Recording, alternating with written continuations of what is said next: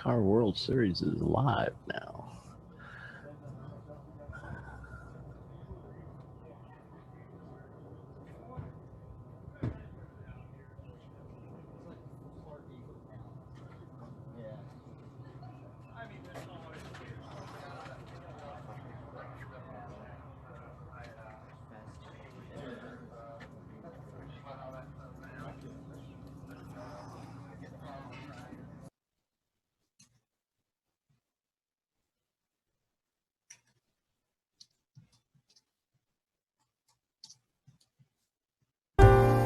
You are watching the ChumpCar World Series broadcast, ChumpCast Live.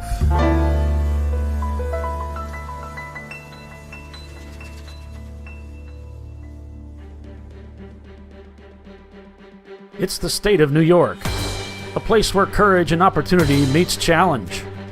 On the backdrop of the picturesque rolling hills of Watkins Glen, New York, ChumpCar Series goes to one of America's most challenging and exciting sports car events. Ladies and gentlemen, get your cars into position. The long wait is finally over. It's the Sahlens Chumpyard Dog at the Glen, and it's time to go endurance racing.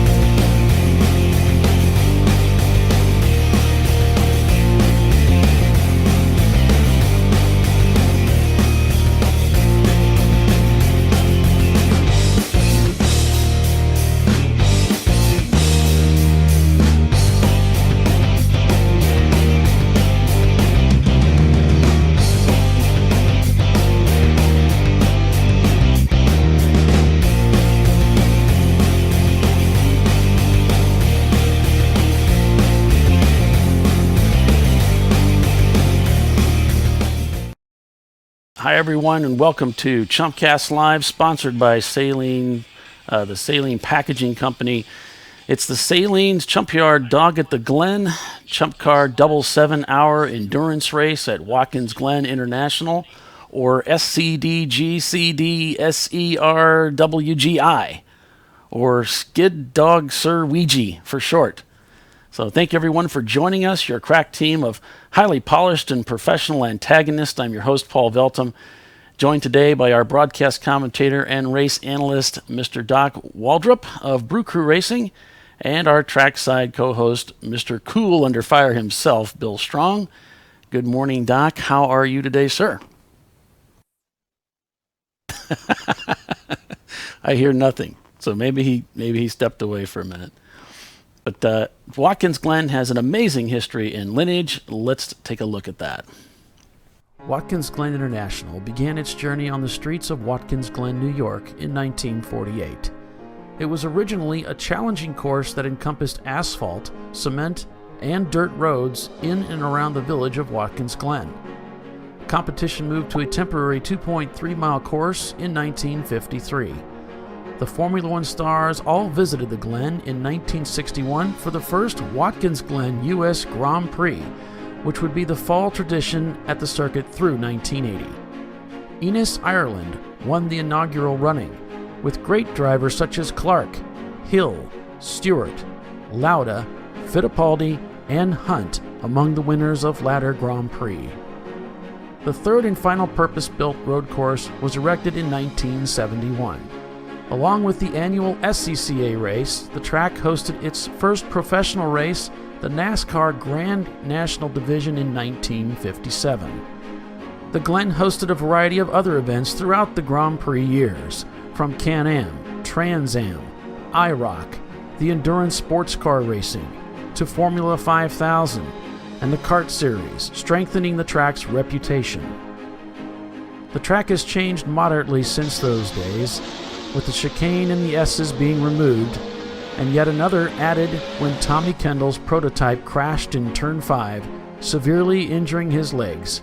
And just 7 weeks later, NASCAR Cup Series driver J.D. McDuffie died in an accident at the same site, prompting the construction of the inner loop in 1992, slowing competitors at the end of the backstretch.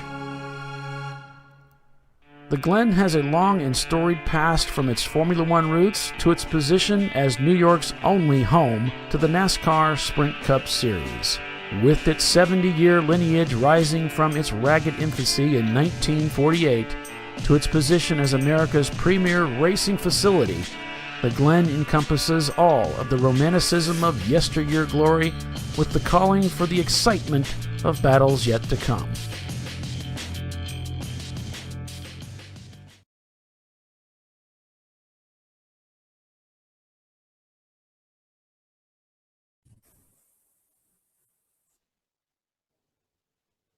All right, guys, thanks for joining us today. Let's try this again. Doc Waldrop, are you with us? I am indeed. Hey! And I know it wasn't your fault. It was on my end, once again, not opening up all the mics that need to be opened up. But so look at those cars as they line up, Doc. We've got over 100 cars here this weekend. It's going to be crazy. I'm telling you, 2017, we've had some great finishes so far, and Watkins Glen looks to be no exception. We've got, last year, for instance, we had about the same number of cars. We had 4 cars finished on the lead lap, 3 cars were 1 lap down, 3 cars were 2 laps down. Gas Monkey had the fastest time of the day with a 2:17.507. We've got 7 out of our 10 top 10 from last year are starting this race. Last year, McKibbins and Gas Monkey just basically traded places on each day. And Sunday's finish saw much the same. 3 cars on the Gas Monkey, kind of, I guess you'd call, ran away with it, as it were. They had 145 laps completed yesterday. But there were 3 cars at 143 laps, 2 cars with 141, and 6 cars at 140 laps. So the field was fairly bunched up. Fastest time of the day, again, Gas Monkey with the 2:15.421. So I don't see any difference from last year to this year. I think it's going to be a very close race. You've got McKibbins. Troy's got a proven fast car. He was first and second place last year, first on Saturday, second on Sunday. He made an interesting comment last night, and I was listening when Bill was doing the garage walk. Troy says, you folks that think it's about doing, 2 hours on your fuel stops and stuff, you just keep doing that. So Troy's got some strategy up his sleeves, and he's certainly got enough wins to prove that his strategy often works. So we'll look for him up front. Basil Weenie, they had a strong run at COTA a couple of weeks ago. I think they had a 3rd place last year here, so they look to be pretty strong. The Mopar for Life car, it's car number 4. Those Neons are pretty competitive last year and this year, so we look for them to do well. GWR, the Guarino Watson Racing, that BMW. I was chatting with him on Facebook yesterday, and they made some comment to the fact that they were in tech, and it's like, well, why are y'all in tech? What did you do since Road Atlanta? He said, well, we've added some more aero. So that's a perennial strong car. They finished 5th and 4th here on the 2 days last year. So look for GWR up there. Simon says, they can always be found near the front, especially in the long races. So I look for them to do well. Sahlens here, they've got 3 cars. They've had maybe some problems finishing the past, but I look for them to be up around the front. Our Bank Racing, another car that's, it's always near the front. This is kind of a sprint race for them, being it's only 7 hours. We've got Tuttle Motorsports. They've got their two cars here. Look for a good run out of them. We got two East Coast teams. Well, one East Coast team and one Midwest team, both in E30s. That's E-Racing with Alon and Crank Anchors with Tyler. So they're both well-sorted cars. They got fast drivers. Tyler's probably got a little something still to prove from his run at Coda, where they ran into some problems. So look for them. Look for KarGo Racing to be up there. They had 2 10th place finishes on last year. So, and then another strong South Florida team, Team Jackie X. Those guys know how to win, and they've got good, well sorted out cars. So we'll see how the field shakes out. I mean, one of the things we need to consider is the weather. It's a great equalizer. So there might be some rain in our forecast today. So we'll see how it shakes out. Yeah, absolutely. It's really going to be exciting. I was looking at the forecast, and I don't know if you brought this up in your analysis, but we were expecting a lot of rain. We were expecting this is going to be a wet weekend, but I'm looking at the forecast, Doc. I'm seeing a 20% chance today, 10% chance tomorrow. Temperatures low 70s today, high 70s tomorrow. I'm seeing good racing. Yeah, well, we've had great racing so far, and I think the only real rain we've had this year was at Laguna Seca, where it never rains. So yeah, well, a bit unpredictable. We were a little wet at Sonoma. I think we had some. Oh, I've said Laguna Seca. I meant Sonoma. Yeah, but or Sears Point, or whatever they call it now. Yeah, I think it's Sonoma now. It's Sonoma because that's where they don't have that sponsor anymore, so they're looking for somebody to come along and sponsor the track. Infineon, I think, was their big sponsor. So I just remembered it as being Sears Point. Yeah, I think everybody knows what you're talking about. I think everybody knows I'm old. That's all right. Looks like our field is forming up here. Got our in-cars starting to come up. Yeah. We got a lot of in-cars today, too. Absolutely. We got a lot of great cameras rolling today, and the feeds that are coming through, for the most part, surprisingly good. So this is going to be a great race coverage event. We're going to be here throughout the day for coverage of this race. This is a 7-hour race, green flag. Starting here, we're going to be green at 8 o'clock. And, excuse me, did I say that right? No, 9 o'clock. 9 o'clock is green flag, Eastern Standard Time. Checkers at 4. So, yeah, we've got about 19, 20 minutes here. They're gonna green flag this race, and we're gonna go racing. Yeah, that was the looked like we were just in Alon's car, E-Racing. Yeah. So he's piloting down there through the garage area and bringing that car out to line it up on the grid with everybody else. So should be great. Should be a great weekend for us. And then we're going to have also our typical ChumpCast live giveaways starting today. And those giveaways are going to include, let's see, a ChumpCar pace car ride-along pass. We'll be giving that away today. And that's a lot of fun. Whether it's something that you use for yourself or you choose to give that away as a gift to your mom or your dad or one of your kids or a buddy or whatever. It's just a great gift to give to somebody. And that's so you would be able to ride along in the pace car at a ChumpCar event of your choice. And then we're also going to be giving away $200 in race credits to a new ChumpCar team. So a confirmed new team. $200 in racer credits. And my goal is to give away $1,000 in race credits this year. We're already almost halfway there. This will put us over the halfway mark. So be sure and listen through our broadcast today and tomorrow for an opportunity to win that. And I hope you will. Are you listening, Jeff Burdett? There are several guys in line, I know. Yeah. In fact, I met with a young guy. His name is, was it Joseph or Joshua? Here in Fort Wayne. He caught a blurb from our broadcast that I live here in Fort Wayne and reached out to me through the website.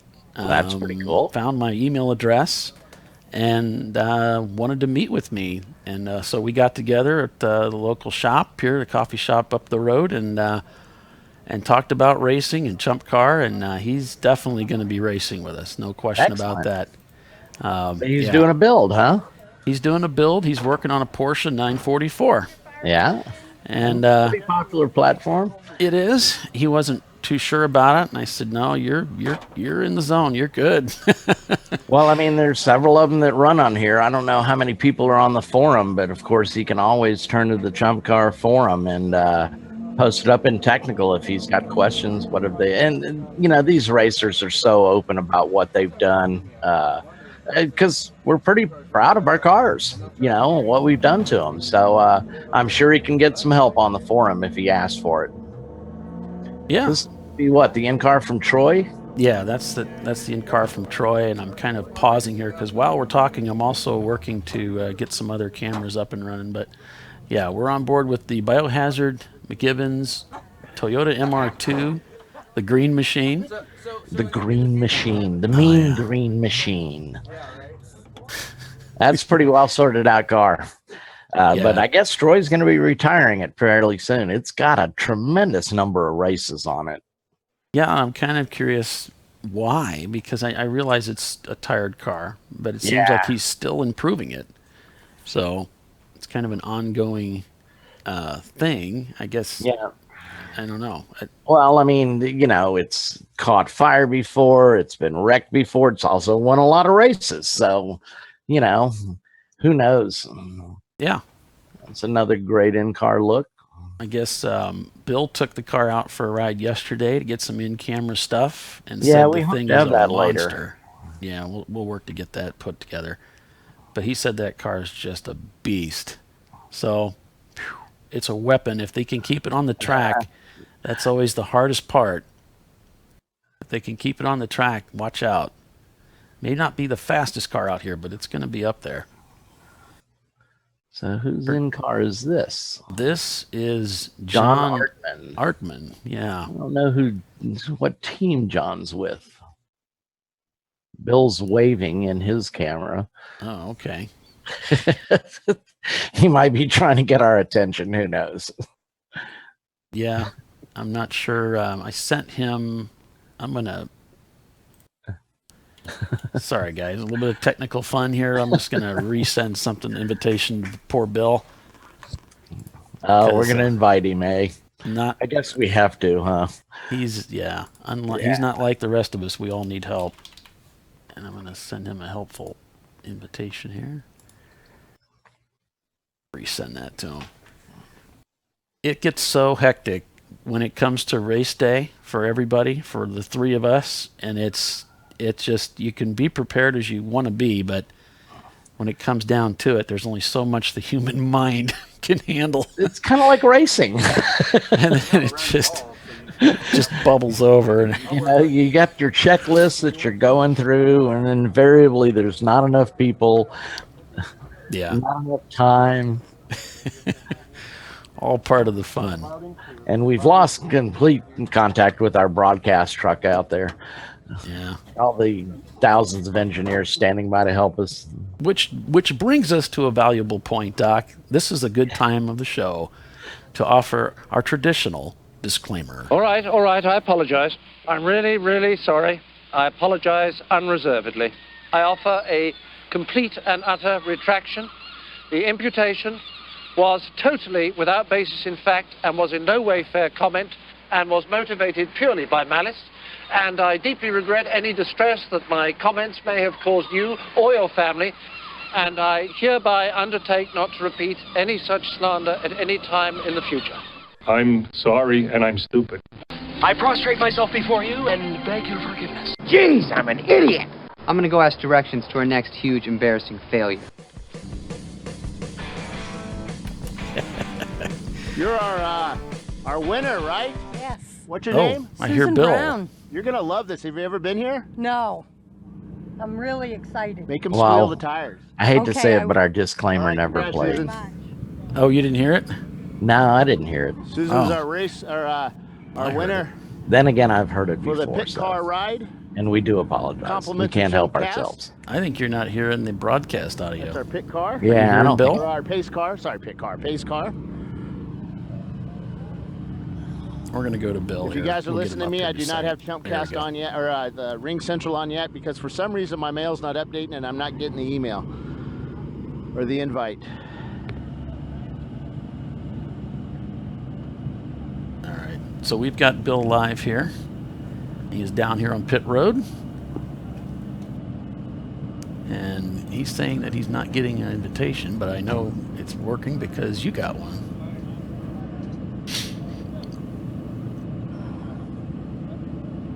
You say I'm dropping out, that might be why.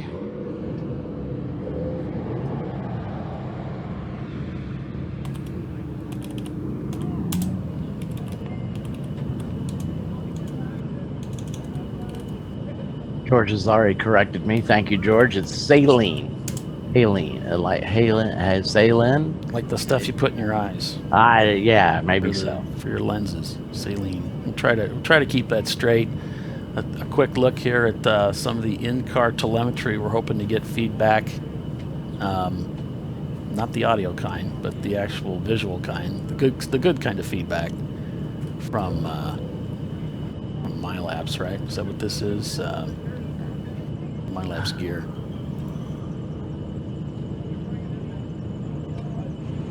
So look here at pit road with just about 10 minutes left. Oh, I know what's wrong, Doc.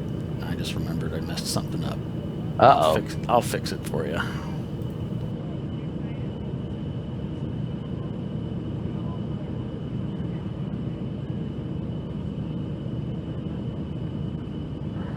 There we go.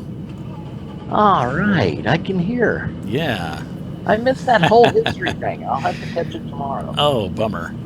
Yeah, this track is amazing. The history of this place just blows your mind. When you Well, I think know back, it looks like you showed Tommy Kendall's horrendous crash in the Intrepid there. Yeah, that kind of started. That was sort of the catalyst that brought in the chicane, the bus stop that they stuck in at the end of the back stretch there, Doc. J.D. McDuffie also died there in a NASCAR race. Right. That was just like several weeks later. That was a part of that video, and that's what brought about that chicane. Sad. It was really tough, but obviously, steps had to be taken. I don't want to have that continue to happen, but it's too bad that the gentleman lost his life there. Yeah, he was a very, very popular, more or less an independent driver. Always drove a pair of brown wingtip shoes, if I remember correctly. Very cool. I love it. Like looks to be the two Tuttle Motorsports cars over there on the left. It may be down here because they're saying I'm dropping out. Hey, we can hear Bill. I can't even get my email. He's saying he can't get his email. Sorry, folks. I dropped off that image here. Let me switch back to something, and we'll trying to do too many things with the same machine. Multitasking. Yeah.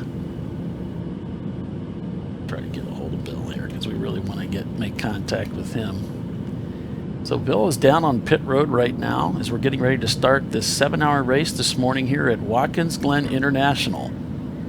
And it's sponsored by the Saline Packaging Company. And so we call this the Saline Chumpyard Dog at the Glen.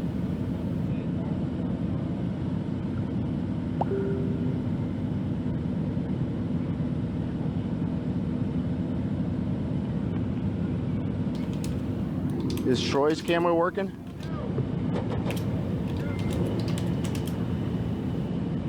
So I'm sending Bill messages right now so we can communicate. And what we like to try to do is stay in touch with him throughout the race through our Cars rolling bridge. off. But look at this, yeah. Just 8 minutes remaining here. So they're going to roll these cars out. Look at those clouds.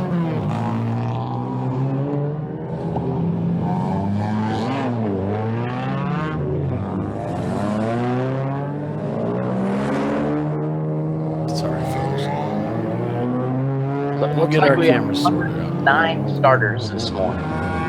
Say that again, Doc. I kind of stepped We have on you. 109 starters this morning. So cool. A lot of Miatas, a lot of BMWs, Nissans. We even got that Maserati bi-turbo in there. Several Intensas, Sentras and Integras. A couple of big old Camaros, some gas iron, a lot of Civics. Yeah, we've got. That's capped, isn't it, Doc? That's the most. Well, I would think so. We hit the ceiling on what we could put out there.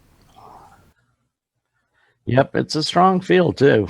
Like I said, 7 of our top 10 finishers have come back again this year. So the notable exception being Gas Monkey, who had their first and second place finishes. Don't know what happened to those guys. Team McQueen's not here again this year, though. That's another perennial favorite, as it were. Yeah, it's almost easier to point out who isn't here than who is, because certainly is. Everybody except these 2 or 3 teams. McKibben's back, Basilini's back, Mopar for life, the GWR Gorino Watson Racing team. Simon Says is here. Sahlens here with 3 entries, and Team Coco, again, a team that finished 10th place in both Saturday and Sunday last year. Boy, those clouds do look ominous, don't they? They do. Well, you know, weather's the great equalizer. So we'll see how this thing shakes out.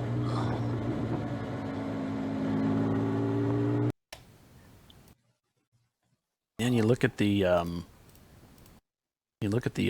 here's a screenshot of the weather. You can see that the area really, it doesn't look that bad. Pull back here a little bit. No, it doesn't look bad, but boy, those clouds look like something else. It looks completely different. Looks completely different when you look at what's on the cameras, but then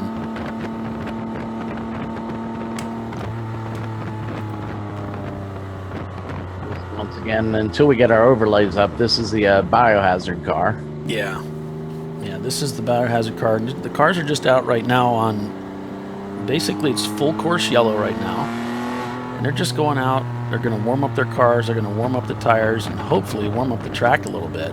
It's going to take a little while to get 108 cars out on track. Yeah.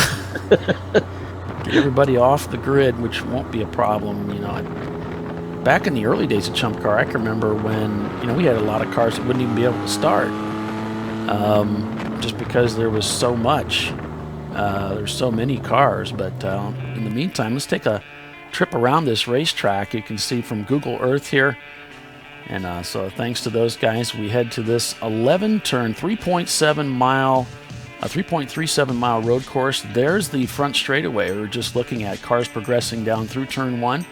It's a downhill braking zone, tons of runoff area there, as you can see, up to turn 2, making that upshift to turn 4, to the very fast turn 3, flat out through here, through the catch fence on the right and the left, and then on to the back stretch. Very fast section through here. There's the new, relatively new, built in the 90s chicane that was put in. They call it the inner loop. And then you progress to the outer loop. Now this track's been repaved, and that inner loop has much boosted the corners, the curbings quite a bit, so you have to be careful going through there. Now, this is all downhill through into turn 6, blind exit, lots of fun through here, very fast. Up to turn 4, still descending, and then you sort of base out here at the toe of the boot. So down to turn 7.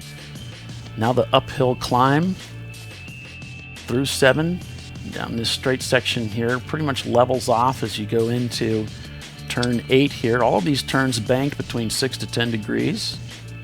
And then onto turn 9. Again, a blind exit, very fast as you begin powering up through this section here, up to 4th gear, maybe a lift off the throttle just to set the nose, back to power, and then finally to turn 11 again. Not much room at the exit, the wall is right there. There's pit in just to the right, and that is a lap around this 3.37 mile road course known as Watkins Glen International.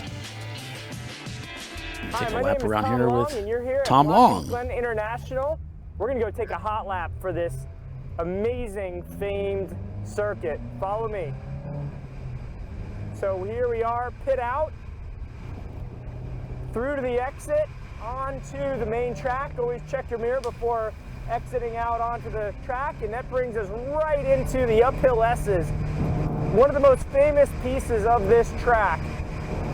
Through turn 3, flat out in our prototype, up to top gear, 6th gear, over 170 miles an hour as we start to get down to the back straightaway now.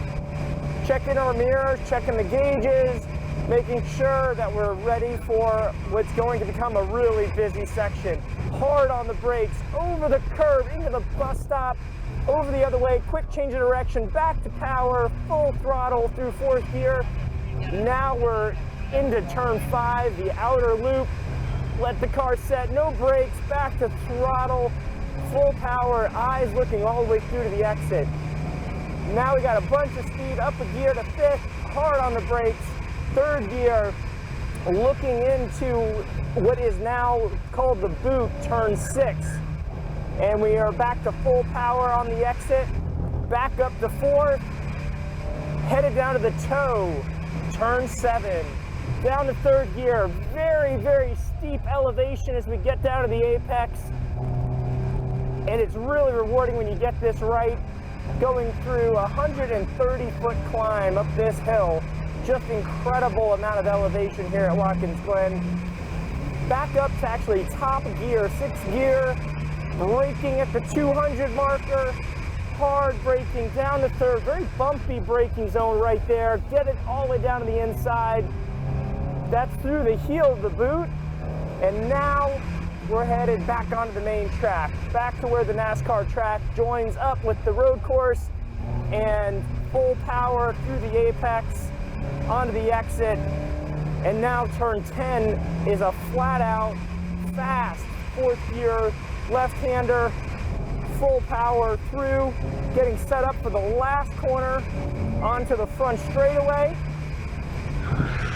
And then we turn it down to the apex and back out onto the front straightaway. And that is a lap of Watkins Glen International. Thanks for joining us. Yeah, so just an amazing trip around that racetrack. It's pretty pretty iconic and amazing race course for sure. We're getting ready to go green here shortly.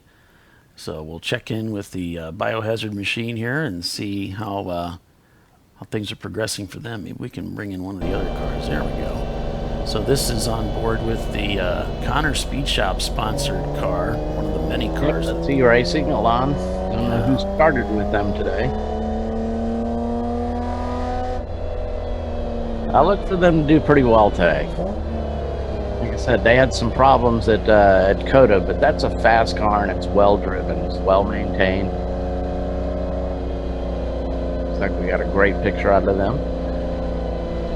And we have the audio. I know y'all were having some problems with that yesterday. And, talked Alon through it.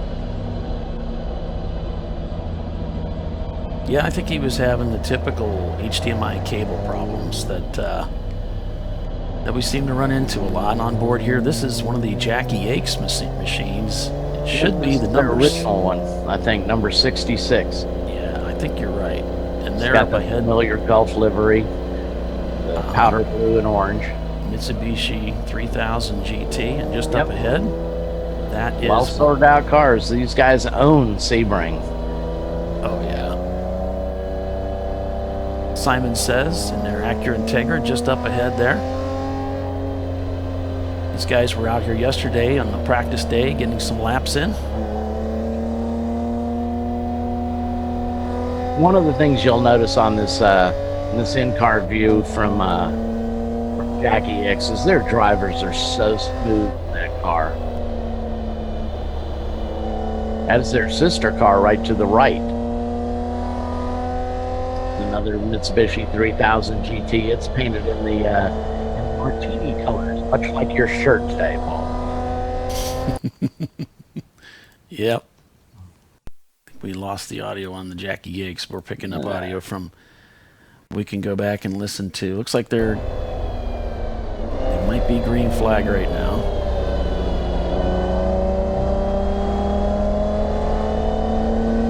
I believe we are indeed green. So we're on board right now with the Whoa, getting pinched a little bit heading up the hill. This is going up into 3. Going to the back stretch here, Doc. Things are getting exciting right off the bat. There's room.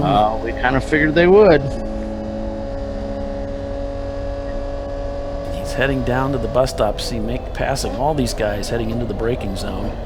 Again, this track's been repaved, and all of these curbings are much more aggressive than they used to be at this section. So a little bit different than what you saw in the Tom Long video. Some of the cheater patches that were put in, so you can see what the line was, are gone. So car placement and commitment, that's what's going to help these guys turn in these good lap times. This is down through the chute into 6. So we're heading down into the boot now. It's very fast. This is downhill. Aggressive braking through here. You can see a little tire smoke from one of the cars up ahead. Now this is going to be interesting in keeping our eye on this car because they've evidently started 9 today. A couple of weeks ago at COTA, they moved up rapidly through the field. Now COTA's a much different track, but these guys know how to get through traffic.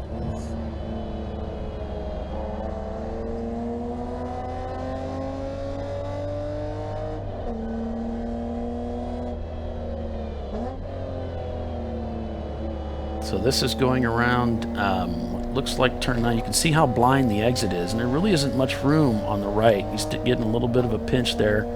Guardrails on either side, very common. It's very common here for, well known rather, for being at Watkins Glen. There's jokes about how you come away here with blue stripes on your car. And if you see blue stripes on a race car, you know where they were. So heading down the front straightaway, you can see pit in just to the right. There's the pit road and the start-finish line there. Just went through. As he heads down to turn 1, it kind of drops off. There's a huge runoff pad out here at the exit of 1, or around the apex area, right there to driver's left. The scene of many a memorable fight, at least in NASCAR races. Yeah, it really gives those guys some place to go when you overcook it. It's a downhill braking zone, of course. Look at that pass. Wow. Actually, there used to be another chicane heading up. There was like a chicane heading up there. They used to slow the cars down, but they took that out some years ago. And then they installed this back in the around 1991, as I recall. And this is going to be a challenge for this car, cutting through all this traffic. Yeah. Yeah, this is one of those places you don't have a lot of room to make mistakes, and there are some areas like through this sweeper, which it's actually pretty wide. It's hard to tell from this view, but there's quite a bit of room there. And there's almost too much room going through this corner. There is no such thing as too much room, is there? Well, you get lost in the corner. You're not quite sure where you are, where to place the car. You need some kind of reference point, and it's so wide. You're not quite sure where to turn in. Sure. Well, and then, one of the things I tell my drivers is like, look, if you're learning the track and you're gonna hit your start of the car in front of you, just make sure he's a good driver. Because if he makes a mistake, you're making a mistake too. So, Well, thanks, everyone. It's a bad idea, but you got to watch who you're around. Well, we want to thank everybody for joining us on Facebook Live today. And if you would please share this feed, we would sure appreciate that. That gives us a chance to expose more people to this sport. There are so many people in the United States that have no clue that road racing even exists. I run into that all the time. So if you'd share our feed, we'd sure appreciate the spreading the word that when we can get over 100 cars on a racetrack like this, it makes it fun for everybody.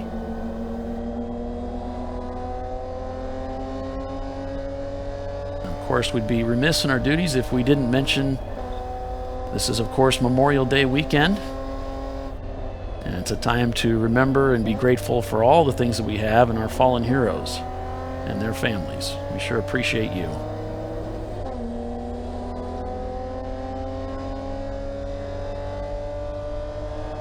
So we're just a few minutes into green flag racing here at Watkins Glen International.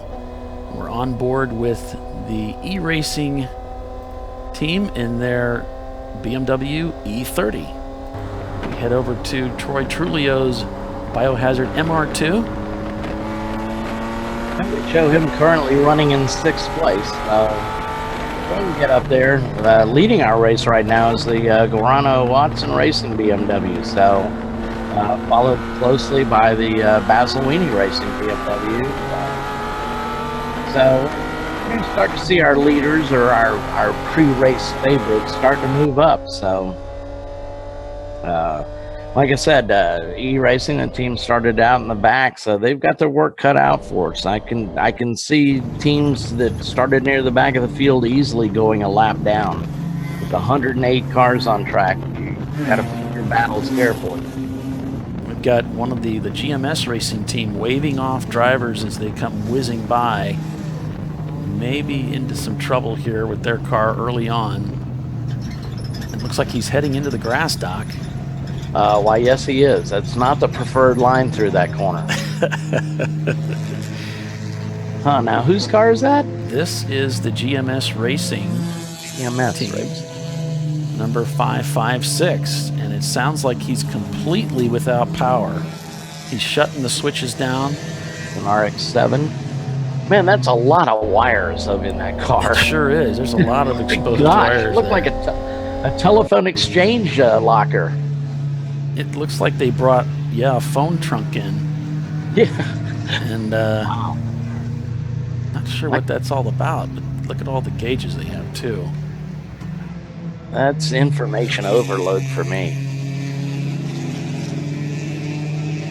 There's some guy that owns this car that's a Type A. Yeah. He really loves all that stuff. This is a view of the front straightaway, heading towards the start-finish line, or looking back at it. I guess I do see the tower there, the little stand, rather.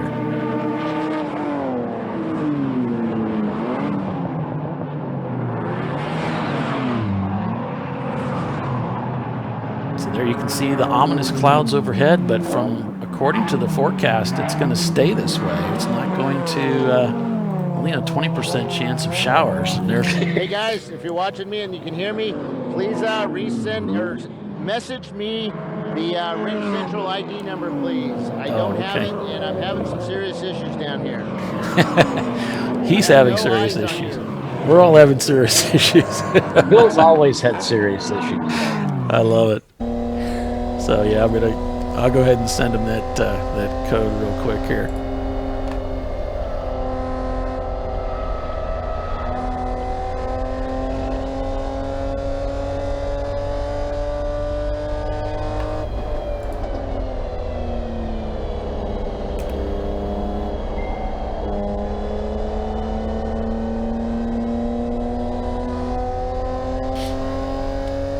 So we're back on board right now with the, this is the e-racing team car they called Ella. And there's that car that's off driver's left that we were just on board with a moment ago. Those guys, you can see, still stranded out there. I believe that's through the toe of the boot there.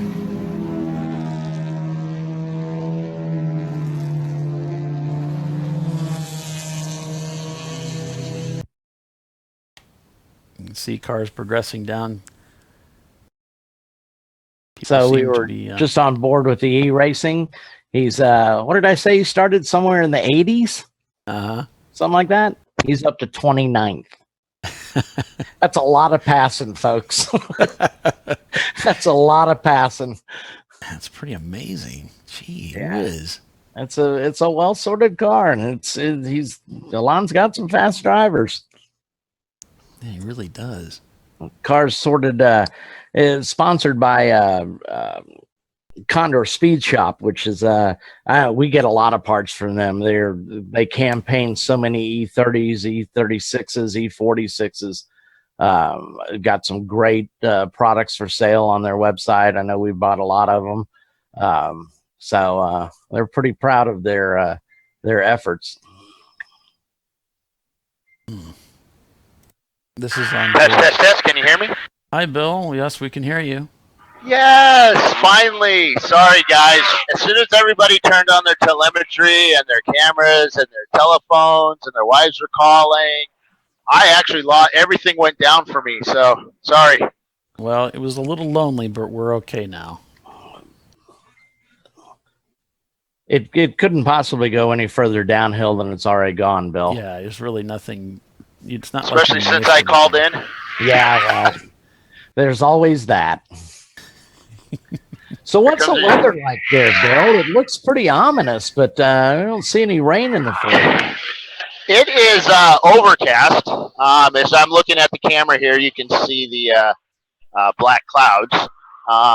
But I would say it's in the low to mid 60s. It's nice. There's a slight breeze, especially as the cars go by. But it's actually nice. It's a little humid, and I think that helps with the breeze. It helps keep it cool. Sure. So do we still have a lot of cameras out there? Yeah, we got plenty of cameras right now. Yeah, it's going really well. We just have no talent. Right. Wait, I'm supposed to be the smart ass, not Doc. You haven't read my contract lately, have you? You're going to have to get in line, pal. Yeah, okay. We'll talk about that later.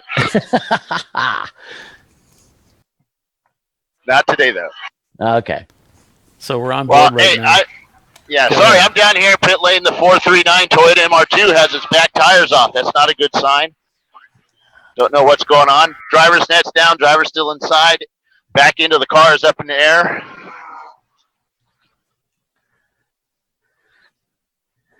Yeah, we're on board with the Jackie Yakes team up to 23rd right now, and I was just looking in on the biohazard machine. He's up to 6th. Oh, make it 5th. It's like he's heading through the bus stop right now. Hey, how's the sound on that camera? So everybody, that's an experimental camera that's in biohazard. And so, how's the sound on that? It sounds great. Good. Yeah, sounds great. We got a little bit of vibration, a little bit of rolling shutter, but it's good. So I kind of thought it would have a rolling shutter. The vibration, though, is probably the mount I had to use. He doesn't have much room on his roll cage to put anything, so I will install something permanent next time with a welder that he doesn't know about. So I'll tell you what, the 991, as it just came by, it just sounded so sweet, winded out at red line.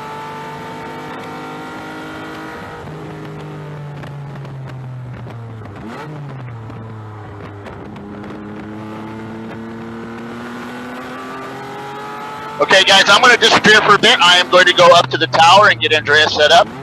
And she's going to be our eyes and ears up there today. Yeah, she was just asking about that, so. Yeah, I'm kind of boxed in down here in pit lane, but I just let her know that I'm on my way up.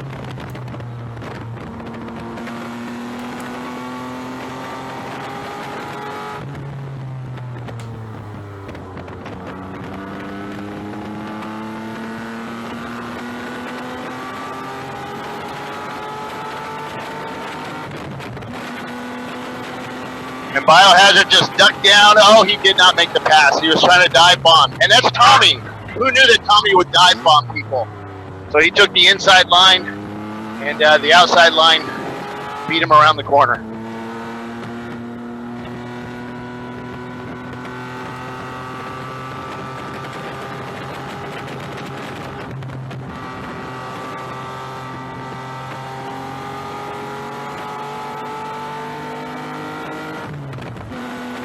So Troy just messaged me and said that he was trying to be ultra patient.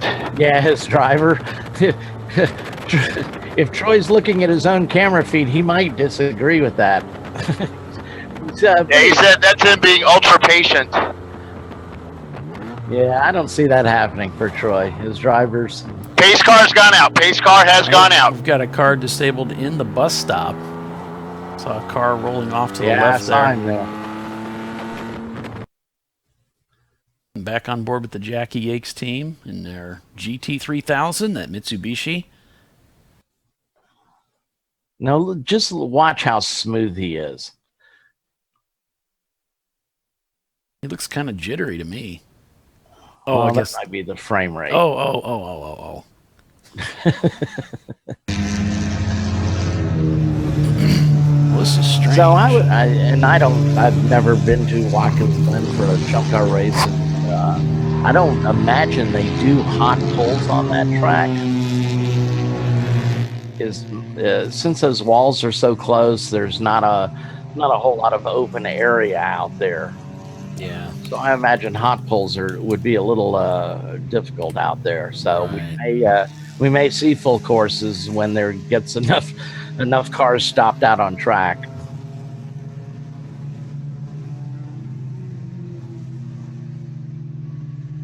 So they're heading down to I guess there's a car that's stranded at the bus stop. We'll try to get that cam up going. Looks like that cam's no good because it's not showing anything. So, yeah, we had a problem with that camera. One of the other tracks that was doing that, it was at Daytona. It just flickers and it's just stuck on a nothing screen. But this is one of the Team Punisher cars, Doc. You said we had 3 of them here this weekend. Is that right? I believe so, yeah. It's a collection of. He's got a 944, a 928, and it looks like an MR2. Well, this is the 402 car, which is what? 402. That'd be the 928. Oh, this is the 81 Porsche 928. Yep. Okay. I remember when the 928s came out. That was a radical departure for Porsche at the time.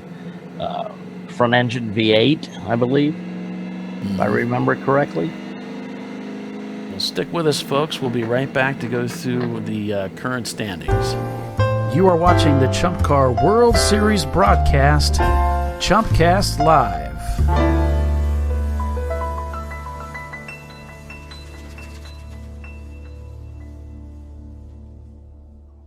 All right, so here is a look at the top 10 as they stand here. Just a few minutes into the race so far today, not even 30 minutes in. We've got the GWR Garino Watson Racing Team currently listed in P1 with Ecotech Miata in second, Basil Weenie Racing in third, Tuttle Motorsports, and their Mitsubishi in fourth, one of the R-Bank Racing Saab 930 Turbos in fifth, the McGibbons Biohazard Racing MR2 in sixth, Team Saline Mustard in seventh, Team Saline Ketchup in eighth, Z-Tech Racing in their 95 Honda Accord in ninth, and Bonehead Brigade in their 99 E46 in 10th.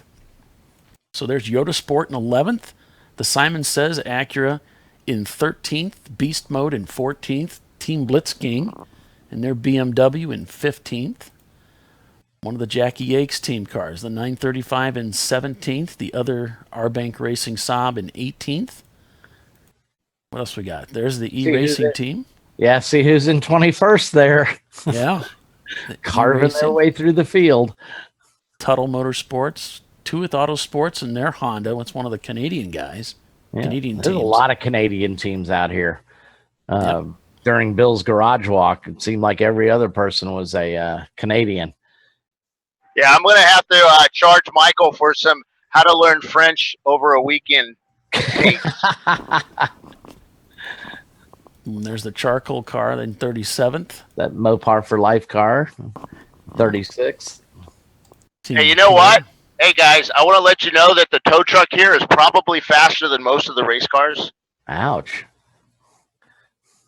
Yeah, he just, nice truck. I wouldn't say I was going pretty quick around the loop load, though I do probably hold the lap record around Coda Loop Road. But, yeah, he just flew by me. Embrose Racing are out here this weekend. One of the Punisher cars there. Embrose in 52nd. I expect them to move up. Old School Racing. American Express, MLC, Team Troxel. Boston Wieners. I think that's Whiners. Oh, okay. Well, okay. I'll try to get that right. If it's anybody like that. Yeah, it is Whiners because they were talking last night. Were they whining last night? Well, the thing was, they said they kind of left it ambiguous. The whining part could be wine or it could be they just whine a lot. And they were kind of siding with whine a lot. Gotcha. Like, why isn't our car working? That kind of stuff. I think they were the ones they were the ones using the instruction manual on, the how to fix a BMW for dummies. Oh, yeah. Well, wait a minute. That's my primary reference guide. Hey, now, Bill, is Watkins Glen, I don't imagine they do a lot of hot pulls on track. Actually, they do not. Yeah, I didn't think so. That was one of the things Mike said in the drivers meeting, was that no hot pulls. So if you're out there, you're going to be out there a while. Yeah, until they decided there's just too many of them out there, and they start doing the pulling full course yellows to get those cars off the track. He said they would. That's what they would do. They'd wait till they get a couple of cars out there, and then they pull them in. So.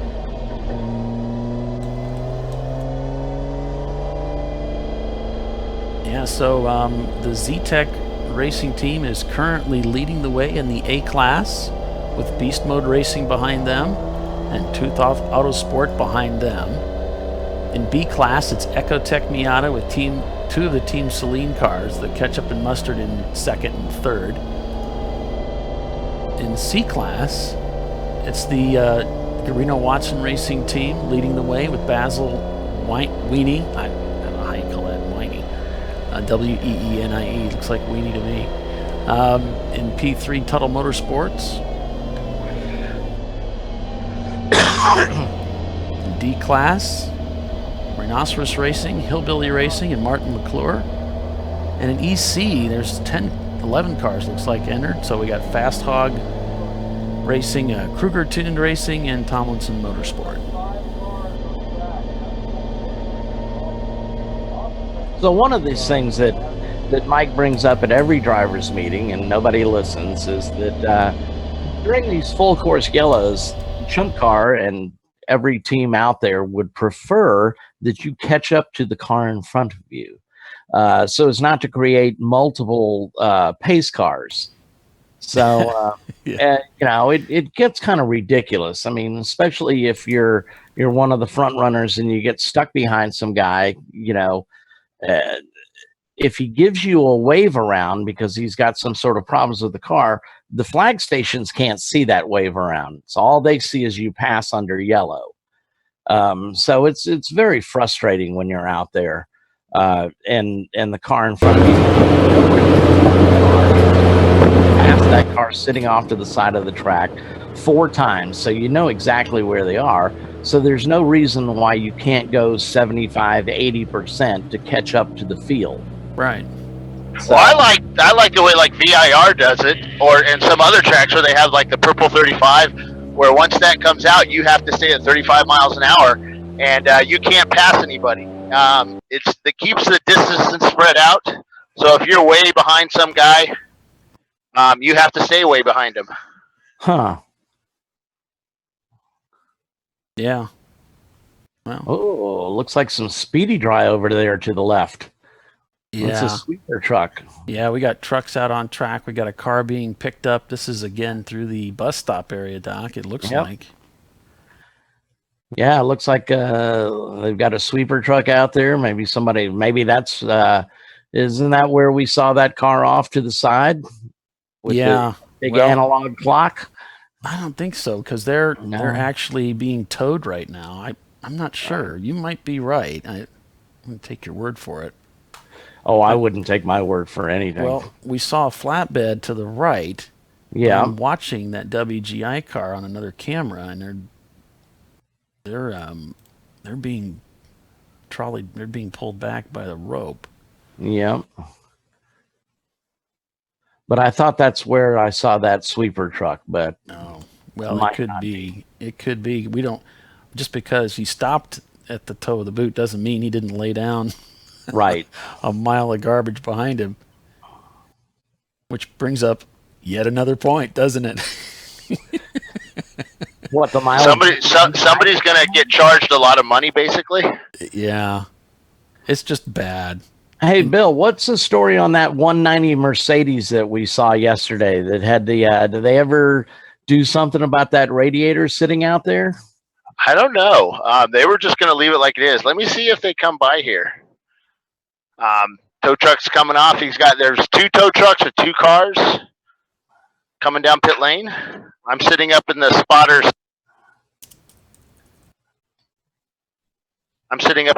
stand up on the tower. Cool. Way up high. I don't like heights, you guys know. Yeah. So I'm trying not to look down. I'm just looking at the clouds. So peripheral vision is saying that the Toyota MR2 is now being towed back to pit lane. The black one, Mark 1. And an RX-7. Oh, it's the 556, it looks like. I should bring my binoculars with me. Still under full course yellow. Green is not in their hands. There's like 4 people in the flag stand right now. It's kind of cool. It looks like they're having a meeting. Well, as we're progressing around the track here and crews are working to clean things up and get these 1 or 2 cars off track, we'll take a moment here to thank our sponsors, and we'll be right back. ChumpCar World Series is sponsored by RVA Graphics and Wraps, a custom graphics shop that specializes in the design and production of the best quality made-to-order vehicle graphics. And by Lifeline. Lifeline uses the latest technology in motorsport fire suppression and extinguishing and is the leader of in-car fire safety systems using Novec and AFFF foam. And Willwood Disc Brakes. Willwood Engineering is a global leader and manufacturer of high-performance original equipment disc brake solutions. And Cool Shirt Systems. Cool Shirt's personal cooling systems, vests, and garments offer comfort, safety, mobility, and durability when performance matters. And Maxxis Tires. Maxxis Tires International is committed to delivering high-performance, affordable tires to the world. And Frozen Rotors. Premium cryogenically treated brake pads and brake rotors by Diversified Cryogenics. And OMP Sport, one of the world's leading manufacturers of racing safety equipment and tuning accessories. And by Racing Radios, the leader in racing communications worldwide, providing quality and affordable communication systems for racers and fans alike. And DiscoveryParts.com, offering the best in auto racing safety apparel. And it looks like we've got another car off track. Driver's left. Stranded up against the guardrail there. This is, this looks like Biohazard, That's doesn't Biohazard. it? Ugh. Are you kidding me? We're Wow. only 30 minutes into the race and he's already stranded. That's never a good sign. And Doc, I think those cracks on the windshield were there. Yeah, they were.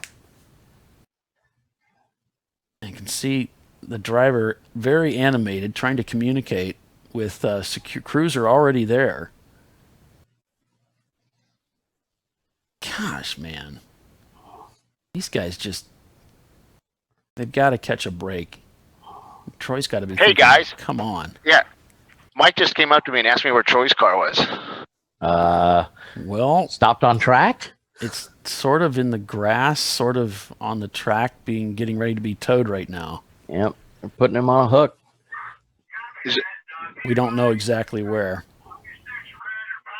It looks like coming out of the S's at the top. Hard to tell. We'll ride along with some of these cars, Bill, and see if we can get an idea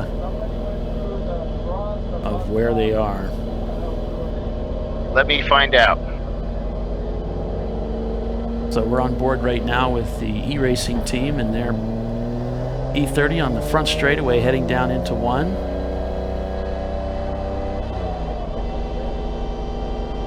As the Biohazard MR2 is now being towed, or rolling Let me tow, find out. which is going to maintain this full course caution until such time as they get that car off track as well.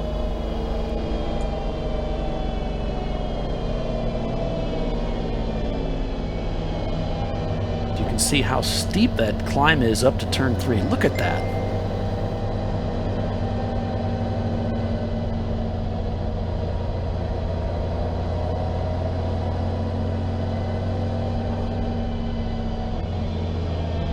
This is turn 3 through here, very fast section of the racetrack.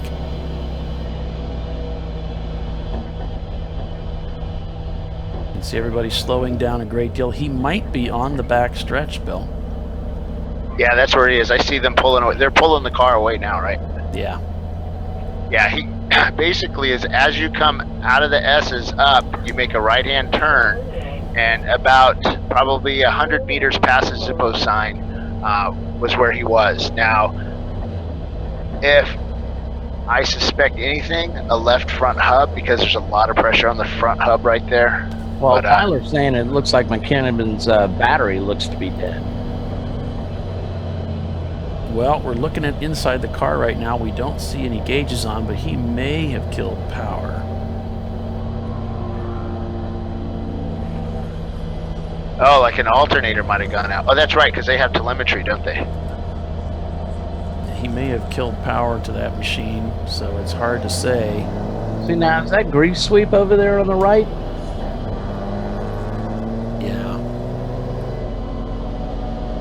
All right, so I'm over on Facebook on my iPad now, so I can start to comment because I didn't see it. Looks like it's been pretty busy.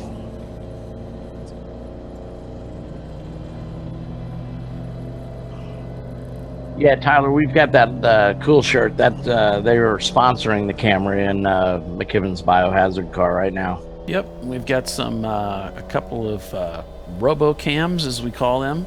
This is one of the views here. Also sponsored by Andrea's playing with one of them, so it's just going all over the place because, you know, she's crazy. She's left-handed too, so that's probably why. If it's I a would right-handed just have keyboard. fun with it. Yeah, have fun with it, you know.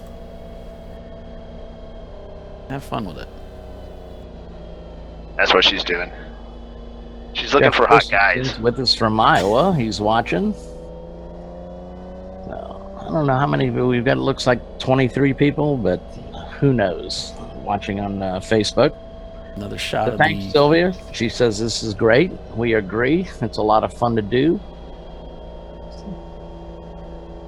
So, what kind of zoom can we get out of that camera? We can get right up on the cars, man. Sweet. But we don't have any cars in pit lane, so we can't zoom. Right. We're looking for some hotties, but she was looking at the wrong type of hotties. Oh, Bill. Now, we got to thank Logitech. Those cameras are awesome. They probably turned out to be the most reliable cameras we have out there. And we can't thank them enough. All right, pace car staying out one more lap, it sounds like. He's coming down the front straight right now.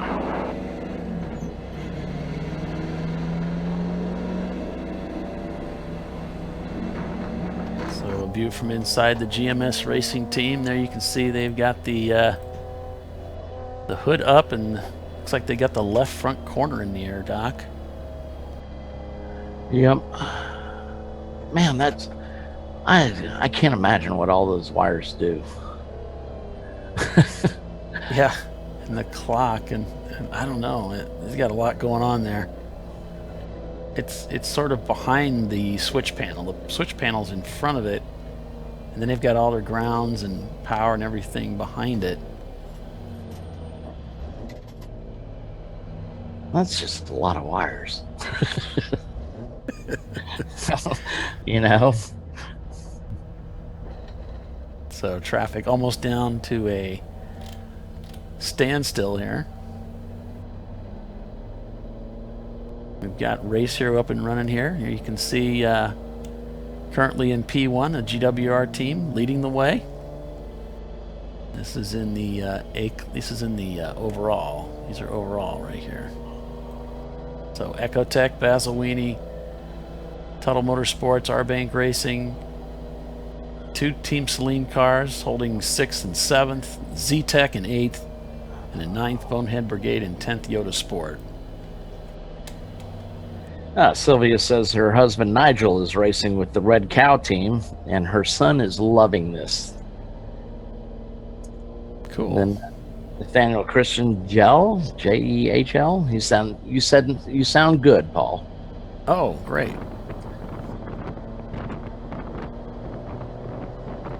Here this is from inside the biohazard machine being towed back Not clear yet what the problem is. Obviously, all four wheels are rolling, so that's good news. These cars tend to run into problems with the hubs that break and a wheel goes sailing off, and that's not the case here. So hopefully something simple. They can get that car back out there. It's a highly competitive race car. Yeah, he was one of my picks, considering he finished first and second on the 2 days last year. Well, this car is so fast, he may still make it. Yeah, true enough. We're only a half hour into this race, and if anybody can wizard this thing back together and put it on track, it's going to be Troy Trulio. Hey guys, green next flag by. Green next flag by. So they're pulling him back behind the wall. They're not even going to the pits. They already know. Yeah. They've got some work to do. A shot from our tower cam up there. Andrea at the helm. And this is a shot heading down that downhill section that takes you into turn 1.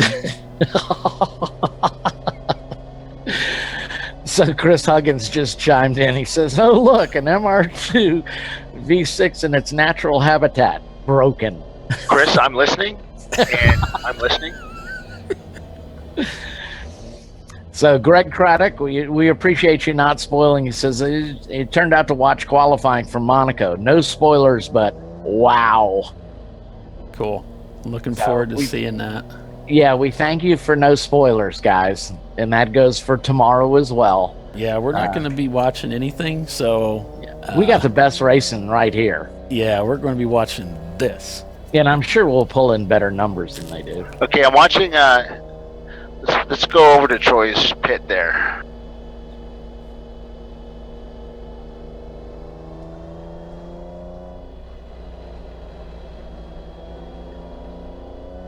So Terry Gorius has joined us. He said his son is racing in the Shark Attack car.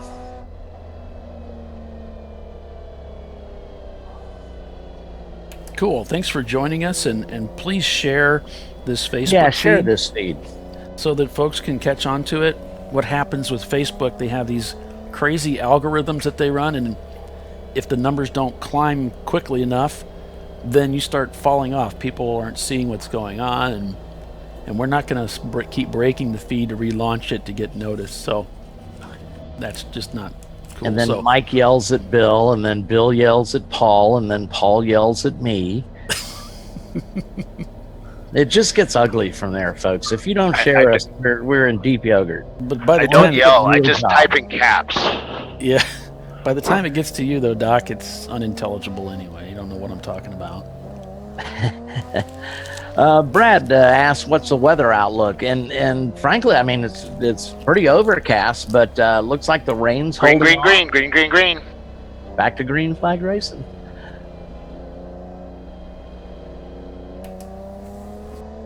Yeah, we're on board in the 66 Jackie Yates machine. You might be wondering why. This is a highly competitive team, highly competitive race car. And when I say competitive, I mean these guys finish up front a lot.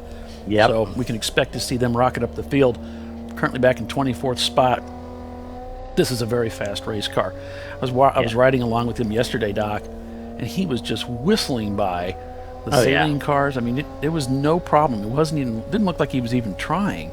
Yeah, it's a two-car team based out of Tampa. They virtually own Sebring. They always finish well up there.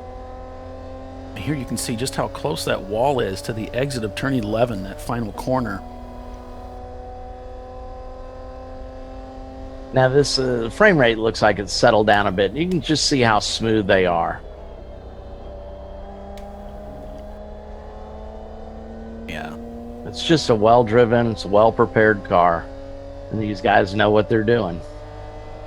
Yeah, and he's just barely gripping the wheel. It's pretty obvious they're running power steering, but yeah, that just makes it so much easier on the driver. I'm a proponent. I've never driven a race car with power steering, but I wish I did. We took it out of our car. You know, as far as I was concerned, it was just another connection that can leak. Good point. But I mean, our car's pretty easy to drive. Then again, we're on pizza cutters, so we're not turning big rubber. So that's going to change pretty soon. So thank goodness. Our car is a great leap of faith in several turns as to whether it's going to stick or not. Heading down the chute here. Look at how light his hands are on the wheel. His shifts are very methodical. He doesn't slam it into gears. He's just all their drivers, Philippe, all of them, they're just incredibly smooth. They got some great racecraft. Of course, they've been in a ton of races, as Bill mentioned on the garage walk last night. I think Team Jackie X has been around ChumpCar since the very beginning. So Doc, yesterday I got into a conversation with my stepbrother, Nate Yale, who's on Facebook with us right now, and he sent me a message and said, "Hey, what was those two-stroke cars we were talking about a long time ago? Kind of like a big go-kart. What were those cars?" And I'm thinking, man, I'm totally drawing a blank. I'm like, gosh, I can't believe I was talking about D-Sports racers. I mean, why would I even bring that up? That's from ages ago. I don't know if they even still race those things. Right. And then eventually we kept talking. He's like, I said, "Do you mean shifter carts?" He's like, yeah, those. And I'm like, oh, okay. Yeah. I don't even know they were two-stroke. Dual Mac 10s. Okay, so that's what I must have been. It's like I forget stuff. Ridiculously fast. Yeah. And he's like, yeah, I'm going to get into something. I'm going to do something. And then I said, well, what about ChumpCar? He said, ChumpCar? What's that? What's that? Are you kidding me? And I said, you don't even need a car. You can just go racing. So Nate, thanks for joining us today on the broadcast and following along. What kind of speeds are we hitting? Well, on this track, you're going to be north of 100 miles an hour for sure on the backstretch. We were hitting 125 to 129 with the Toyota MR2. So some of the BMWs are hitting 130, 132, 135. So those are your fast cars. So just your average Miata could probably hit 100 heading into the bus stop there. Because you're going up that hill through 2 and 3, and it's a bit of a lug for those cars, but still they're accelerating. They're on the power in the 4th gear, probably I think it's just as you exit 2, you make the upshift. So, yeah. Yeah, in the MR2s, even in Troy's car yesterday, I was in 5th, about mid S's, actually probably a little lower with my car because of the gearing. And you're pretty much with the aero cars, you're flat through the S's. And, flat means full on the throttle. You got that pedal all the way to the floor. Yeah. And then you basically just carry the speed all the way up to the 100-yard or 100 or the 200-meter mark where you're letting off and you're hard on the brakes at the 100-meter left mark before the bus stop. And then throw the car into the corner. I didn't throw Troy's in yesterday. I was working on the video last night, guys. Sorry, the software I have installed on my computer, I was really hard to make transitions like I wanted to do, so I'm going to work on that later. So he's talking about the inner loop there. That's at the top of your screen to the right. So the backstretch takes you to that inner loop. That's the bus stop. Yep. And you just basically, with the MR2, halfway through the bus stop, I would shift down into 4th and then power through. Basically put the car halfway up on the curbing. And as I went, accelerated through, you just, through the carousel section, you just keep a nice, steady throttle. A little bit too much gas and you'll spin it because it's a very tight increasing radius turn.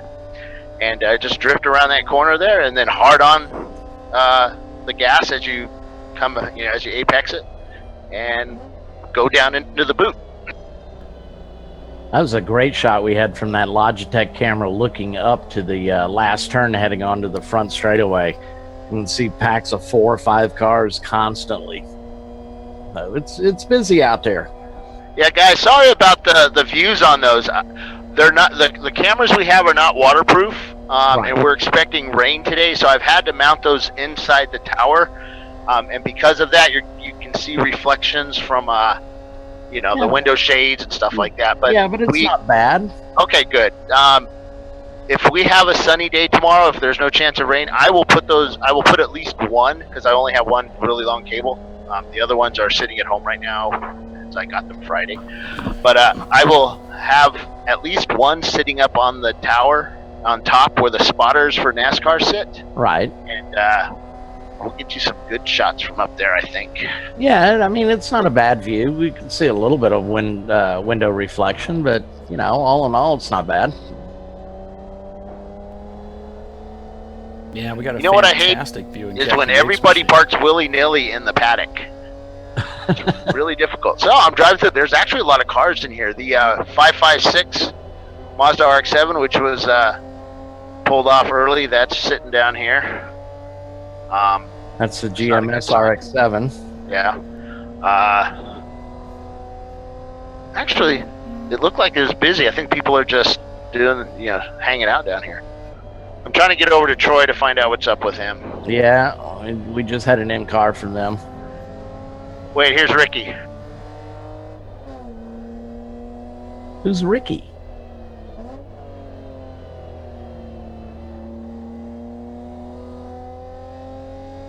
Little wave there acknowledging something. So again, this is that 3000 GT Mitsubishi out of Team Jackie X's stable. Fast car, currently running in 22nd, it looks like.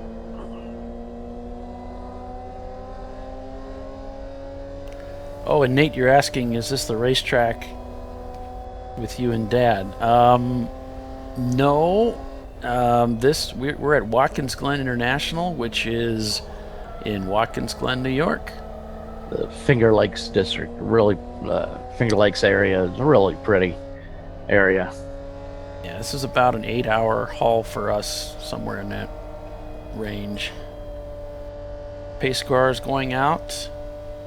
Didn't quite catch all that message, Doc, but maybe 2 cars are... 2 cars were off, yep. Okay. Thanks for that. By the way, if you wanted to find out more about ChumpCar, you can head over to the ChumpCar.com website. Let's check that out. Want to find out more about ChumpCar? Well, you can head over to the ChumpCar.com website, where you can get all the latest news and resources that is ChumpCar. You can sign up to become a volunteer, peruse the rule book, or even connect with a team looking for drivers. The ChumpCar Forum is a tremendous resource loaded with helpful information, updates, and plenty of tall tales. There you will meet a plethora of helpful chumps ready to offer advice, guidance, and bad ideas. You can also see the ChumpCar live broadcast from the live page, see track notes, and catch up with ChumpCar's COO Mike Chiswick's Red Flag informative videos. You can check out all of this and more at ChumpCar.com. It's ChumpCar. Real racing, real tracks, real cheap cars. All right, hey guys, Bill, we're with you. Can you come to me, please? All right. Driving the car?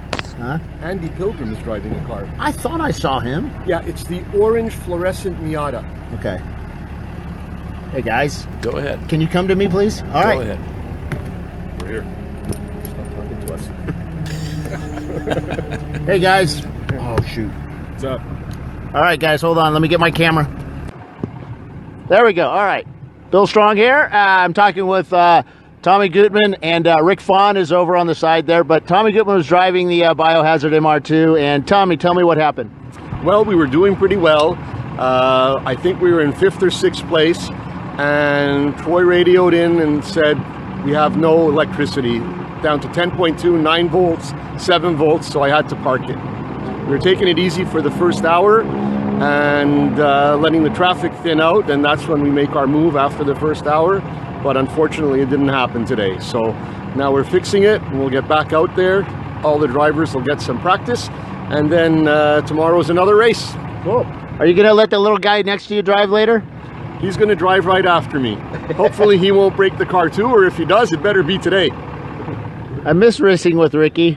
I don't break the car. Yeah, we have a lot of fun racing with you, Bill. Flags for speeding in the pits, though. Hey, Bill, we have a lot of fun racing with you. Yeah. Sometimes not. Yeah, Tommy and I have a lot of history. It's all good fun. And we're All good right. friends. Thanks, guys. Thank you. All right, back to you guys. All right, so we can take a look at our current running order as things stand, as we're under full course caution here at WGI. It's the it's the GWR racing team, the Greeno Watson racing team, leading the way in their BMW. The Ecotec Miata in second, Tuttle Motorsports in third, P4, the Team Sahlens Mustard car. In P5, it is R-Bank Racing and their Saab 930 Turbo. In P6, Shut Up Racing. Hey P7, guys, we got rain falling on the front straight. Thanks, Bill. Bogeyman Racing, or is that Boogeyman? In 8th, Z-Tech Racing. In 9th, Beast Mode Racing. In 10th, Bonehead Brigade. And the Team Sahlens catch-up car and the Blitz King car working its way up through the field in P11.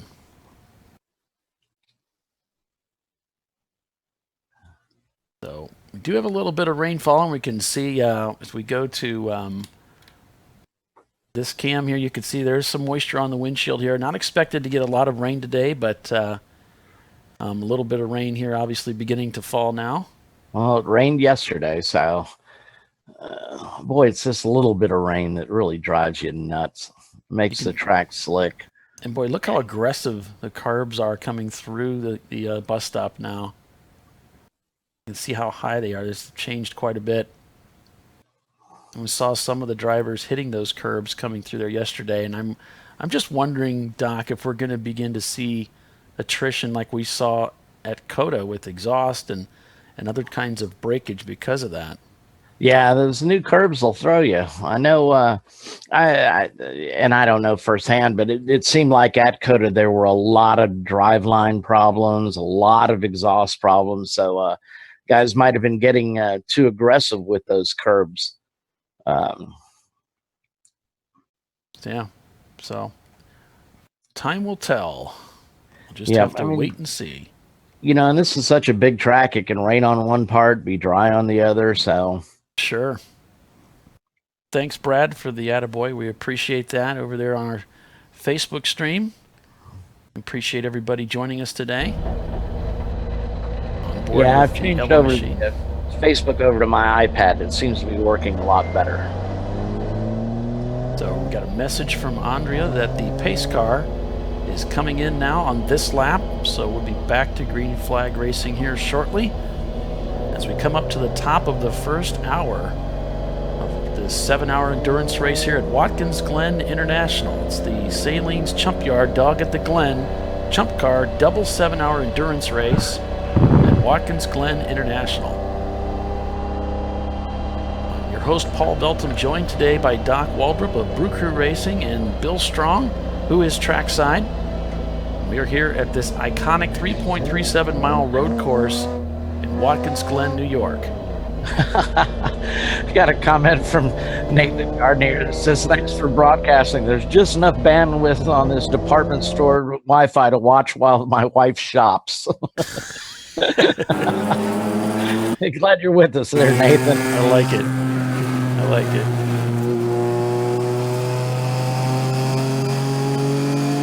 This pack of cars Jackie Hicks has got to work through. Yeah, this is the 9th. Hey guys, is Troy's camera still working?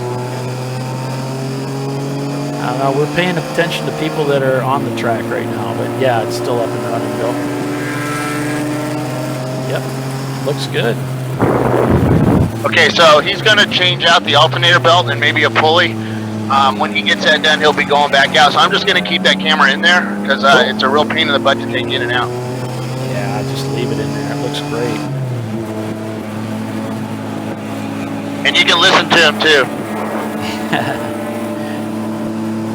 Just drivers left there. That's the Yoda Motorsport guys and that E30 that just went by. Okay, the Z team is going to be black flag for passing under the yellow. Oh, here we go. Well, at least it's early. You can see, look at this amazing traffic jam going into the bus stop, Doc. There goes E30. Yep, there goes E-Racing on their charge to the front. TR7 giving way to this conga line of cars going through the bus stop. On board Look at with that, the 30. That's a beautiful car, isn't it? Yeah, he's added Okay. some arrow to Hey it. guys, I got the 799 down here in the paddock right now. They've either got a fuel pickup issue or an ignition issue. They're trying to sort it out now. Ooh, that's the Basil Weenie racing car. Yeah, brand new car. They were concerned about bringing it to Watkins Glen as a shakedown, but they'll figure it out. They're good guys. Yep, that was one of my picks for today. And we can see here that we're on board with the Jackie Yates number 935 team car. This is one of the Mitsubishi 3000 GTs. And it currently scored a 19th spot behind another stalwart team, the E Racing team, in their E30. And you can see that moisture coming down on the windshield. So it is getting a little damp out there, but they're still their speeds are up still quite high. They're doing really well with this.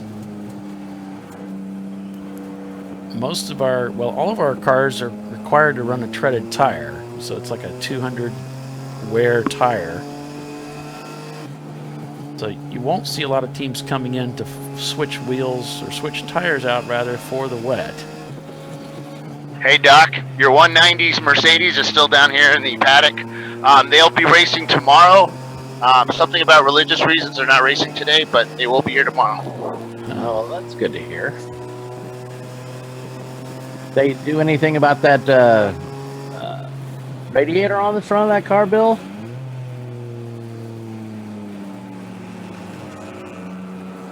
Hey, Bill, can you hear us?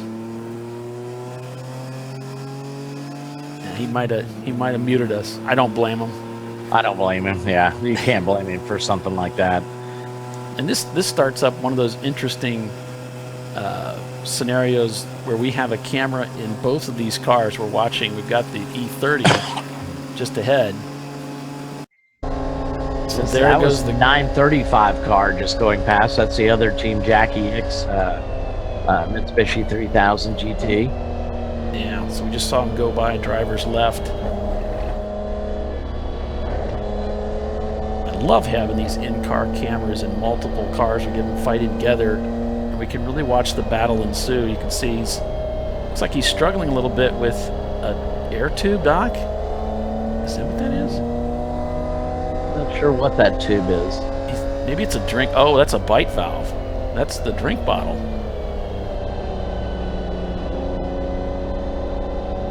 Well, I see what looks to be the surgical rubber going down to his right shoulder belt. And that's just to get that out of the way on stops. Right. A lot of our the really nice belts, like the Schroth belts that we put in our E36 Project race car, they come with those elastic bands. Yeah, they're not surgical hoses, which are the cheap way to go. You can pick those up at any hardware store. Well, that's the way I'm going. They've got these cheap. They've got sewn-in loops and everything. I mean, it's all high class, high-dollar stuff, but you don't need that. You can. A lot of people swear by those belts. Yeah, they're fantastic. I mean, I couldn't believe how nice they were. I totally understand now how these guys in IMSA can hop in the car and go racing down the pits to get out, and they're still putting their belts on. Like, how in the world is he doing that? I could never do that with the belts that I'm used to. But they snap in so easy, and they cinch up so easily that you can easily do that one-handed. I'll have to check those out. I like our belts in our car. I mean, you just got to remember to flip the latch down. I never could get the hang of the old latches where there were hooks on the end and they had to go in a certain order. Ugh. Yep. Yeah, of course that's what I'm used to using from back in the day. Latch, I think they call them. But at the time, all we were doing was club racing, and you didn't do pit stops, so you did all that ahead of time. It didn't matter. Now when you're doing pit stops and you're trying to get a different driver in, it's a hassle.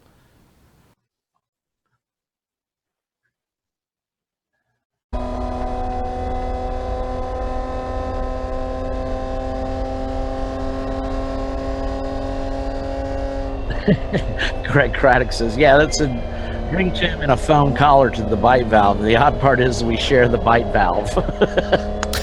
Well, I guess if you're all friends. Yeah. We have our own individual bottles. We just hang on a hook. They're the Camelback style. We've got a hook on our back brace bar. So we just change out the whole bottle. Some guys want Gatorade. Some guys want water. Yeah. I use one of the Longacre bottles. It's got that blue bite valve like what they have there. And Yeah, I mean, so I my really helmet doesn't have a hole in it for the drink tube, so I just stick it underneath my helmet. Gotcha. See a car off on the left there. Yeah, Andrea mentioned somebody was off at 1A, touched the tire barrier, but still. Looks like we're under yellow again. Yeah. Is that right? It does look that way, doesn't it? Impacted 1A into the tire wall. Yeah.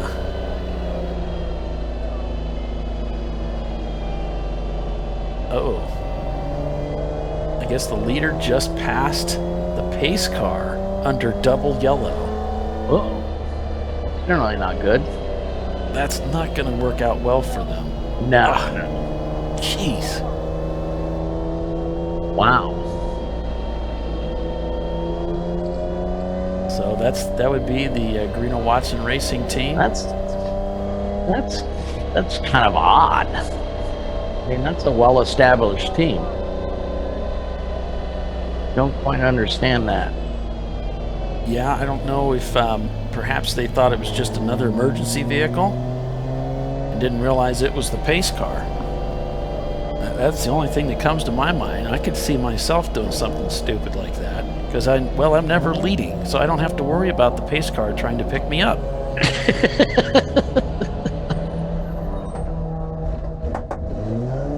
So the e-racing guys, they're coming into the pits. ChumpCar's got a portable bar that they put on the pace cars. I don't know if they're using a bar or not. When you got 120 cars and you got like 400 drivers. This is e-racing in the pits. I'm not sure why they're coming in. No, it's a little early. Yeah, all right, guys, if you're listening, I'm down here. I'm going to be offline for a little bit. I'm going to help the Toyota MR2 guys, the black one. I'm going to help them get their car back working. They've got some electrical issues I'm going to work them through. Their mechanic is back at the hotel with food poisoning, so I'll be a little bit. Looks like they're doing a driver change, Doc.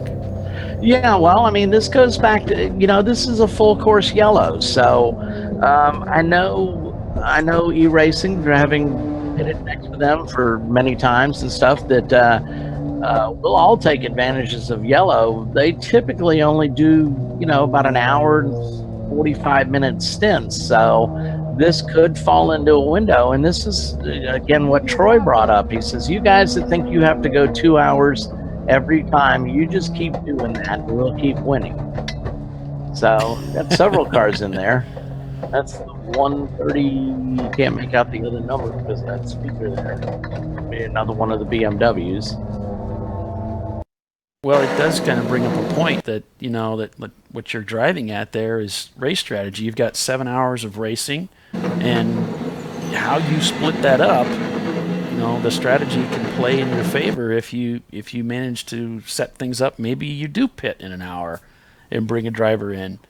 Sure. I mean, with that big a field, I would, who knows? They may not take fuel. I can't tell at this point, but it's a pretty long track, so it takes a while to get around there. So you may be able to say you're on pit row for a minute. You do your, on the transition from pit in to pit out, you do 4 minutes in the pit. That puts you out at 5 minutes.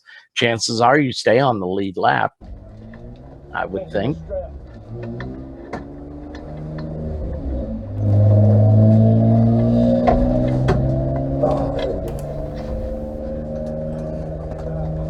Well, he picked up his... I want it super tight. Super tight? Yeah. Looks like they're trying to get that driver strapped in there. Again, we're back on board with the E30, the E-Racing team.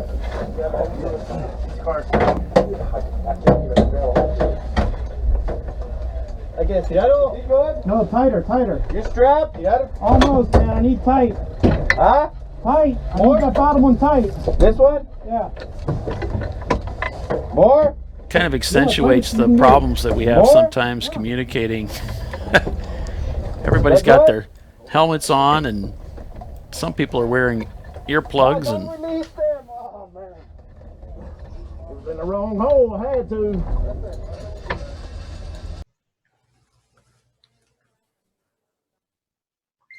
Yeah, I mean, as Jeff pointed out, the full course yellows in a 7-hour race pretty much takes fuel strategy out of the game. So, yeah, we got pace car coming in, according to Andrea. So we're going to be going back to green racing here shortly. This is on the John Artman team. And you might notice some of these feeds that we have don't have the timing and scoring info at the top. And part of that has to do with, if you're thinking about broadcasting from inside your car, part of that has to do with the way that you register yourself up with Racecast.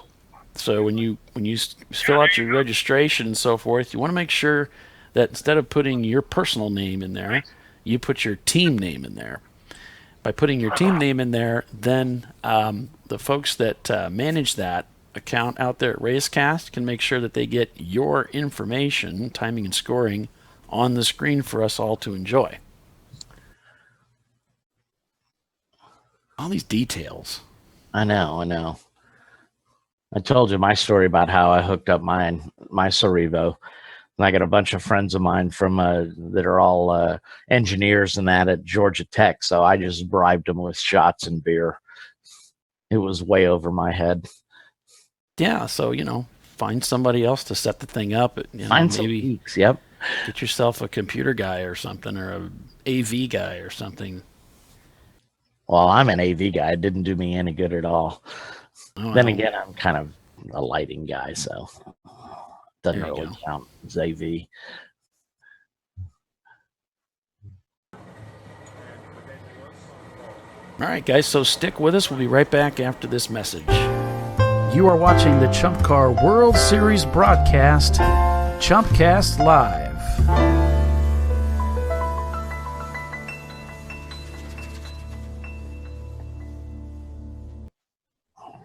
So here's our current running order as things stand. We can go through that courtesy of, this is from Race Hero here. And we can go flip over to Race Monitor, get a little bit better view. Here we go. So we're looking at GWR Garena Watson still showing scored in first place. Not sure if they're going to get called in for passing the pace car. Yeah, we got to figure that one out. That could turn ugly. So we've got Echo Tech Miata in second. Arbank Racing now moved up to third. Man, those guys are really tough. Team Sahlens Mustard Car in fourth. Boogeyman BMW in fifth. Shut Up Racing in sixth. Beast Mode Racing in seventh. Bonehead Brigade in eighth. And there's my favorite team, Waiting for Data, in ninth. And another Arbank Racing team in 10th.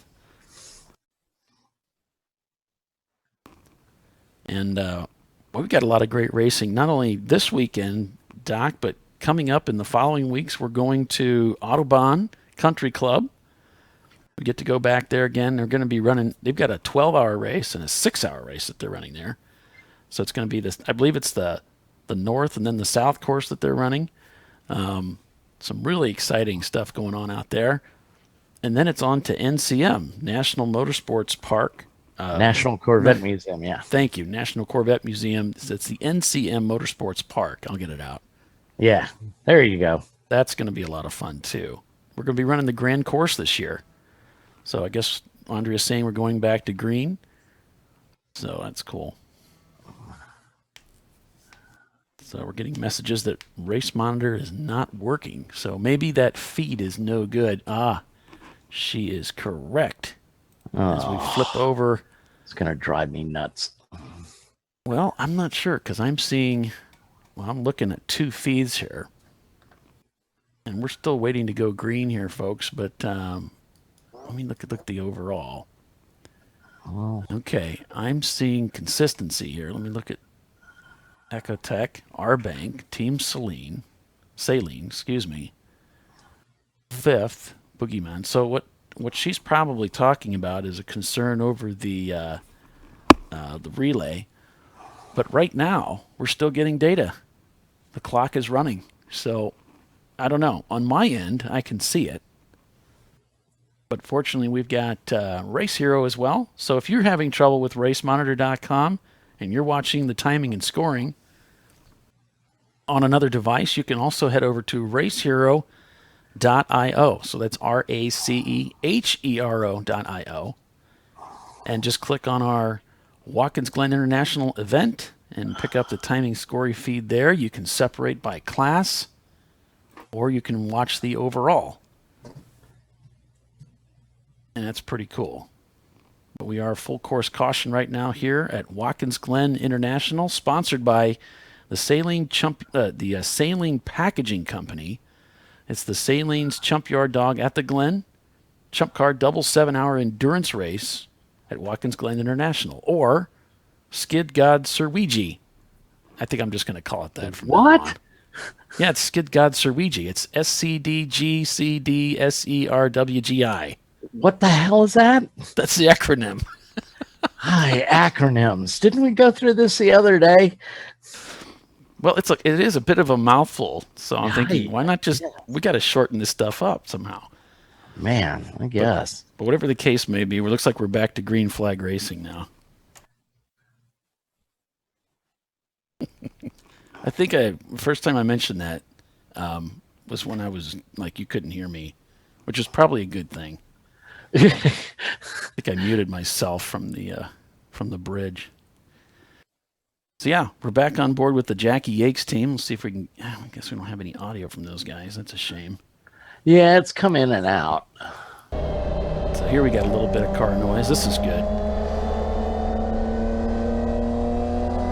So this is one of the BMW E30s that are here this weekend in the traditional white, two-tone blue and red livery. And these guys are a lot of fun. It's one of those teams that seems like everybody knows these guys, you know? That's because of Jessica's empanadas. It's the food, huh? Oh, man, it's always the food. You know, a race team travels just like an army on their stomachs. There you go. Oh, she must have made 300 empanadas at Road Atlanta earlier in the year, and they walked through the entire paddock area on Friday during the test day and passed out empanadas, and they are simple.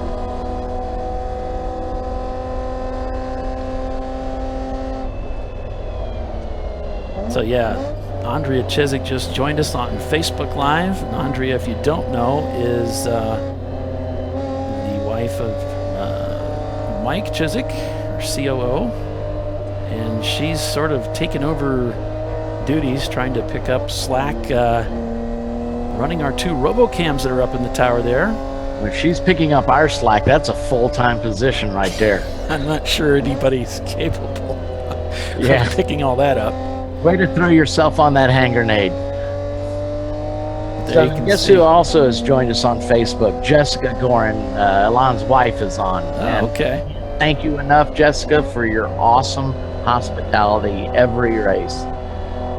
Well, Doc, I'm not sure what's going on so early on. We've been racing through ChumpCar and endurance racing a long time, you and I, but for whatever reason, the start of this race just seems to be plagued with yellows.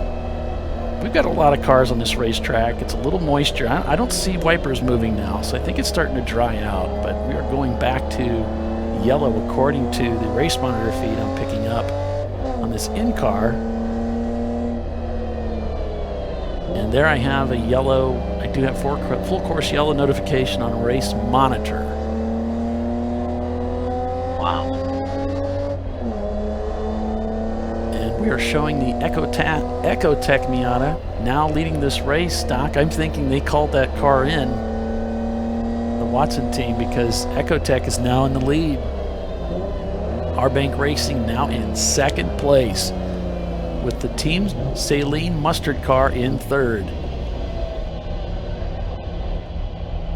So as we go to that, as we go to this full course caution, we're going to take a look at the, we're going to break this down for you by class so you can see, whoop, there we go. So we'll break this down by class so you can see. I'll try to quiet that car down a little bit in the background there. A little bit of car noise isn't bad though, is it? No, absolutely not. Because when it comes to noise, we are king.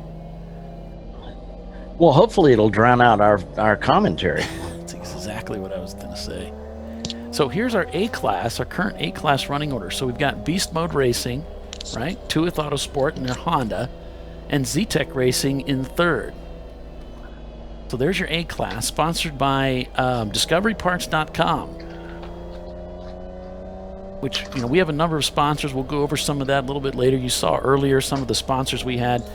Please consider them as you make your purchases for your builds and your upkeep and so forth. In B-Class, Ecotec Miata leading the way and also leading this race currently with the Team Salim Mustard car in second and the Simon Says Acura in third. Watch out for those guys. Again, proven winners, very strong at VIR.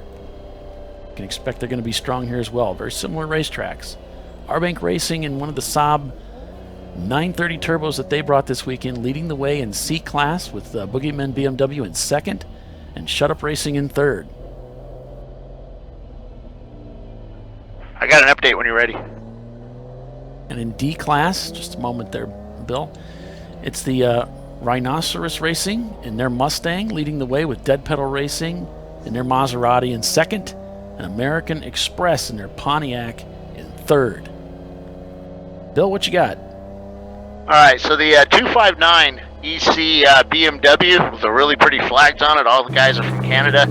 Their driver that stuffed it into the wall here last year backed it in the rain. He said it got just super slippery, got it on the yellow, and backed it into an Armco, bent the exhaust. The exhaust is kind of sticking out the spats on the side, so they're going to fix that. They're all underneath the car trying to figure it out. The 408 Toyota MR2, he blew a fuse. They're new to racing and mechanics and stuff, so we jumped in there and I found that they just had a wiring harness just dangling in there, and I think one of the power wires that they had cut had just basically grounded out and blew the ECU fuse. So we put a new fuse in, it starts right up now. So they're getting ready to go back out. Cool. I'm sitting here at the 56 car. They've got a whole injector wiring harness and intake manifold sitting on the ground. It looks like they're taking off stuff. What's wrong, guys? We've got a fueling issue on it. We've got a car stranded on the front straightaway, Bill. Yeah, I'm in the garages. So front straightaway stranded. What kind of car is it? Yeah, it's a little difficult to see. Can't tell. They're spreading around some speedy dry. They're dead nuts in the center of the straightaway. They've got two emergency vehicles out there, and it looks like he's dropped fluid, Bill. I'm kind of guessing. Just judged on where he parked that he's hit the wall. Oh yeah, I'd have to agree. It looks like there's some damage to the front of that car. Something's hanging off the front. That could be water down. Yeah, you certainly, if you had a mechanical problem, you certainly wouldn't stop your car in the middle of the front straightaway. So no, and it's kind of, from this angle, it kind of looks like it's catty corner diagonal in the middle of the straight too. It's not like he rolled to a stop. Exactly. Crews are waving cars to the driver's right as they go by. There's the pace car. Hey, the Dr. Volks, number 150 Volkswagen, he's in here too with the front hood up. I don't know why. Nobody's around the car. The 651 240Z, they're sitting behind the wall. They're working on the, it looks like the EC, they're working on the O2 sensor. They're pulling that out. No, battery wires. Grounding issues, so they must have issues there. The 799 is still on jack stands. They're underneath the back of the car. Driver's still in the car. Let's go find out what's up. Well, we're getting word now from Facebook. One of our, I think it's Andre's commented, it's the 991 car. That's our leader. Yeah. That's the Garino Watson team. Yeah, they're still working on their fuel pickup. They've diagnosed it down to fuel pickup. So the Garino Watson team has made an impact with the wall, apparently. We'll probably know more a little bit later on. That is That's devastating. It is.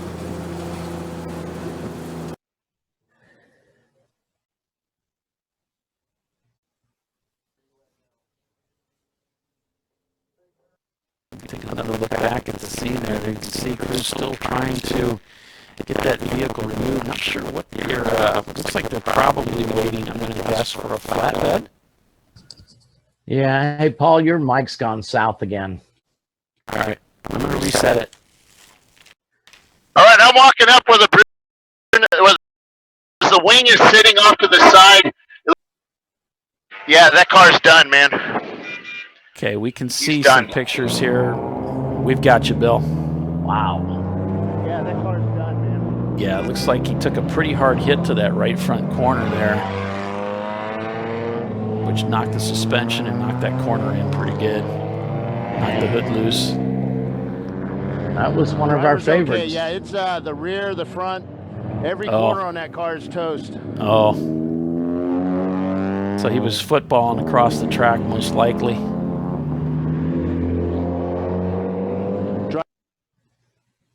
Yeah. Driver gave a thumbs up. He's okay. It looks like the way the back end is twisted, Bill. I wouldn't be surprised, or excuse me, Bill and Doc, if he, driver gave at the exit of the turn 11, that last turn there, probably clipped the guardrail with the left rear, and that pointed him into the guardrail on the right.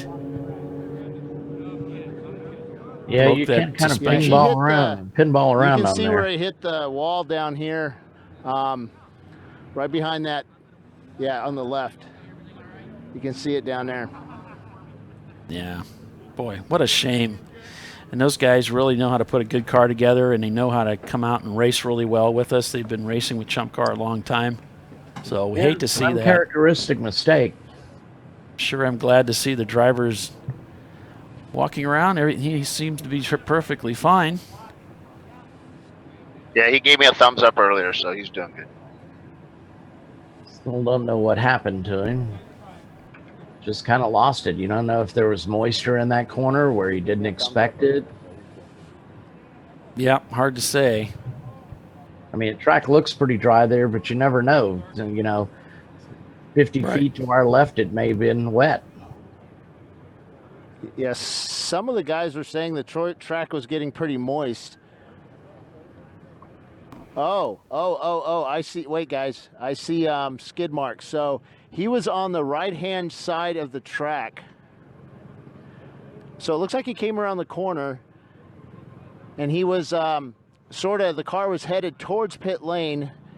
It looks like it overcorrected and went left into the guardrail and then spun around over here.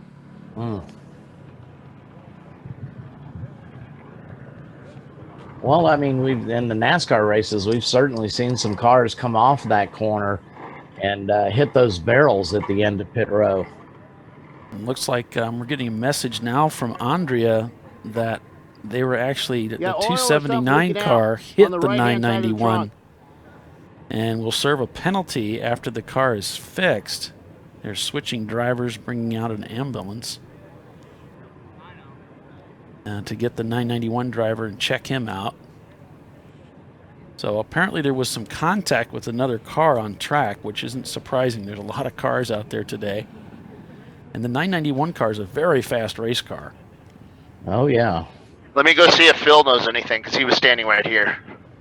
279, that's the Widowmaker 90 Honda Civic. Let me go see if Phil knows. They got into him. Boy, that's a walk of shame that you're going to hate to do, because that car looks to be pretty messed up. Yeah.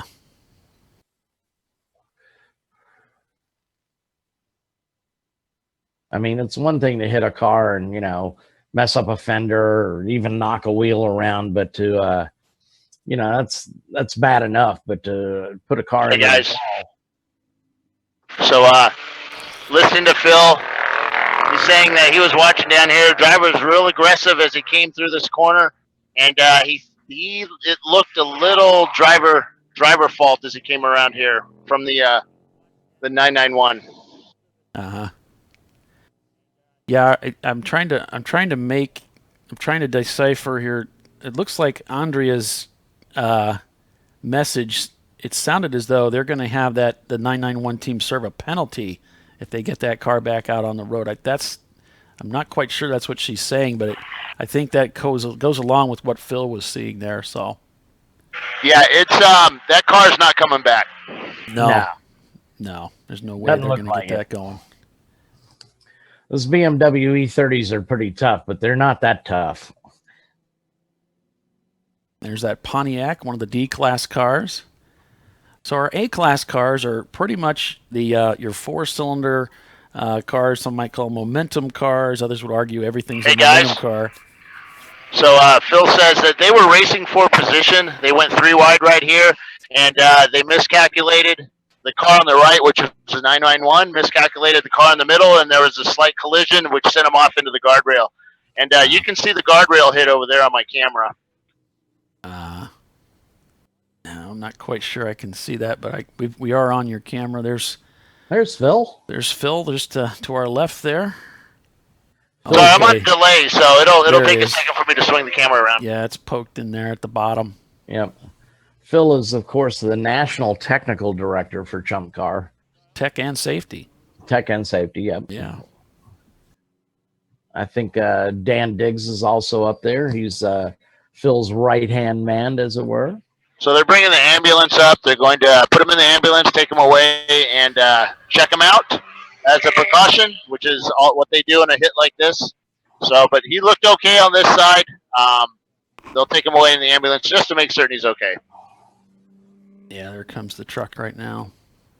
All right, folks, so we're going to step away for a quick moment. We'll be right back. In 1977, Bill Wood set the standard for high-performance brakes. Today, every Will Wood product is born from racing technology and is proudly manufactured in the USA. Engineered, designed, rigorously tested to deliver unsurpassed control on and off the track.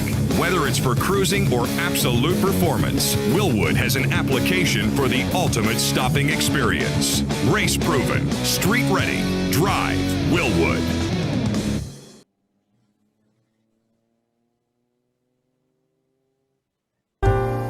You are watching the ChumpCar World Series broadcast, ChumpCast Live. Hey, we'll have video of that too on the one of the cameras down here, at least the end of it, if Andrea didn't move it. All right, Bill, thanks for that. It looks like we dropped our Facebook feed, so we apologize and have reconnected that. So thanks, everybody, for joining us for this race here. This is the Sahlens Chumpyard Dog at the Glen ChumpCar double 7-hour endurance race at Watkins Glen International. And I'm your host, Paul Veltum. I'm joined by Doc Waldrop of Brew Crew Racing and Bill Strong, who is trackside, our man on the ground. Boots on the ground, yeah. Boots on the ground. Taking us downtown, the funky town. I need my disco shoes on. Oh Lord, things. And we got rain falling again. This is pretty.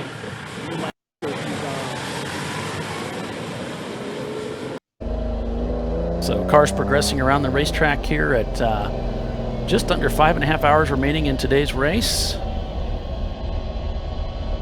So if you're just joining us on Facebook Live, thanks for coming back to us here. I'm not sure what happened, but we did. Looks like we dropped that feed for some reason. We're glad you're with us today. And if you wouldn't mind, please sharing our Facebook feed. We'd sure appreciate that. Give other people a chance to see what we're doing here, which is really great. It's an opportunity for the common man, the average Joe, to go racing on today's premier racetracks throughout the United States. Hey, are all my cameras still working out there? That one camera on track? Everything but the bus stop. It really didn't. It's not working. But yeah, the RoboCams look good. Okay. Yeah, the bus stop one. The internet was really odd out there. I'm going to head down to the bottom of the S's and get some video from there, see what the cars are doing. Sounds good, Bill. Thanks a lot.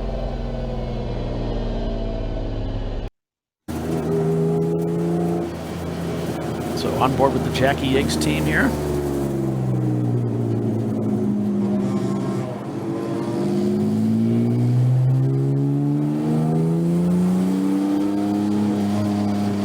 Currently in the P16.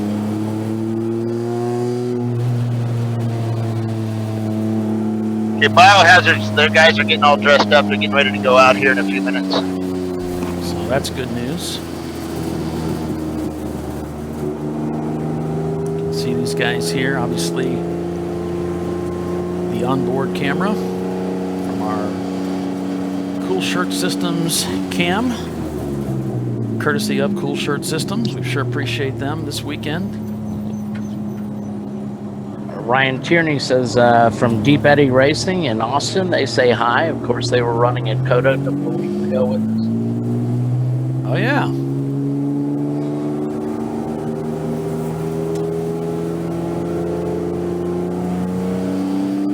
So Josh is asking what happened in the wreck. It looks like they were 3 wide coming onto the front straightaway, and the evidently a 279 car, one of the Widowmaker 90s Honda Civic, kind of nudged our leader, as it were, and kind of hit the wall. So well, they went the second place car and that car. They were going for the lead, I believe, and they split the Honda in the middle. Gotcha. And the Honda, I guess, most likely, just from experience, saw the car on the left, and the 991 was on the right. Saw the car on the left and overreacted and moved right, and that caught him and put him into the wall.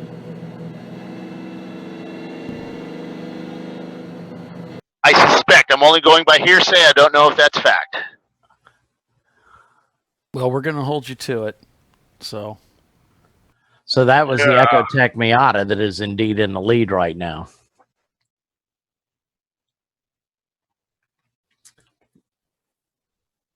There you can see the flag stand just to our left, showing the double yellow. It's a great image. You can see the foot panels, the 400, 300, 200, 100 going down into turn 1. So you can see just how steep this braking zone is and how it kind of lands down there at the apex. Still descending, though, as you head into turn 2. So I'm going to head down there and show you the elevation change, which is pretty wicked. Oh, yeah, the elevation change. Look at this. Look, it's like you're looking at the sky as you're heading up into turn 3. Of course, this is very fast through here typically. Drivers often making a 3-4 upshift through here.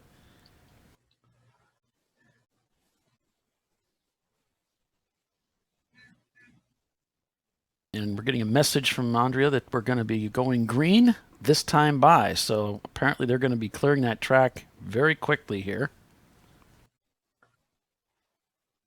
And you can see cars progressing slowly. But I was speaking a moment ago about A-Class being, we have various classes here throughout in ChumpCar. And the A-Class is typically like your Miatas, your Honda Civics, those cars with the 4-cylinder engines. And then the B-Class is kind of a step up from that, I guess you might say, in performance. Our rankings are performance-based. And you'll find some of the Miatas that maybe have had an engine plant change and that kind of thing. There's not a lot of B-Class cars, but we do get several of them. C-Class is probably our largest class, wouldn't you say, Doc? It's a lot of your BMWs, straight 6s. You're going to find the MR2s are going to be in there typically if they're, especially if they're running the V6 engine. And then you go into the D-Class, which is typically your American muscle, right? You get your Camaros, your Pontiac Firebirds, your Mustangs. They're going to end up in D-Class. And then we have an EC class, which is short for exception. And those are the cars that, well, performance-wise, according to our index, lie outside of the other 4 classes. So they'll be put into EC and sort of run separately to some degree. Yeah, they've got all the cheaty bits on their cars. Yeah, some of the cars like your M3s and some cars that really don't fit into the genre of what a chump car should be, I suppose you might say. Yeah, the EC cars aren't eligible for the overall win, but since we do have over 10 entries here at Watkins Glen, they are eligible for a class win. Sure. Where a trophy is given out, one of those awesome chump car trophies. But it's funny about it, DC, because a lot of folks think, why don't these big block engines win these races? Because they have so much speed and all that. Why don't they win these races all the time? Well, sometimes they do. We saw Looney Tunes pull off a win, and it was very close, but they did pull off a win at Road America just a few weeks ago. But go ahead, Doc. I bet you've got some insight on that. Well, I mean, for the most part, I don't think EC cars, they have very few overall wins, as it were. I mean, even though they're, it's a little convoluted. They're not eligible for the overall win, but they have finished in first place at a couple of races, but not very many. Right. And you would think. It sounds like we're going green. You might want to come to me. Well, it looks like you're walking up steps right now, so we'll wait till you kind of get positioned. But yeah, that's well, then I think it goes back to the D-class cars having those big engines, and they often have to come into the pits more often for fuel. Yeah, for fuel. I mean, pushing a lot of fuel through those cars. They're thirsty.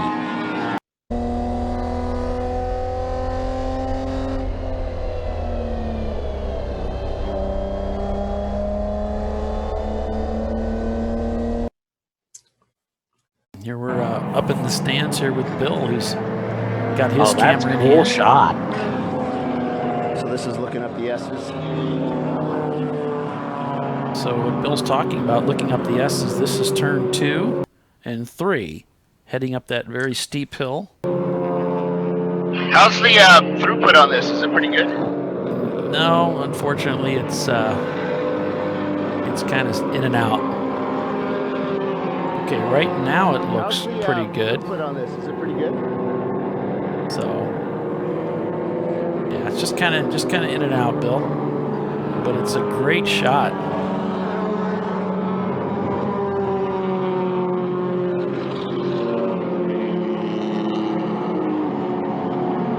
So take us back to the right there, Bill, and show us turn 1 coming down.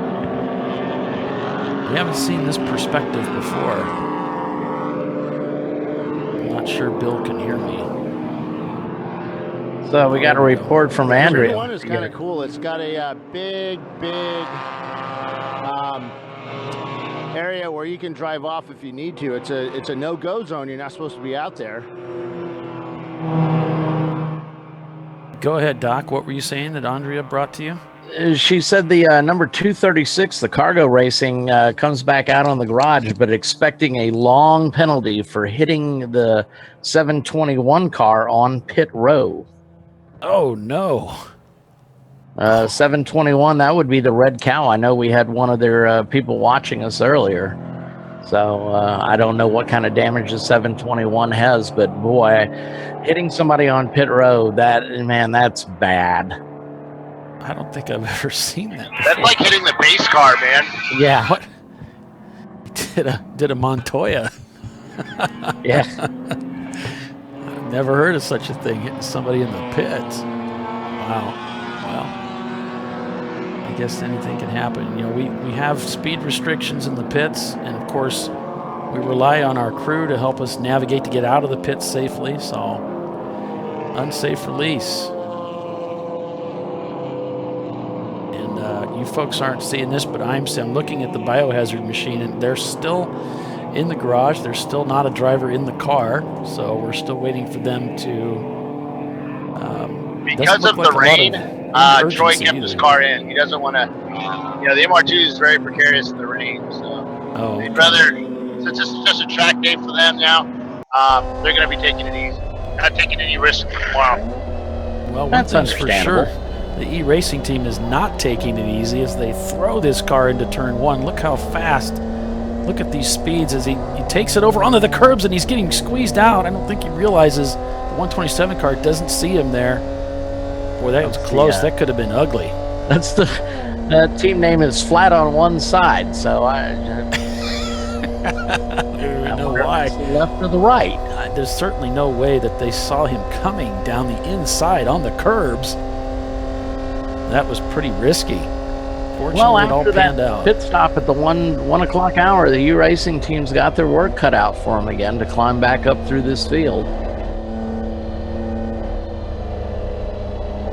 I'm currently showing them in 39th position. This is heading through that sweeper there that's known as the outer loop, which then connects directly to the chute, taking him downhill here. It's very steep, heading towards the boot. Been racing the boot this weekend here at Watkins Glen International. You can see how the exit is blind, just rolling the power in, still descending downhill to what's known as the toe of the boot. Hard braking down to third, and then he's just gradually feeding steering, looking for that apex, and then rolling in the rest of the power as he climbs the hill, heading down this straight section here towards turn 9. That was known as the heel of the boot.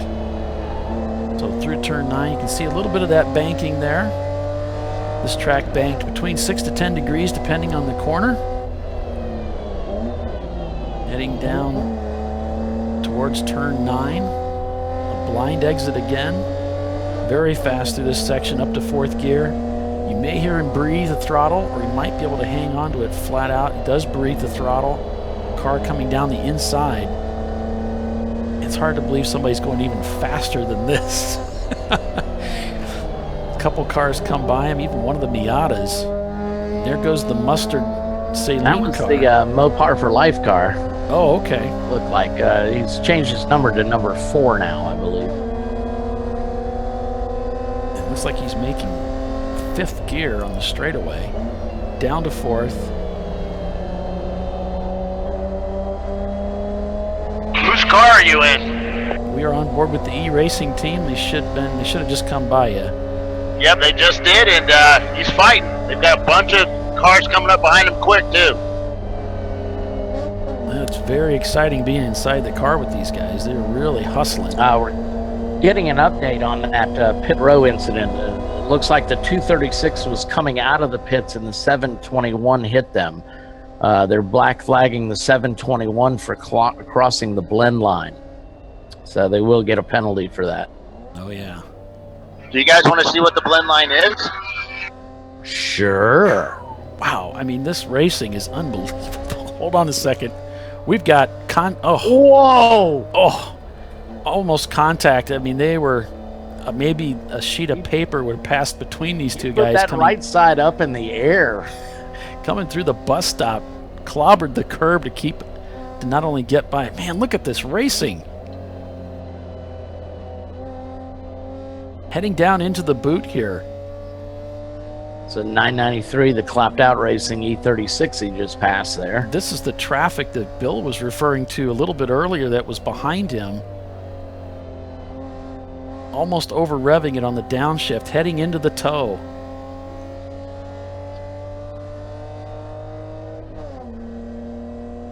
Wow. Some great racing out here. Really exciting stuff. This is a look from Bill's camera here. You can see cars coming out of turn 1 here.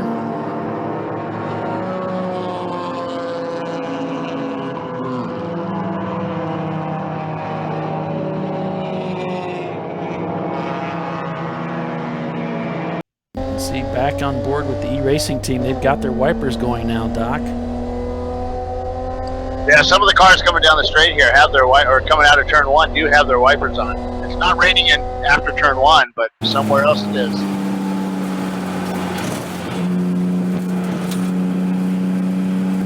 You think it's hard for us to keep track of all these cars? Imagine what race control is like. Yeah. They're already drunk. All right, E-Racing dives on the inside into turn 1 around the Toyota Celica. And he makes the pass. The unfounded. Go ahead. Well, we're watching it now, Bill, unfold as you're giving us the heads up. So that's pretty cool. Rodney Yearwood with the Z BMW has got said that's some awesome racing. I want to make the trip to Watkins Glen now. Yeah, and this so is do why. We, Rodney. So do we. Absolutely. Now, you don't want to make the trip. You want to make the trip with a race car and race here. This is one of the ultimate tracks in the United States. It's on our list. And it's why so many guys show up and so many people are excited to come racing with ChumpCar because of this. This is the action you're going to get. Well, I mean, Watkins Glen is just, if nothing else, because of the history, is a bucket list track. It certainly is. I know. I mean, look at Team Jackie X. They came up from the Tampa area with 2 cars. Alon here is out of Palm Beach, Florida, so it's a long tow. I think I saw it took him 21 hours to make it up there. Yeah. Whew. Well, Alon's got several long tows. He's planning on being out at Laguna Seca later on this year. Oh, wow. And if you think Watkins Glen is a long tow, go from Palm Beach to Monterey, California. Bill's done it from Virginia. Yeah, Tyler's done that was fun. Tyler's done it. Fort Wayne. Yeah.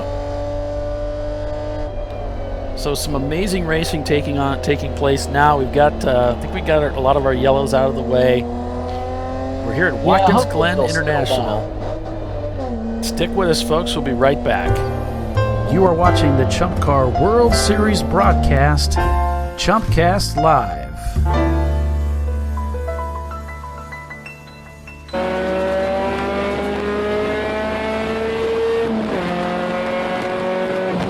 On board with the Simon Says Racing team and that Acura. Down in P30, you can expect to see these guys climb up the order dock. Oh, yeah.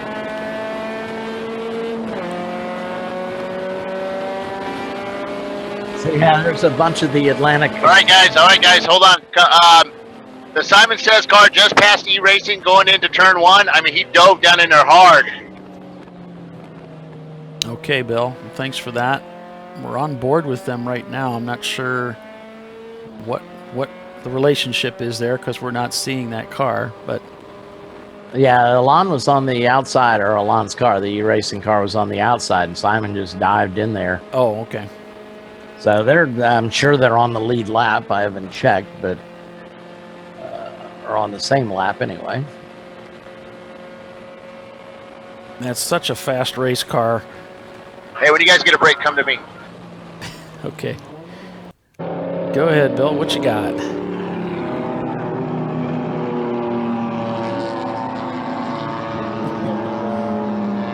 So we go to him, he's got nothing to say. Hey guys, how you doing? Are you guys from around here? We go. Yeah? So you come here for the race cars? Yes. Who's your favorite one out there so far? What color is it? Green. The green one? The one with the wings? Yeah, he broke. He'll be back out in a few minutes, though. Who's your favorite race car? That one? Because he's loud? Cool. Are you having fun out here? Cool. All right, guys, back to you with our fans. I bet you one of the things when we were racing at Daytona, we were pitted right next to Alon, and he has his whole family. He's got them up there again for this race. Yeah. But his little girls were up in the stands behind us, and every time the car would come past, breaking into turn 1, they would start cheering like crazy. It was awesome. Oh, that's great. I love this sport. It brings back memories of me watching my dad racing when I was a little guy. It's one of the Jackie X cars maneuvering through traffic. Yeah, wow.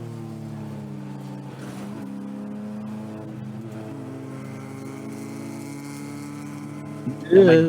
My dad was helping us broadcast or commentate a race a while back, and was just so remarked by how clean the drivers are, and you know, you see in pro driving, you see all these cars being destroyed, and you know, you just don't really see that in ChumpCar. So when we saw the Garino Watson car banged up, you know, that's very unusual for ChumpCar. So the Simon Says car, he's got about 150, 170 meter lead on the E-Racing now.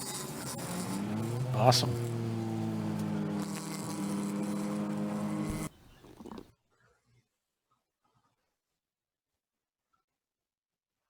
Well, that Simon Says car is certainly a fast car. No question about that. It's a 92 Integra.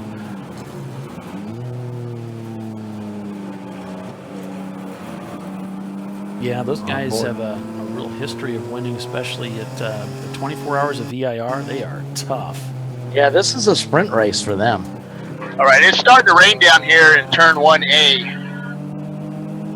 Yeah, we're seeing some cars using their wipers here and there. I think it's just kind of an ongoing thing. It's been going on for a little while now. Back on board with the Simon Says machine there. You can see the moisture on the windscreen. Yeah, there's cars that were taking one pretty fast earlier, and they're not now. They're like tippy-toeing around the turn. Well, yeah, it's a downhill. It's right after the front straightaway, so you carry a lot of speed through there. Yeah, you can see tire tracks as they go through there now, too. And I don't have my raincoat. Well, and this brings up a point. You know, it's going to play into the hands of these teams that are going to do better in the rain than some of the higher horsepower, faster cars. You know, like Troy's car. Certainly equals out the field.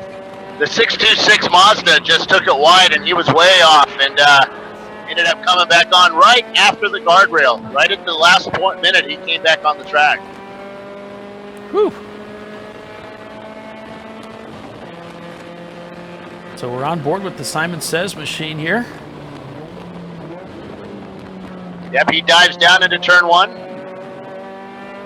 Yeah, Chris just brought up the point. It's like, look for the Simon Says to make up a good time in the rain. I know during the 24 hours they've had quite a bit of rain there. So these guys do know how to race in the rain. Oh, E-Racing just slid off. He was onto the yellow. Came back on nice and gingerly.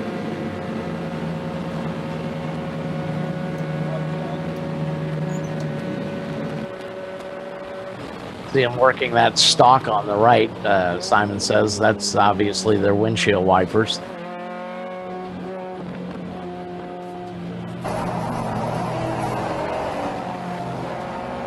Tuttle's car off in turn 1. They're back on now. Yeah, it looks like we've lost the camera feed for the E30 team, unfortunately. And it could be when they took it off course that it knocked the cable loose.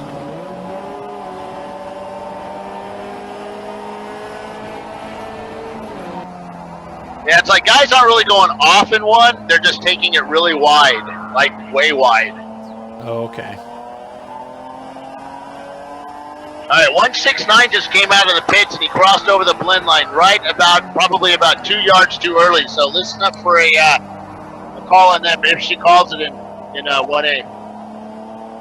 So yeah, talk about that a little bit, Doc. What is this blend line that we've talked about a few times this morning?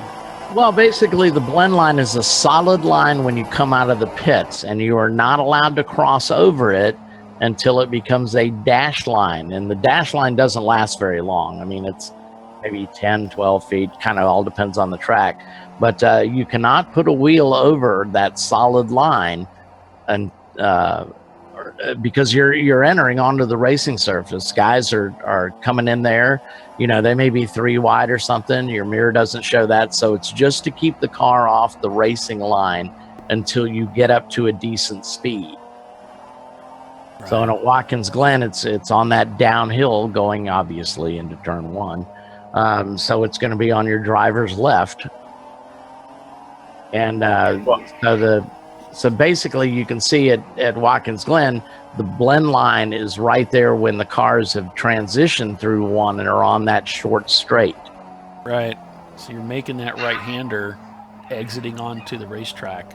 Yeah, so theoretically, the cars that are still on track and racing are on the far left side. So that gives you a place to blend in over on the right side where theoretically there are no cars there.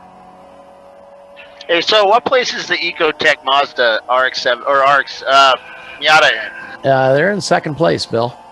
Yeah, he just went by and he was just carving the traffic. I mean, he was so fast compared to everybody else.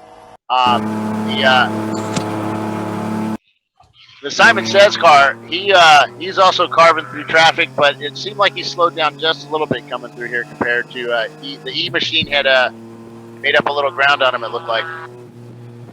So Chris Huggins was asking what happened to the 991 and on a replay, and we'll try and get a replay.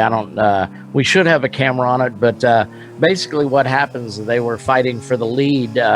They went on the inside coming out for the last turn out on the main straight, and the 991 was on the inside, and the number 7 had split the number 279 car, so he was on the left, and evidently he saw the car on the left, didn't see the car on the right, so kind of nudged him and sent the Juano Watson Racing car into the wall there.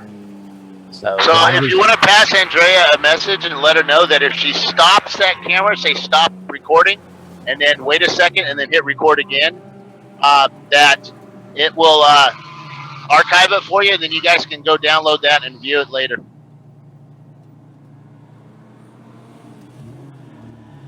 Yeah, we're Does that make sense? Here. Yeah, we're with you, Bill.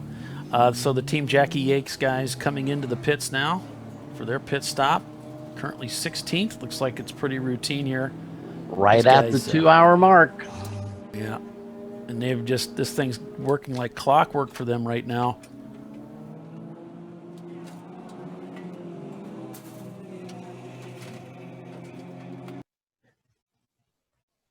Here we're on board with one of the other machines. This is the Joe Artman team. Simon Says almost got taken out there. As he was coming around some really slow traffic coming out there, the white car actually pulled out to the right where Simon was coming, and he had to get up the brakes pretty hard.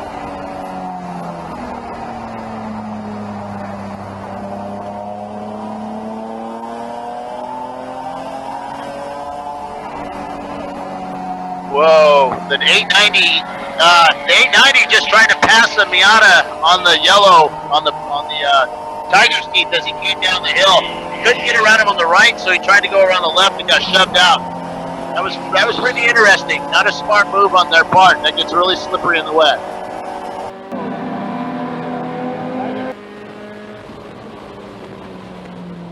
So on board with that Simon Says racing machine, that Acura we're seeing moving up the field in the wet. And it looks like it's not even slowing him down, Doc. Nah. His wipers are off. The windscreen is clear. It's heading into the toe of the boot here.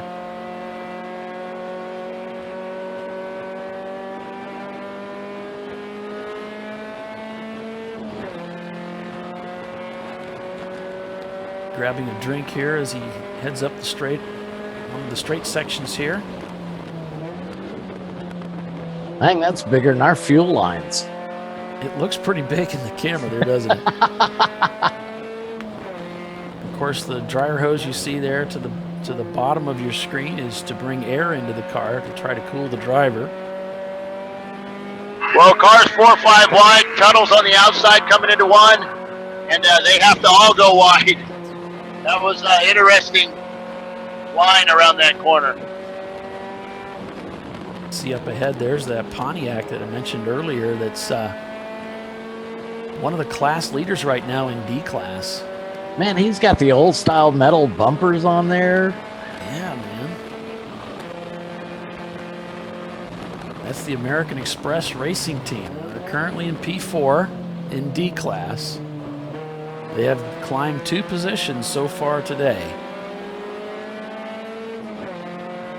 So they've got the Hillbilly Racing Team and their Mustang up ahead. And it looks like they've got a gap of about 1 minute and 19 seconds. Catch up with their Mustang. It's in their class. In front of the Simon Says machines, it's one of the BMWs, it looks like. It's hard You can tell on the taillight arrangement, I'm not quite sure. Yeah. It's an E36 to the right.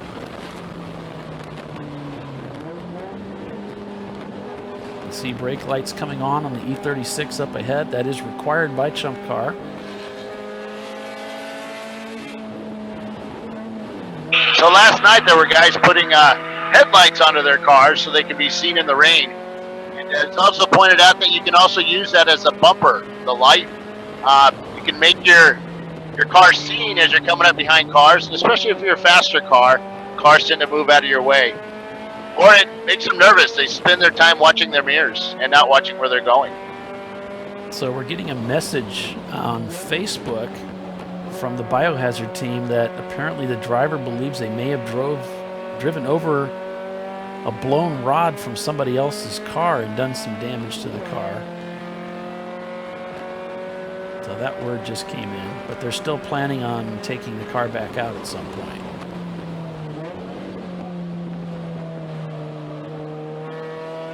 Troy is just milking the publicity. That's what it is.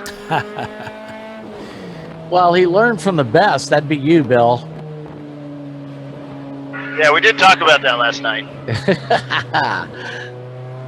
Well, hey, we'll take a look at our current running order here. Go ahead, Doc. Well, Denise was asking where can she look at the current standings. Currently, we're on Race Hero. I find Race Monitor a little easier to read, but that's just me. I believe the race is on both of those.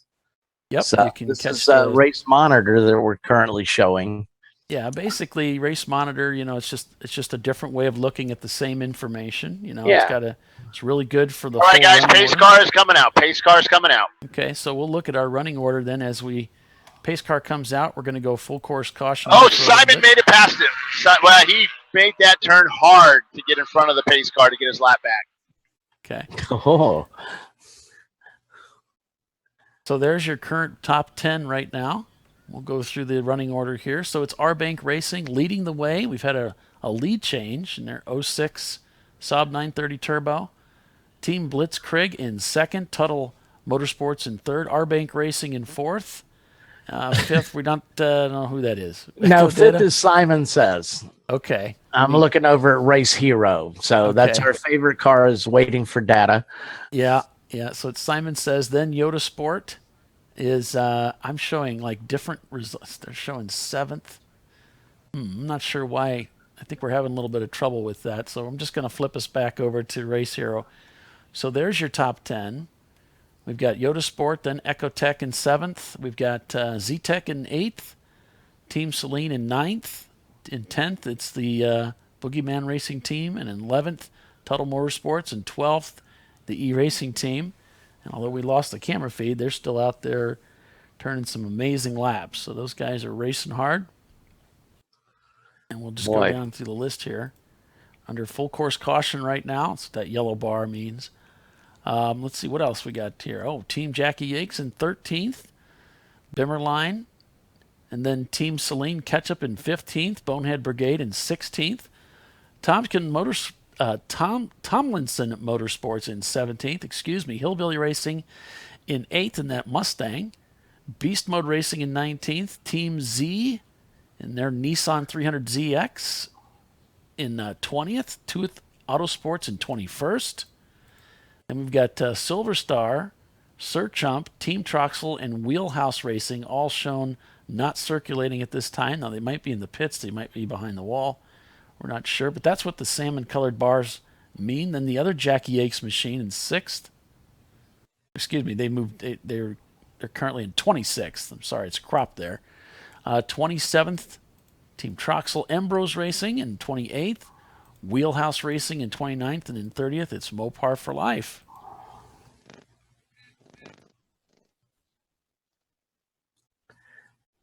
So it looks like we've got contact. Looks like the number 127, Chubby Gecko. Looks like they had contact with something on course, maybe another vehicle. We're not sure. I think Andrea said 9A. Boy, Tyler just sent me some pictures of the GWR car. That does not look pretty.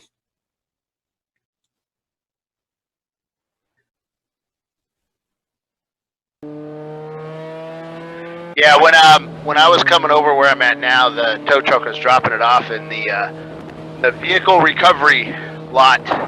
So they weren't even going to try and, it didn't look like they were going to even try and fix it. But they may not have known where they were either, so it's pretty bent. Yeah, it looks like, it's too bad. It's a shame.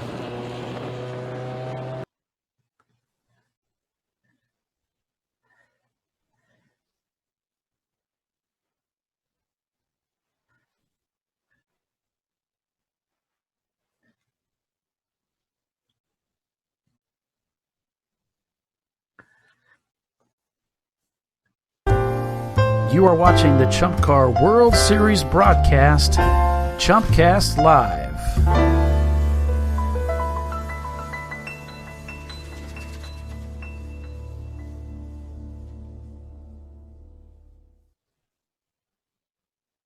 So you are here with us live at the Sahlens Chumpyard Dog at the Glen double 7-hour endurance race at Watkins Glen International, which I've affectionately named Skid God Sir Ouija. Ay, ay, ay. Why do you do that to me? See the cars being waved by as we've got, this must be the contact that we spoke of earlier. Looks like they got into the tire wall, and I think that's at the top of 9. 9A, yeah. Yeah, Andrea said he just looked like he came in too hot. Yeah. And there's just not a lot of room to go. I mean, that's the challenge. One of the challenges of Watkins Glen, you can see there's a little patch of grass on each side, and that's about it.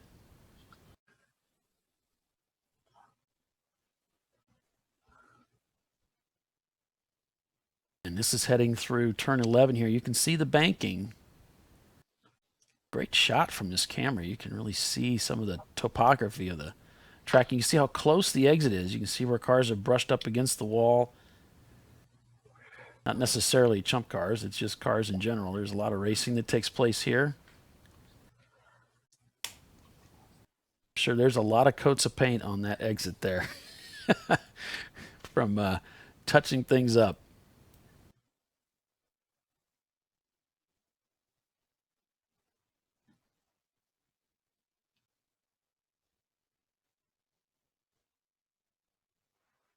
All right, folks, so we'll be back right after this message. Stick with us.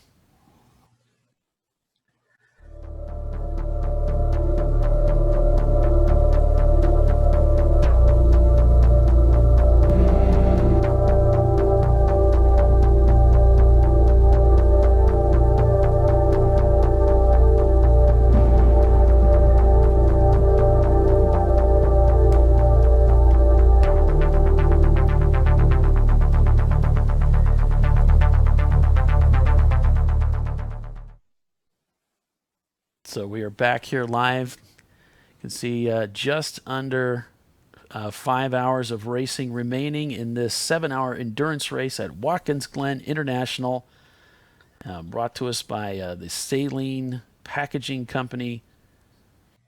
It's the Sahlens Chumpyard Dog at the Glen. And we're hoping you can keep this going every year. We did this last year. Of course, last year it was very hot out. Very different conditions from what we're seeing this year. And that was kind of the beginning of the season of heat that we were bombarded with last year. It was brutal from one track to the next. But this year it's been a little bit more forgiving. COTA wasn't quite as bad either this year as it was last year. Well, I mean, that's because this year it was in May and not in August. It was still toasty. Yeah. Yeah, you take it though, it's like, man, that was brutal. I was uncomfortable just watching it. Yeah, you were comfortable in your air-conditioned studio. Oh, yeah. I felt sorry for you. I was like, man. Oh, no, don't feel sorry for But you know what? The difference between this year and last year was that I had the most awesome Cool Shirt Systems backpack and hooked up to my Cool Shirt. Yep. And filled it with ice, and I was able to walk around pit lane and stay nice and comfy cool. And it's here this weekend, but I actually don't need it. It's actually nice. I'm still running around it. Oh, the temperature is 57 degrees right now, by the way. Wow. Yeah. Well, Bill, why don't you talk about that a little bit? What was that you were carrying around, and how did it work exactly? Well, it's basically a cool shirt, which is a T-shirt with hoses that go through it. And what they do is I have a backpack that I fill with water. It's like those, those drink backpacks that you carry when you ride your bicycles. It's the like camelbacks. Yeah, a camelback. It's like that, but it has a pump in it, and that pump, you plug 2 hoses into it from your shirt, and that pumps water, nice cold ice water, through the shirt and moves the heat. Hold on. I got to wait for an ambulance to come by. Hopefully that's not our driver in there. Nah, it's not. He's just going back in position. Oh, I see all the guys down here. I'm headed down to turn 9 to see what's going on. All right, Bill. But yeah, the cool shirt was awesome. It kept me nice and cool. So what it is your racing suits, they don't breathe like your T-shirts and your jackets or whatever, because they have to keep fire and heat out. And because of that, I get really, really hot inside that race suit, which I'm not wearing right now because I'm not in pit lane.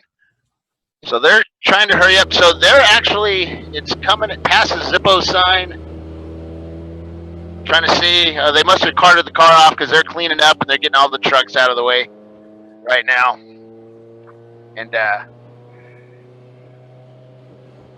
Rich may have got pictures of it, by the way. Rich, our photographer, Sonata from MSM Motorsports or Motorsports Media. He's down here, and he may have actually got some pictures. I'll go talk to him in a second. All right, yeah, Bill, Rich's wife, of course, is the Eastern Division Registrar. Registrar.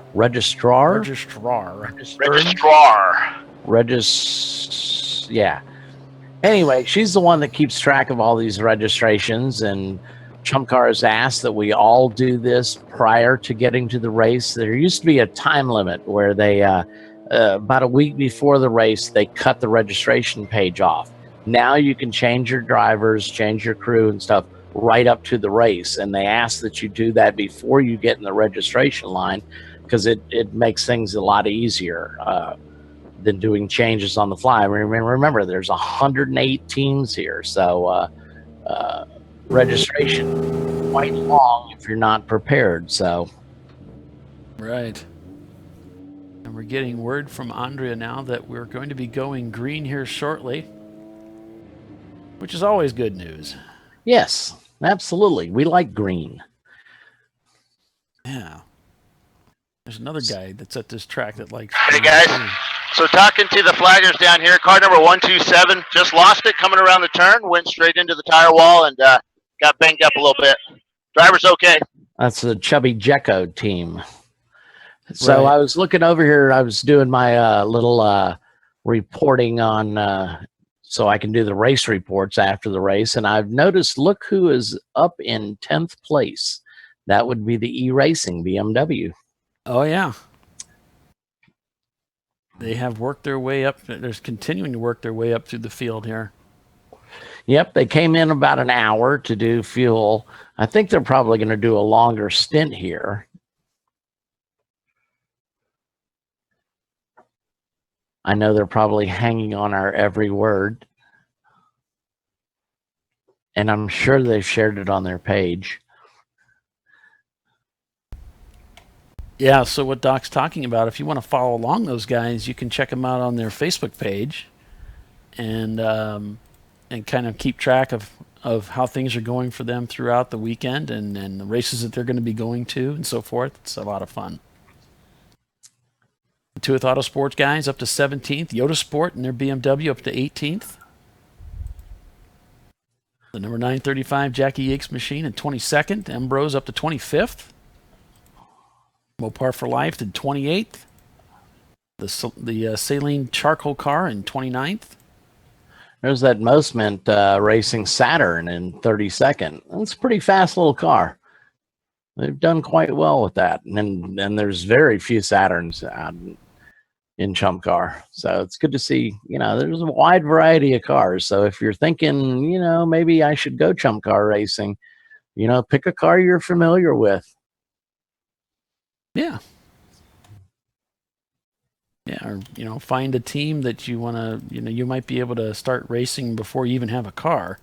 And one of the best ways, to get into this is go out and volunteer for a race. ChumpCar always needs volunteers, and basically you monitor pit row, make sure that everything's on the up and up, and you get race credits for volunteering. So it's like cash in your pocket. Yeah. Yeah, and you really learn a lot. You get to meet some people. It's just a good thing all around. Wow, look at this traffic.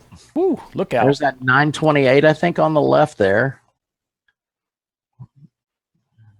One of the BMWs up ahead looks like a TR7 perhaps on the right.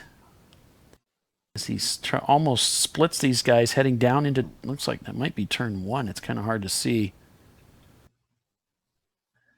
They've got that Longacre mirror there mounted to their roll bar. Oh, look at this news coming, Doc. You see this? I'm just going to it. Simon says 63 went off the exit of turn 1. Maybe suspension damage. Ugh. I'm not sure what. We'll try to go to those guys.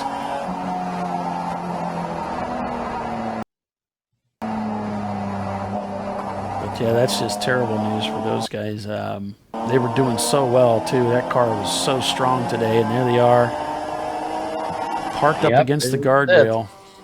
Ugh.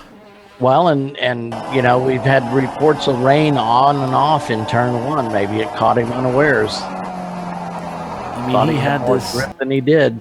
Oh. Showing they're currently scored second place. If I got this right, the number 63 car. Second place is where they're currently scored overall. He's worked his way up the field only to have this happen.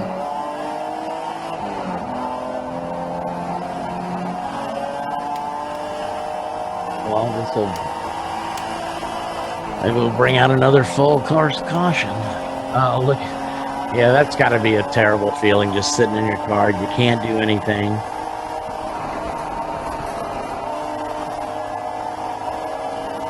That looks like Team Yoda Sport getting past there. And this nondescript car, we really have no clue what it is. I don't know. I kind of feel like it sounds. We don't have a clue about a lot of things, though. This is about as clueless as to me. It kind of sounds like a BMW. What do you think? You race BMWs? No, those aren't BMW mirrors. Oh, no, you're right. Well, they're not E30 mirrors, and I don't think they're E36 or 46 mirrors. I think you're right. I'm not sure. But that drone.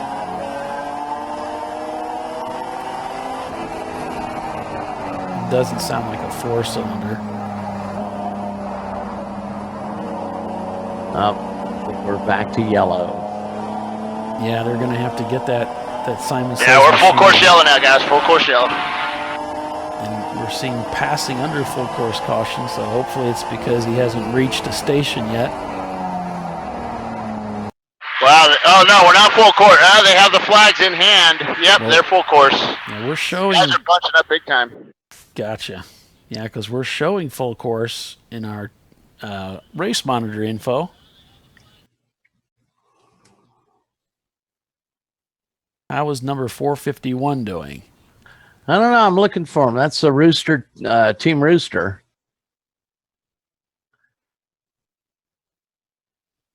So we'll look for that for you and see what we can find out. Hey, look at my camera.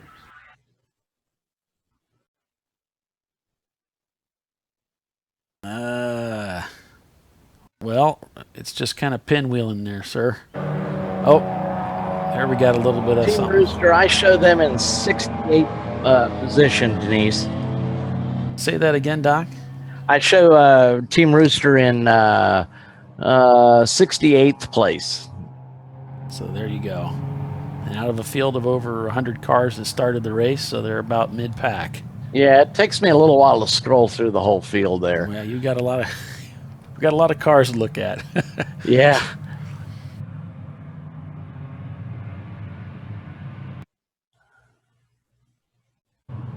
So how's my signal down here? Is it okay? It's pretty choppy, but it looks like you're looking at turn 10. Is that what this is? Yeah, turn 9. It's after the signal down here. The WeatherTech sign. Biohazard's just coming by. Great. Oh, I didn't know they were back out. That's great news. Well, there we go. There's our in-car camera of Biohazard. From inside our Logitech equipped Cool Shirt System machine. This is the Logitech sponsored camera that they've provided for us. And got a picture of what that looks like here. You can see that's the setup, the rig that we have in the back of that car. You can see that camera mounted there on the cage.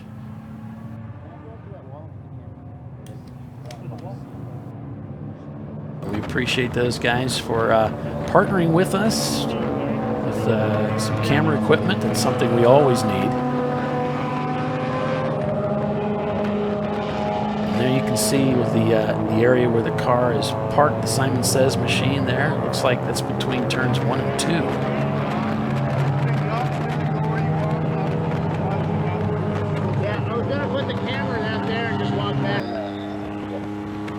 Don was asking how many cars started. We indeed did have 108 cars start the race.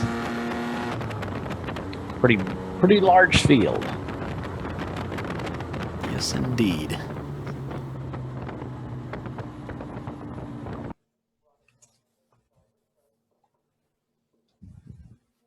We've got several of those races that start over 100 cars. So we kind of throttled back a little bit on Road Atlanta. I think we started close to 90 cars there. But Daytona, I think we had 128 entries. Of course, Daytona's a big track, but I'm telling you, you still feel like you're getting past or passing somebody constantly. You get out of that car and you're just going out. And it ain't physical.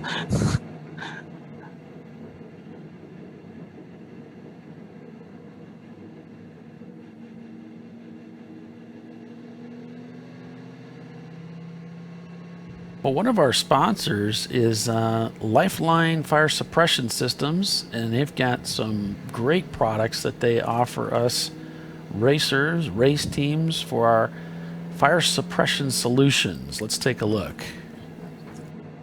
Lifeline is a fire suppression company. We focus on innovation and leading the market in the fire safety category. What's important to us is that we keep drivers safe, that we keep teams safe, that we spare equipment. It's motorsport, it's a dangerous environment. We certainly have gas and oil and combustibles that we're carrying along in a very dynamic environment. Fire is not uncommon. It's our job to put out the fire, make sure our drivers walk away safe, and make sure we can keep doing it. Our market-leading product is a Novec based. It's a 3M Novec fire suppressant.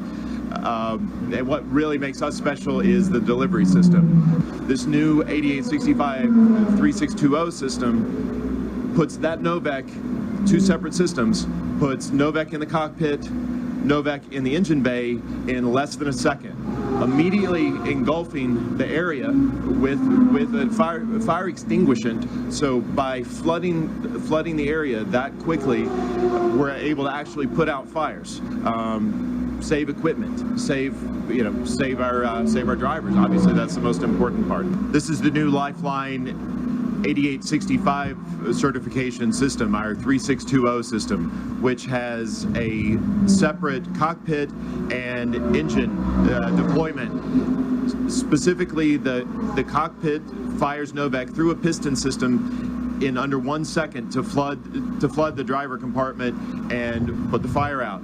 Our engine piece is fairly unique. Again, same piston-driven system. Floods the engine bay with Novec, and then a couple of seconds later fires a coolant system to prevent reignition. So not only do we put out a fire, but we also prevent a fire from reigniting. It's interesting as we continue to develop, as we continue to push and innovate. We're really working hand in hand with both motorsports and military. So what does a Wayne Taylor race car that's going around the track at 180 miles an hour have to do with a personnel carrier? Very harsh environments, as we're at Sebring and this car is banging around, and the stress is on this fire system again to make this piece live, so that it's available, so that it will put out a fire when it's called upon.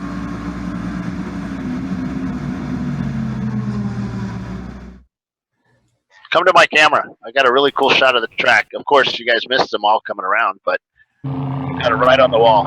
Hey, we got to take care of the sponsors there, buddy. Oh, I know. And I laughed about it. We laughed about it. Yeah, we've got your camera. Oh, that is a pretty cool view. Yeah. Got the the cars are slowing down as they come around. This is turn 9A.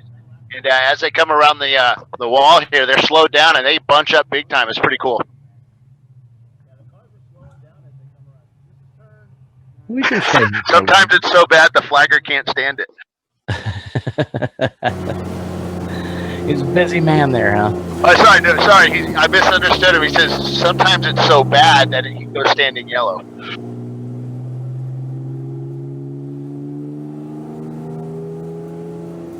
So we'll take a look at our current running order then as we progress through this caution period to pull the Simon Says machine off track. Here's your overall top 10. So that's your R-Bank Racing team leading the way with Tuttle Motorsports, R-Bank Racing again, and the other Saab in third, Z-Tech Racing in fourth, and Team Sahlens in fifth. I got to go let my dad in. He just showed up. I'll be right back. What number were you on? I can take over. What do we got? I was on P5. On P5. All right, running in P6. So that'd be the Team Blitzkrieg BMW. Running in seventh would be our Exotech Miata. They were up the number 1 and 2 spots for a little while. In eighth place, we've got the other Tuttle Motorsports Mitsubishi. In ninth, we've got the Boogeyman BMW E30. In 10th, we had one of our favorites, Beast Mode Racing, in their Acura Integra. In 11th, we've got Team Jackie X in the GT30. That would be their original car, the number 66 Mitsubishi 3000 GT. In number 12, we have Sahlens, the ketchup car. They've got 3 cars entered here, the Mustang, the mustard, ketchup, and the charcoal car. In 13th place, we've got Hillbilly Racing and a Ford Mustang. That's a D-class car. In 14, we haven't talked much about them, but is the number 336. That's the Bimmerline-sponsored BMW 325. And in 15th, we've got the 48th, the Tomlinson Motorsports car. So there's your top 15 while we're still under yellow here for the R-Bank Racing car. And I believe also one of the Martin McClure cars. They're off at turn 1. They're getting them off the track. Not sure where the cut-throughs are at Watkins Glen, whether or not they have to go all the way around the track. I'm sure there's probably a cut-through, I would think, to get those cars off quickly. But we've been under yellow for about 10 minutes now. So we're on board with the Team Jackie X. That's the sister car. It's the 935 that's painted up in the old Martini livery, made famous by several Formula One teams, some Le Mans racers. All right, here comes the pace car around 9A. We're in car still.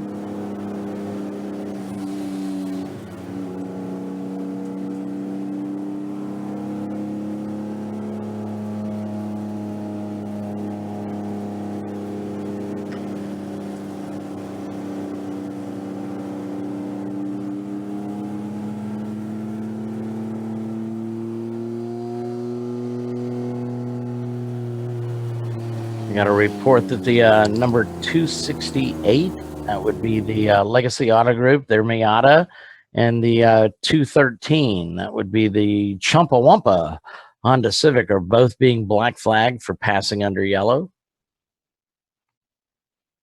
I don't know how long are the passing under yellow penalties for. I assume it's 3 minutes. Is that the number I've heard most often lately?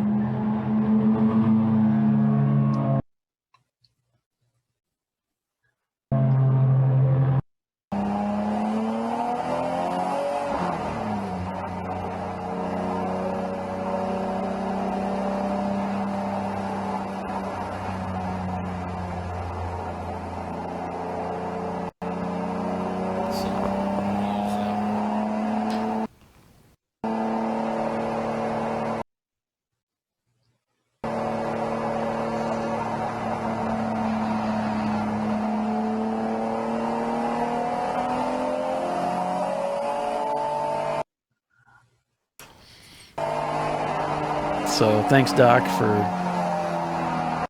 kind of picking things up there. No problem. So 4 hours and 26 minutes remaining in today's race. And we're going to be going back to green flag here shortly, I imagine. I would like to think so. We've been on there for a while. Almost, 12 minutes now? Yeah, about 13 minutes now under this full course yellow, because we've got 2 cars off at turn 1, and the Martin McClure Camaro, I believe, and the number 6. Yeah, that's being towed through the infield right now. Alrighty. So it's on its way back to the paddock. The other car, of course, off there at turn 1 was our number 63 car, the Simon Says car, who's currently running in 2nd place at the time. Andrea's saying we're going to be going back to green flag here shortly.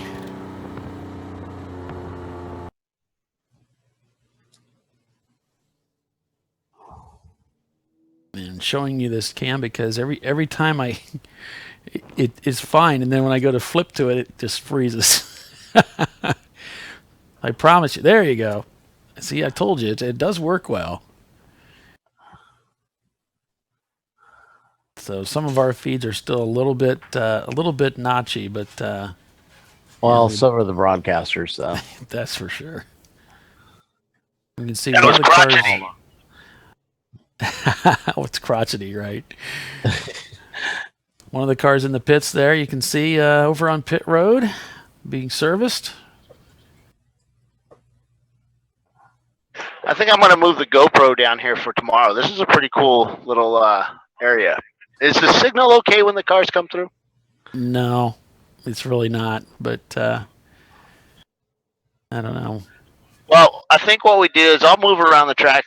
I'll find some nice little areas to see how the signal. How was the signal down at turn 1? It was okay. We could probably work with that if we could mount something down there. Yeah. Okay. I have to get my media shirt. I don't have my media shirt, but once I get that, I'll be able to get in places where I can mount some cameras closer to the action, I think, along the track. Cool. So I can do that tomorrow morning, too. So, or tonight, maybe. And we'll get some better scenes for you guys. I have to spend a day getting our main cameras all set up and software working and help with the move-in and stuff. So, we learn at some of these tracks. We were here last year, but I was racing. I wasn't really looking at filming, so everything I do, I'm learning. Okay, here comes a pace car.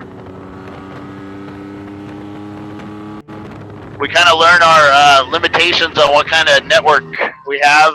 We didn't exactly know what we had. Right. I think this has been one of our better ones.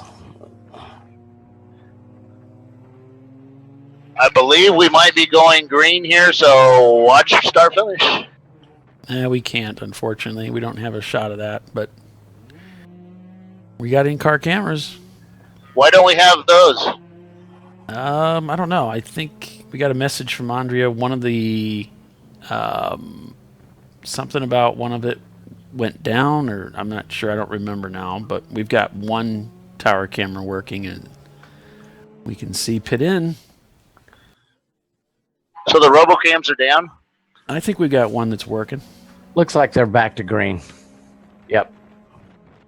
Yep, just pulled the flag in.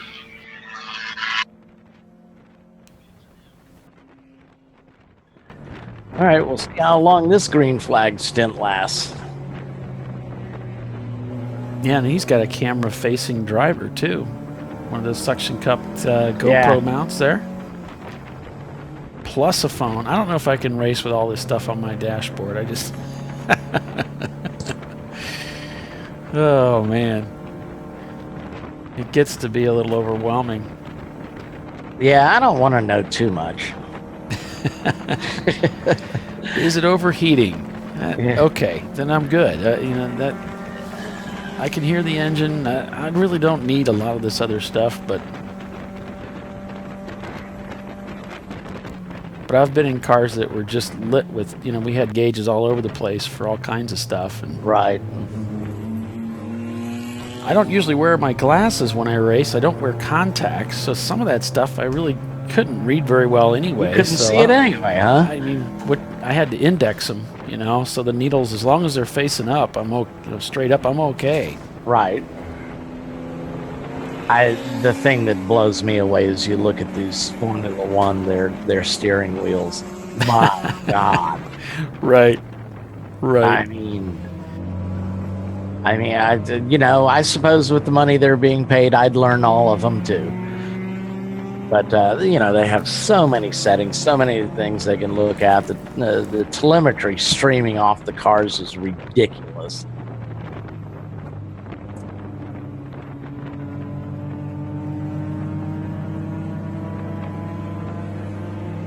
So R-Bank Racing leading the way with Tuttle Motorsports behind them.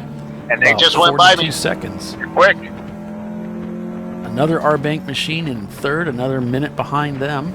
Or excuse me, just 22 seconds behind them. And then the Z-Tech Racing Honda Accord in fourth, 2 minutes and 39 seconds back. They're actually about a lap behind from first place.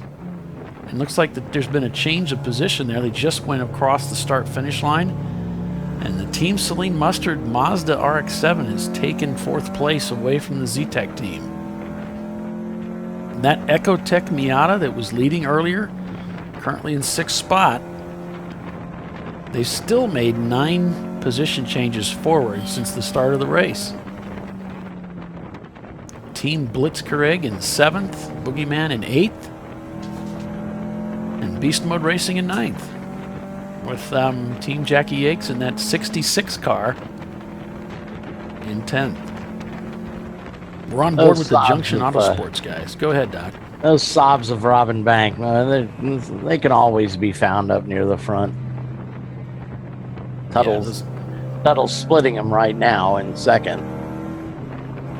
Yeah, those guys are always strong. Man, that Maserati looked really good going around this corner.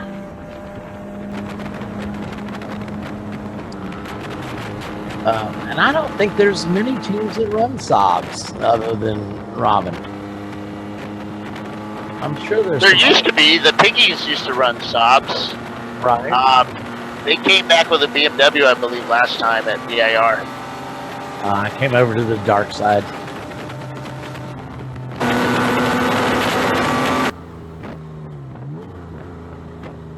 Thanks, Jim McDaniel. We're glad you're enjoying watching us. Andrea's asking her the camera's back up now. She's working on it. Oh, okay. Well, we'll take a look at that here. There is the view from one of our tower cams, looking out over the turn. That's turn 11, heading down the front straightaway there. Of course, that little tent off to its side over there, the red and white one, that's where drivers will pick up their timers when they come into pit row. When you take fuel, it's a mandated 5-minute stop from the time you pick up to the timer till you drop it off at pit out. Now, that's only when you take fuel. If you don't take fuel, there is no time limit. Right. So no, Andrea, I don't know if you can message her back. We just got this one camera up here running right now.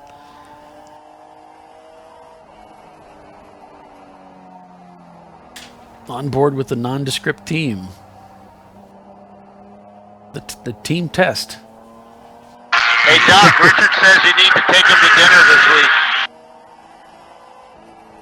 But it does say they're in 13th spot, which that would be the Hillbilly Racing team in a Mustang. This doesn't sound or look like a Mustang. So I'm not thinking it's a Mustang. How can you tell? It looks like a German windshield to me. I mean, you know. A German windshield. Can't you tell? I mean, can't everybody? I just know the mirrors aren't right for a BMW. Have you ever heard the saying, the sun may shine and the moon may glitter? No, I don't believe I have. I'll have to give you the rest of it off air. Is it that dirty a say? I thought Doc was old enough to understand all those sayings. Watch it, Bill. No, that's one I'm strangely not familiar with. That's okay. You're not missing anything at all, sir. No. Well, neither are our viewers. They're not missing a thing. Hey, we just had a slight accident into the duck pond. Somebody ended up going to the duck pond, and they they banged off each other, and then they continued on. So we saw up at the bus stop, everybody just slowed to a crawl. So didn't have a camera on it. We just happened to turn around, and whoa, why is everybody like stopped? So Bill, I'm not familiar with this. What is the duck pond? Hey, Bill? He's just going to leave us wondering. Yeah, okay. Which is pretty common, though. I mean, they call it the bus. What we call the bus stop, they call the duck pond. Oh, okay. Got to be a story there. I bet it used to be a duck pond before they, back in the old days when the F1 came here. There was probably a pond there, and then when NASCAR came here, they needed to slow down the cars for that corner. They put the bus stop in, and they probably covered it up. That's look at this. I'm just making that up. So, but that could be the story. Well, there's the famous minnow pond, of course, at Darlington, which is why Darlington has its unique shape. Is that the land that they bought to put the track in? The farmer that owned that had a favorite minnow pond, and he said, "No way, you're putting a racetrack on my minnow pond." So that's why that turn narrows down there.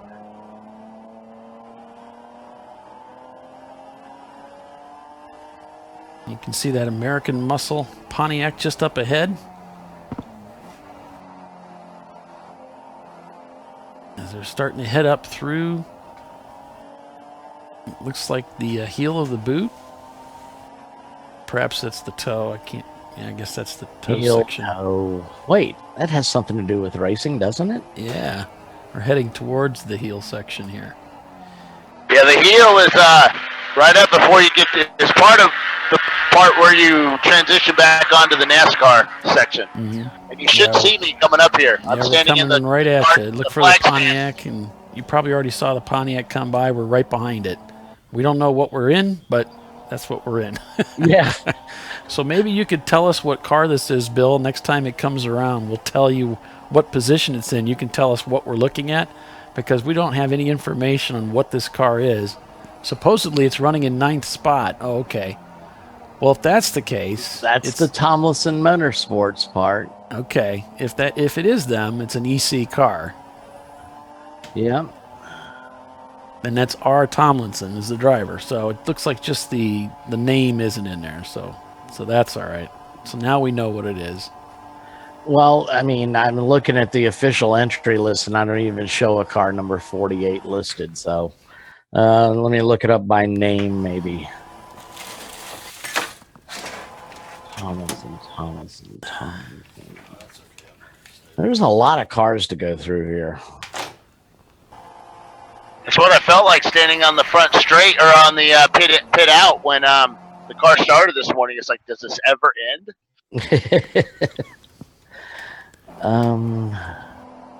Let me go to my list and sort by team name. So here is a look at the running order as things stand. So this is our overall. R-Bank Racing leading the way in that Saab 930 Turbo with Tuttle Motorsports behind them and their Mitsubishi. The other team car, R-Bank Racing machine in third.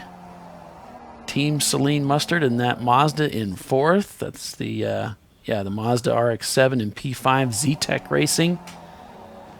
So which car set? There's a 78 behind the big car. No, it's we're behind one of the yellow machines right now. I don't know. I can't quite see what that is. The yellow machine would be the mustard car, right? Could be. Yeah, that's the 78 car that's behind him. That's a BMW E30. It looked like. Okay. All right. Now they're just messing. It's kind of bronzy color. I don't have a car number for that listed either. We had a lot of late entries, so if there's teams that wrecked or teams that didn't get their cars here in time, so we had waitlist cars too, and I wasn't able to print out waitlist cars because they're not listed. So gotcha. Well, you're forgiven. I know you're busy. It's almost lunchtime, boys. Oh, yep. Lord. And okay, I'm gonna take my camera and then I'm going to go somewhere else. I think I need to go help Andrea, do I? That might be good, just to see if we can get the other camera up and running. But now it looks like they're behind one of the Hondas. It's a number 116 car. It's an A-class car. And that would be Beast Mode in their 93 Integra. Integra? Yeah. But so Bill what happened to Justin this morning? Is he MIA? I guess we never heard from him, so that was really strange. I'm not sure what happened there. Hopefully everything is okay. We were speaking of lunch just a moment ago. Stick with us, folks. If you're with us, thanks for joining us on Facebook and through our website at chumpcar.com/live. We do have a giveaway coming up here very shortly. We do, don't and it's going to be that the giveaway for the ChumpCar Pace Car Ride-Along Pass. So it's a free pass to take a ride in the pace car to start one of our races. So you're going to want to stay tuned for that. That's a lot of fun. You can use that for yourself, give it to the wife or a friend or mom or dad or whatever. It's a thrill. It's a lot of fun. Even for a racer, it's a lot of fun. So make sure you stick with us for that. Looks like the Team Biohazard machine just up ahead. Weaving through traffic here.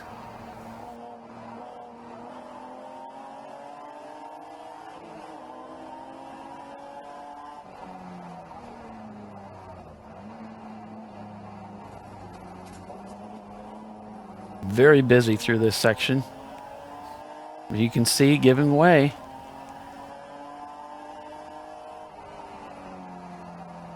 The tall shifter knob on that car. Yeah, I was just thinking the same thing. It's really up there. Yeah. There's like 4 or 5 cars that we walked through last night where they had 15, 16, 17-inch shifters on their cars. Put that shifter right up where the steering wheel is. They don't have to reach down to grab it.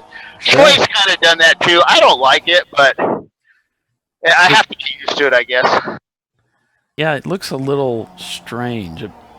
It looks like kind of reminds me of those ape swingers they put on motorcycles. You know, they're really high motorcycle bars. Drift boys do that. The drifter guys do that. Yeah, the drift guys. Yeah. Yeah, it's like a drifter handle they could pull the brake with.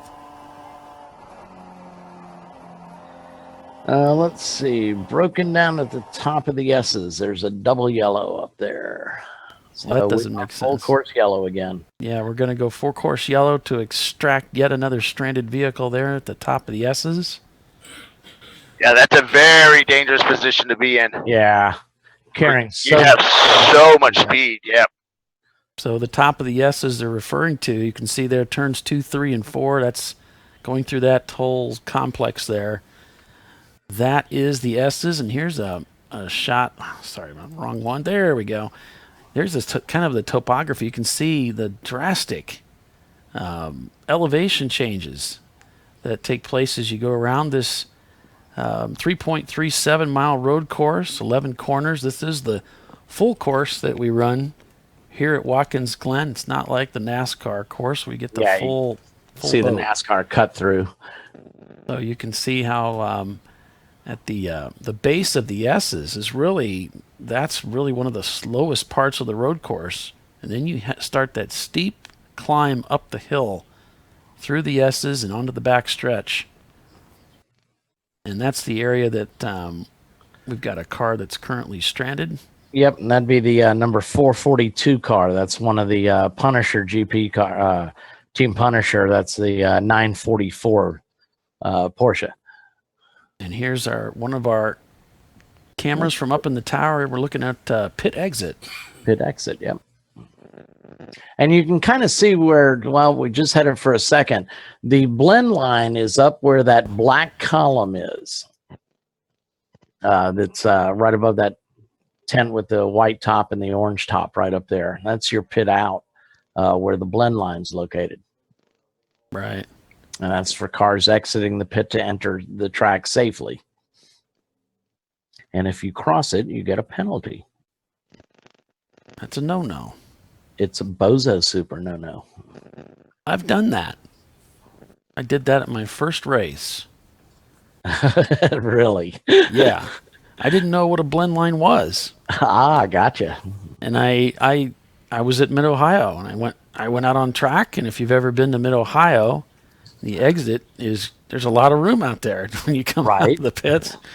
So you thought you could take all of it? Well, I mean, if it's there, why wouldn't you take it, right? Right. They're going to give it to you, right? And then I saw this black flag come out with my number right underneath it. And I'm like, well, that's strange. I've only been out for a lap. What could I do wrong in one lap? You're just an overachiever, Paul. I am in every front. And then I came into the pits and I stopped at the tower. And then Larry Dent came out and explained to me what I had done. Oh. What's up? Yeah, Bill. Can you see if the bus stop camera's working? Because it shows it's actually sending out data.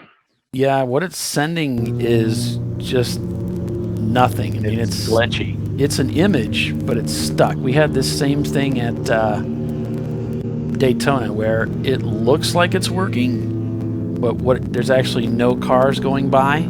It's just a frozen screen. We get a little bit of sound from it. Okay, try it now. Now we're back up to I'm on it right almost now. 2,000 kilobyte. It's a pretty cool show, though. It's all green and weird. But I'll give you this. It'll be back. It's different. Yeah, 2 megabit. Oh, now there we go. There. Now we've got it. Oh, this that's is great. Cool. Yeah, Bill, thanks for that. That's really awesome. There goes the Team Volkswagen. I guess the that's a very distinctive car. I guess the 960 is being black flagged for getting into another car. Whoops. 960. That would be the PLC Racing 90 Integra.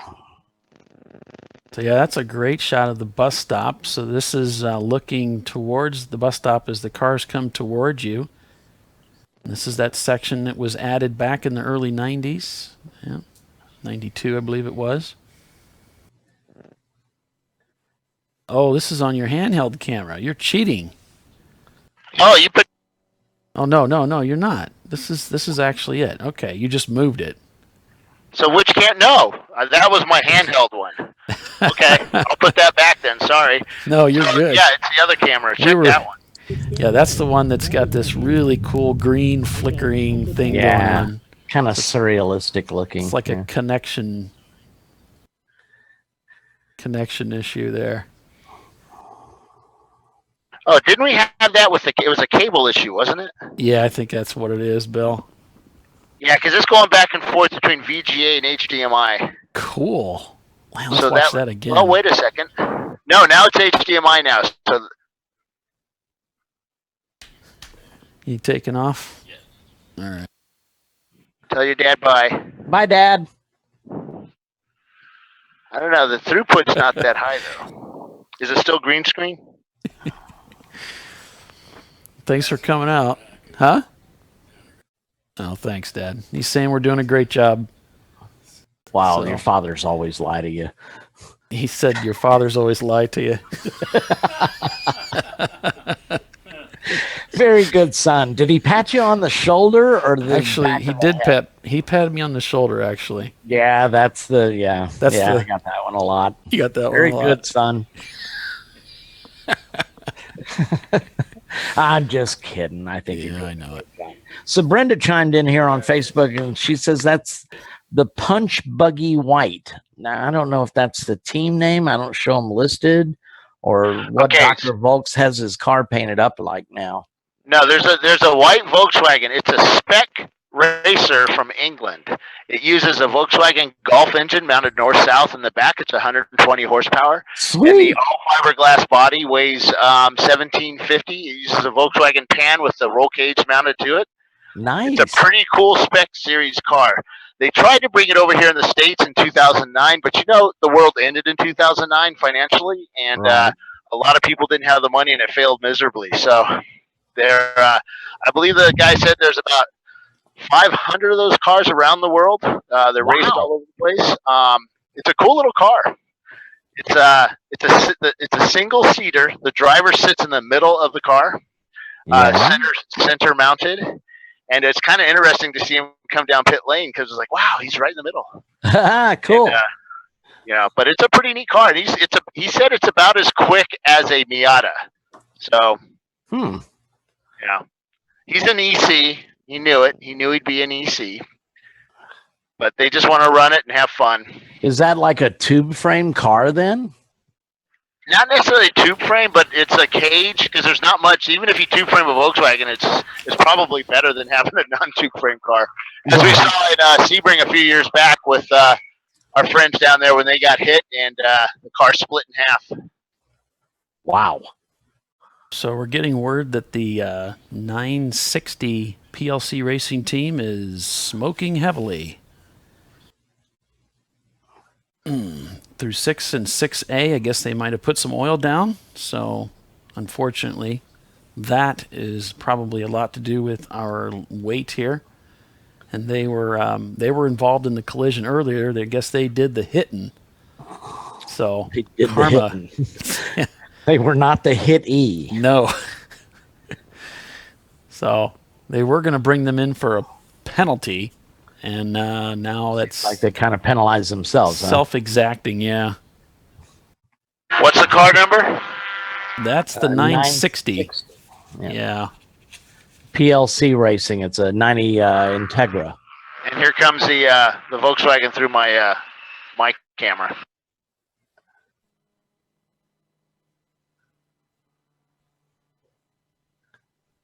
Yeah, there it is. Cool. That's a cool Beetle. Cool looking car. It's got a big old wing on the back of it. Man, there was one of those. When I was vintage racing, some guy had an old Beetle that was orange. That was cool. It was fun racing with that thing. We had one sitting in my yard for years. That was a buddy of mine who lived up in Boston. He got out of college, asked if he could store it at my house, and it sat there for 5 or 6 years before we took it back up to him, and maybe longer than that. It might have been 10 years. It was there forever. So when I was living on Claremont Mesa Boulevard there, Bill, your old stomping ground. Yep, I lived on that road as well. When I was in the Navy, I had this roommate, Dennis George. He had 2 first names. And he used to, he was part of this Volkswagen crowd. And he had a Volkswagen that he absolutely gutted. I mean, had nothing in it. He had dual opposing handbrakes in it, and the thing would just scream. And he kind of terrorized our apartment complex with that car. Dennis had an evil sense of humor anyway. Yeah, I had there's some guys, the Keeleys, they lived across the road from us. They were all into the Baja bugs at the time back in the 70s, and they made some screamers. And, yeah, they were always out there every weekend pulling the blocks apart because I guess they split in half and making them to rebuild, and they were doing all kinds of crazy stuff with their engines. Yeah, Dennis, like I said, he had those two handbrakes. One controlled the left brakes, one controlled the right. And our parking lot in the apartment complex was downhill, and it was a real quick right after you took the right off Claremont Mesa Boulevard. So he'd hit those brakes and just lock them up and just kind of plop down into the parking lot.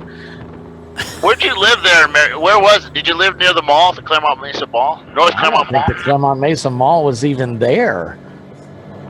Oh, we're going back. Yeah, now this is in the early 70s. Oh, yeah, it was, because I lived there in the late 60s. We moved to Mira Mesa in the 70s. I don't remember the mall. But it seems to me if we would have lived, I would have been probably west of the mall, because I used to take this, the last part of my little commute into Miramar, the Navy base there, was through a big blank field where we used to ride our dirt bikes all the time. Yeah, at the end of the runway, right? That's where we used to take the dune buggies. Yeah. Oh, yeah. We go rabbit hunting out there too. It was fun. Yep. I had an accident out there in my motorcycle one time. I hit the of all people to hit, I hit the CAG commander, which is the Carrier Air Group. He's the commander of the whole air wing. I hit his son on a motorcycle, and it's like dating the daughter. Yeah, his son was carrying a rattlesnake on his dirt bike. So I maintained. Got to be the most bizarre story I've ever heard. Because I was in control of my motorcycle. Where did the rattlesnake come into this? I don't know why he was carrying a rattlesnake, mind you. That's like you're talking about a strip club and all of a sudden you bring up your daughter.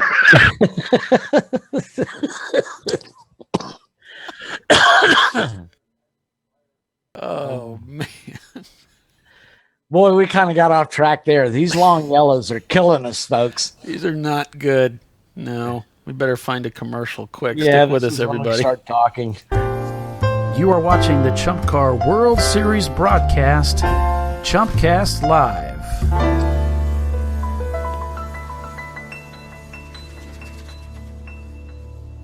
Now, here's a new one that Andrea just texted us about. They caught a team lying about not taking fuel, and they're bringing them in to serve a penalty. Wow, we haven't had that, I think, in a long, long time. Yeah, Oh, I mean, man. folks, these pit marshals aren't out there just to look pretty. We actually do talk to them during the race, whether you're at pit out. Pit out is mostly where you talk to them. It's like, you'll call in the car number, team 651 didn't take fuel. So we know when they get to the clock, we look at the timer, they may have 2-3 minutes on it. So we do communicate on pit row. So we know if you took fuel or not. So nice try, guys. So here's your top 10 running order as things stand right now. And we can look, here's class in your A class. Sponsored by DiscoveryParts.com. It's the Z-Tech Racing team in their 95 Honda Accord with Beast Mode behind them. And Tuath Autosport in third.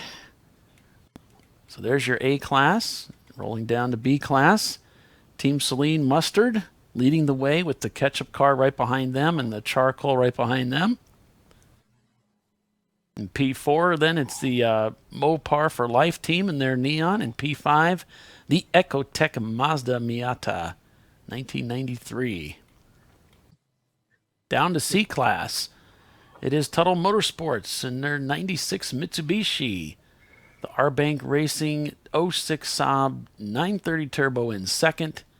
And the team car for R-Bank, the number 90 car, in third.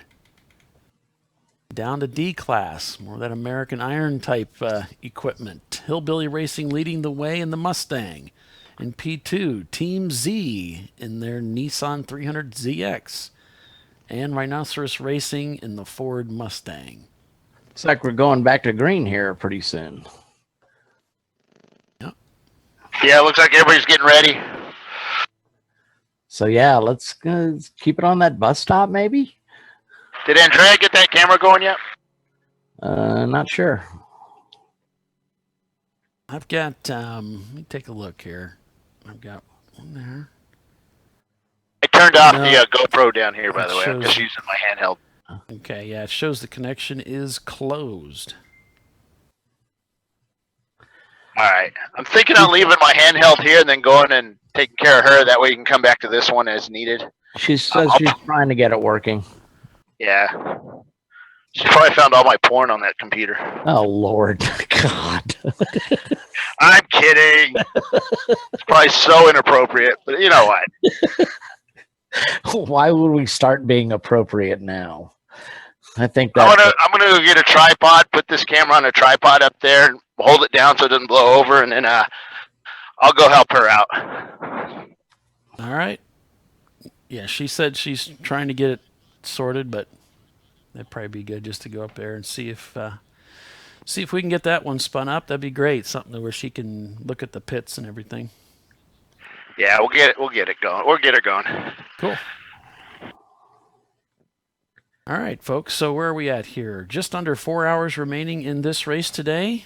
just went green. We're going back to green flag racing here at Watkins Glen International. It's the Sahlens Chumpyard Dog at the Glen ChumpCar double 7-hour endurance race at Watkins Glen International. And we're going to be here all day today broadcasting for this race. Then again, back at it again tomorrow starting at 9 a.m. for the, we'll come in a little earlier than that, of course, but we'll be live around the 8:30 time frame. And then we're going to catch Impound. We'll talk to you about a little bit about that. And we'll be here for the awards as well. But it is that time for us to offer our first giveaway of the day. It's a ChumpCar Pace Car Ride-Along Pass for the first person who texts me at 260-602-9101.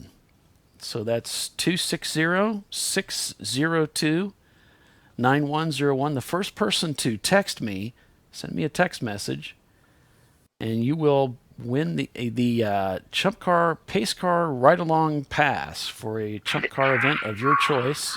Yeah, we had our first winner take her ride today in the pace car at the beginning of the race. She had a blast. I talked to her before she went out, and she was all giggity, and she was all just couldn't wait to get out there. Yeah, Doc and I were talking about that, and when we first started doing this, and I was just remarking to him how even as a racer, going out in the pace truck or pace car, whichever it happens to be that weekend, it seems like it's always something different.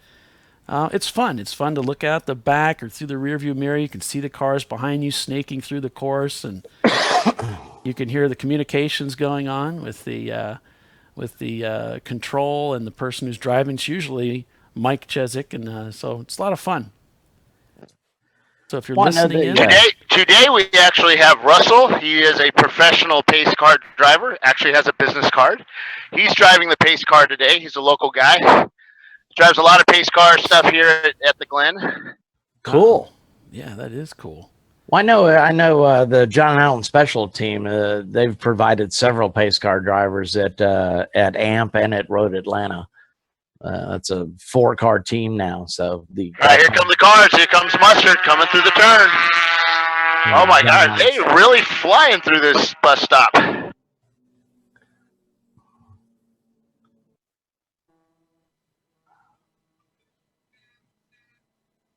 So there's a shot of the bus stop there as the cars come whistling through.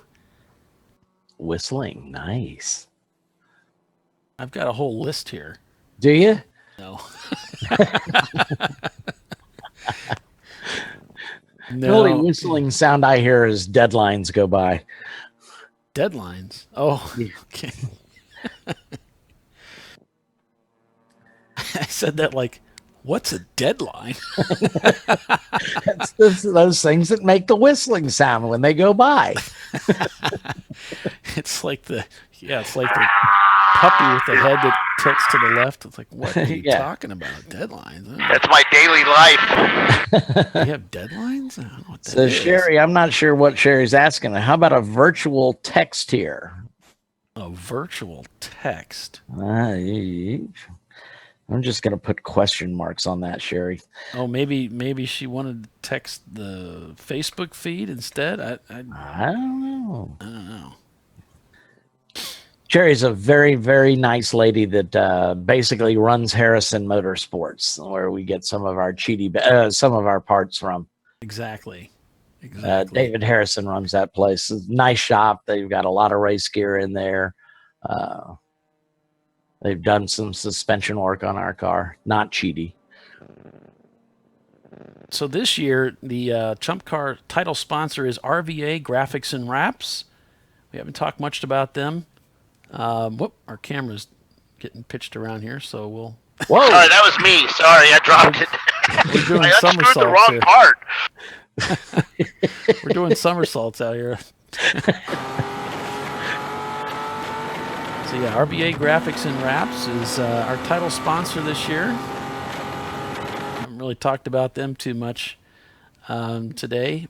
Also, other sponsors for ChumpCar: Maxxis Tires, the Chandler School. Of course, we saw a commercial for Lifeline Fire Suppression Systems, Willwood Disc Brakes, Racing Radios, Frozen Rotors, OMP Sport, and Cool Shirt, and DiscoveryParts.com. Other sponsors: Dash Hub, Cash Store, Track Swag, and K-Bar Soap. That K-Bar Soap's pretty cool stuff. I've got to get some of that. Every time I see it on Facebook all the time, I think, yeah, I'm going to get me some of that. That's a deal. I know Phil McKinney's involved in it. I picked up a couple of bars, I believe, at Barber last year. Good stuff. Well, and it's not just regular soap, is it? No. Yeah, that's his son's company. Okay. Yeah, there's something in the, let me see, it's, I've got a note here on it. Here we go. Soap for men that desire to treat their skin kindly while allowing them to keep every one of their man cards. Well, there's something about the soap that's good for your skin, apparently. Yeah. And they got a whole bunch of different scents, I guess you call it. And, yes. Yeah, you can't call it flavors. You're not supposed to eat the stuff. Yeah, you would call it that. Some might try, but I was looking around for the same word too. Trying to avoid. There's a little point by there. Yeah, from the biohazard machine, lots of point buys. I wonder what's going on here. He's heading up into turn 10, it looks like, and Doc, is he slowed down? It's kind of hard to tell. What was his last time?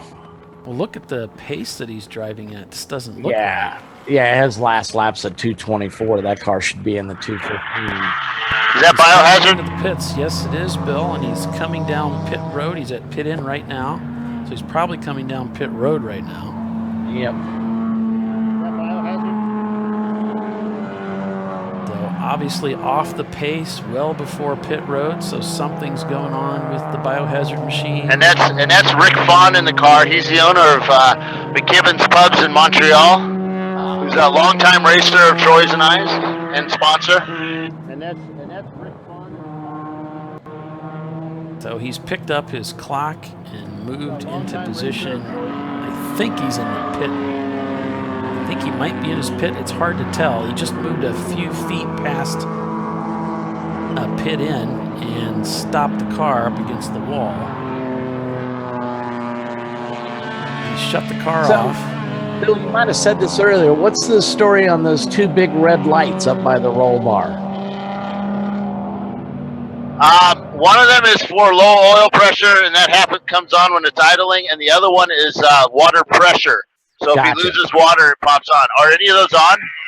No, they were lit a minute ago, but I think that was when the car was off before he killed I believe power. they came on when he picked up his timer, so that would have been at idle. Yeah, and I saw there was a car that was stopped at track left as they were going through what looked like it might have been after the S's. I not quite sure where we are in this car. But we do have, it looked like an E30 that was stranded. And it looked like a kind of a light blue color. Well, that narrows it down. We'll kind of, yeah. Well, just, you can count on me to be helpful. Jeez. I'm just kidding. No, no, you're not. You're right. It's okay, really. That's pretty much the blind leading the blind at this point, isn't it? I'm thinking of a word. It starts with a P, and I'm just on the tip of my... Well, thanks. That really helps out so much. Maybe if we follow along with these guys. This was the same car we were in a moment ago. And this is in the John Artman car. Maybe we'll get another glimpse at that car, and so we might be going back to yellow, which if we do, would be a great opportunity to grab a hot dog or something. That's what we need, is a really good food sponsor. We've got a lot of great sponsors. Someone needs to send us food. Well, I'm really busy right now. Sorry, I'm not listening. No, that's all right. We're not. That's okay. Nobody else is either. So yes. Well, if we were all in one place, the food issue would be a lot easier. Well, I suppose that's true. But if we get a major chain, I've got several restaurants around here. That'd be good. That'd be awesome. One of the Integras, but that's not really off the pace too much. I think they're just going in the pits. It looks like one of the Honda Preludes up front. We head out onto the front straightaway. So there you can see the pit in just to the right. Wave to Andrea. Yeah, wave to Andrea to the left. Yeah. I'm kind of curious why we're still green with a car that was stopped over there. Maybe they got on their way, but I believe it was coming up through the S's or after the S's just to the left. But maybe they've got on their way now. Well, it should be. It's where we are right now, right? Yep. There it is again. Yep, there's a car off to the left, certainly. That's strange. They're just leaving it there. Okay. Well, I mean, he's... Remember, they don't do hot pulls here. Yeah, and that's why we were wondering why we're not back to yellow, but maybe they feel he's in a pretty safe spot. Safe being a relative term. I'd like to think we could probably, like most, what was it Jeff Gordon said? No, we can pretty much hit anywhere. So I hope I didn't get Cherry into trouble there. She said she hopes David's not listening. That'd be David Harrison. It's harrisonmotorsports.com. They've got a lot of nice parts in there that we've gotten several from. So yeah, and there's a really cool little speed shop, I will call it, there at the track now. Bill had some time to talk to one of the track one of the shop employees. What's it called? The Little Speed Shop, I believe. Yep. And boy, that's quite an outfit they got there. I know Bill's tied up right now working on things. But, I'm sorry. Nope, you're good. Got to get the camera set up. You go right ahead. I'll talk about it a little bit. I happened to see that. I was spending some time with the family yesterday because I knew I'd be socked in here for the weekend. But I did check in on the broadcast that we had over 1,200 people. Maybe it was over 2,000 people that. Well, this morning it was like 2,500. So yeah, it's a lot. 2,500 people watched Bill's walk around through the garage last night. That was pretty fun. Those walk-arounds are always a lot of fun. You get to talk to the teams, find out where they're from, what they're running. Yeah, and he was able to talk to one of the young ladies that works there, and they have a tire changing machine there, balance. I guess they did some cylinder head work there the other night. So wow, they've got parts, and it sounds like they've got a nice garage area. So certainly a nice facility, and they're brand new. They just opened up there. So this kind of reminds me of, I think AMP has a on-track, on-premise shop, if you will. It's pretty cool. Well, I don't know that. I Am don't I know wrong? what they. I know they've got the shop at AMP, but I didn't know they had any machine Well, they capabilities. may not. Yeah, But I've just gone in there to buy diff oil and stuff like that. So it's a great shop.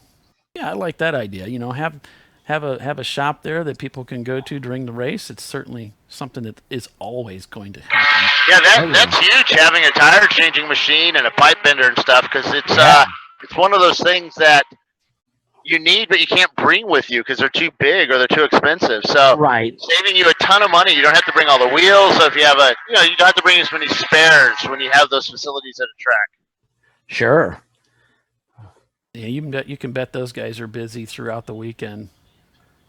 So that's great. The 890 cars, he comes to the bus stop. He's totally has that car in a controlled sideways turn as he takes it. That's our buddy Milan. Yeah. It's the racing team. Let's see where he's running now. Yeah. Let's see. Oh, what's pretty awesome is the 98 Saab as he came through here. He never let off that gas as he came through. I think he was rolling those tires up to the top of the rim. That's how bad he was rolling them. I see the E-Racing team is running in 26th position right now. Okay, that camera's live on a tripod, and it should be transmitting. Okay, so right now, currently leading this race is the R-Bank Racing team in their number 195 Turbo Saab. In P2, the Tuttle Motorsports machine. In P3, the number 948 Team Sahlens Mustard car, or 943, excuse me. In P4, the number 90 R-Bank Racing Saab. In P5, the Tomlinson Motorsports BMW.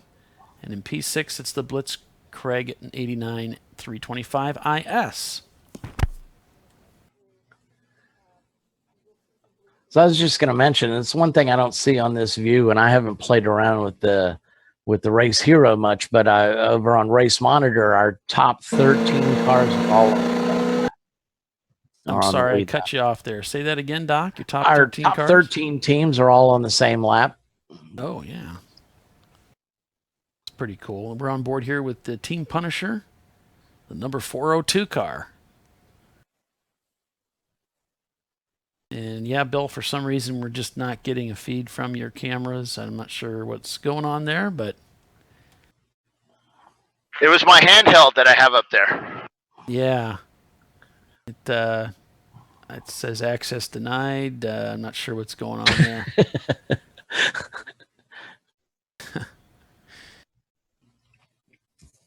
I don't know why that struck me as funny, but it did. It was working a bit ago, wasn't it? Yeah. It was great. So this is the Team Jackie Yates car, the number 935 car.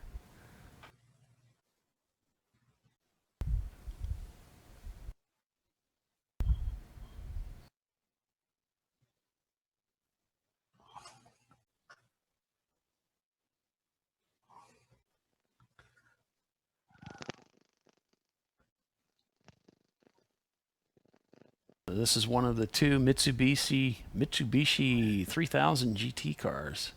Yep. We got a spin right there. The car number 53 spun off into the bus stop right in front of me, headed towards the wall, and he misses, stops it right off onto the grass.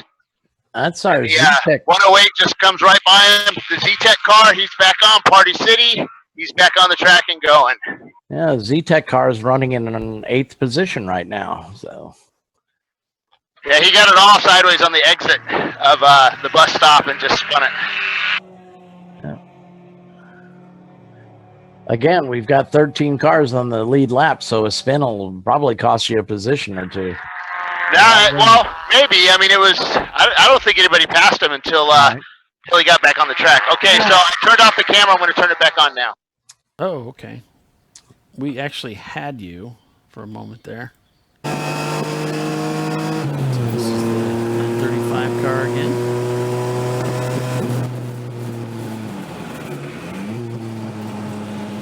So if you're wondering what you're watching or listening to, which the listening I can't really comment on, but the watching, this is ChumpCar, which is a grassroots wheel-to-wheel paved road course endurance racing series. And the pros like it as much as veteran drivers as first timers. And it's a maximum bang for the buck with hours of track time on today's most sought after world-class road courses. And it's all done in a fun, safe, competitive environment. So ChumpCar attracts everyone from the most polished drivers to the rookie looking to experience what wheel-to-wheel racing is all about. And the best news is you can go racing probably this coming weekend because you don't even have to have a car or even a team. You can get onto our website and go register in the forum and look for teams looking for drivers, and you almost always find one. So what it boils down to is if you want to go racing on the most iconic bucket list racetracks in the United States, well, you're in the right place. ChumpCar is your series. It's a fantastic way to get started in racing. And for some of us who've been racing for years, we like to land here and stay here. Look at this going through the bus stop. Wow. All right, tell Andrea I'm on my way up. Is that camera working now? She can hear you. Negative. Seriously, the Samsung that I always use is not working? The one that you're holding on to right now, yes, it's working. Yeah, that stays here. That's going to be the corner cam, or that's going to be the bus stop cam. Cool. Yeah, it looks real good, Bill. I will set up one of the other the Canon cameras as a handheld in a little bit. Let me go help Andrea out. So you now have a camera on the bus stop. Thank you, sir. Looks like we just went yellow. Well, we've got the biohazard machine. Yeah, I think you're right. I'm seeing that from Race Hero, Doc. Yep.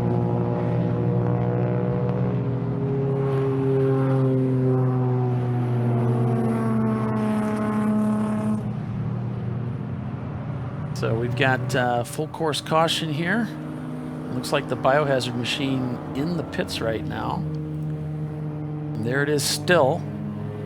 This is after having come in earlier today, or earlier here just a moment ago, and obviously not being serviced. So there's something going on there.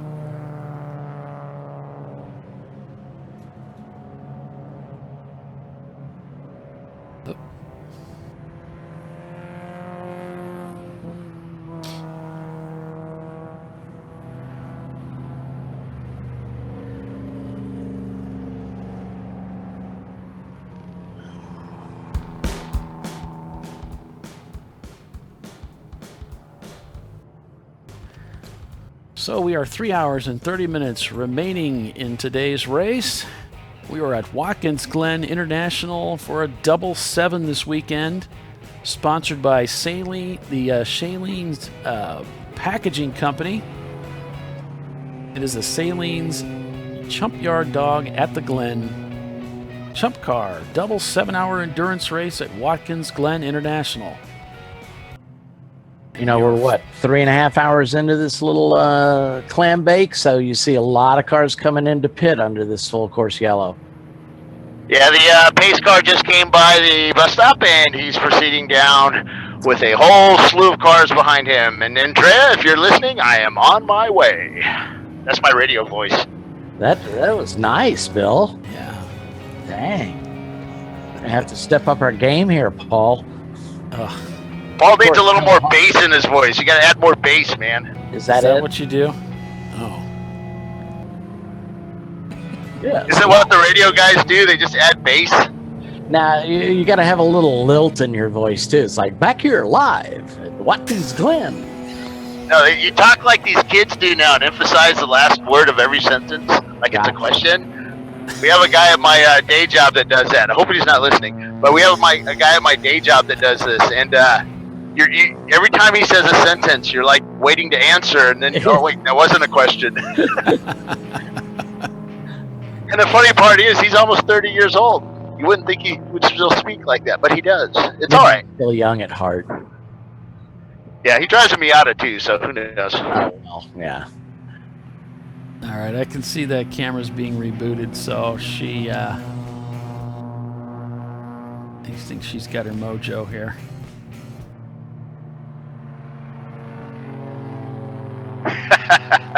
She's funny. She's all panicky. She doesn't understand it's not the end of the world. Or maybe she does. Maybe because I'm telling her now. Maybe she's clearly never listened to a broadcast before. So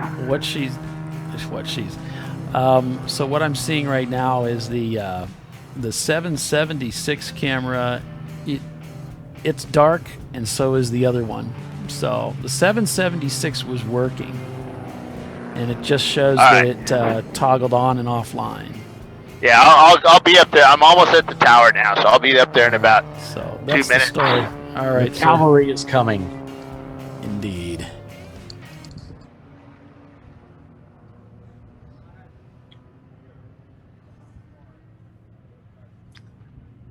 So there's the 935 car up ahead in the pits.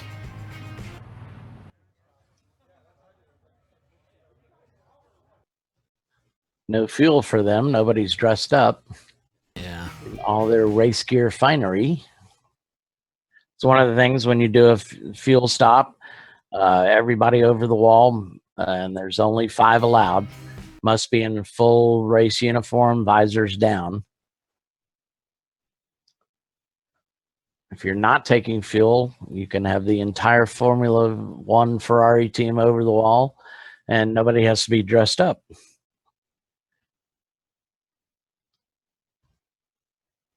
It's got a little tunes going on there in the background. Yeah, Nice. we got a little bit of yellow tunes going on. Yeah.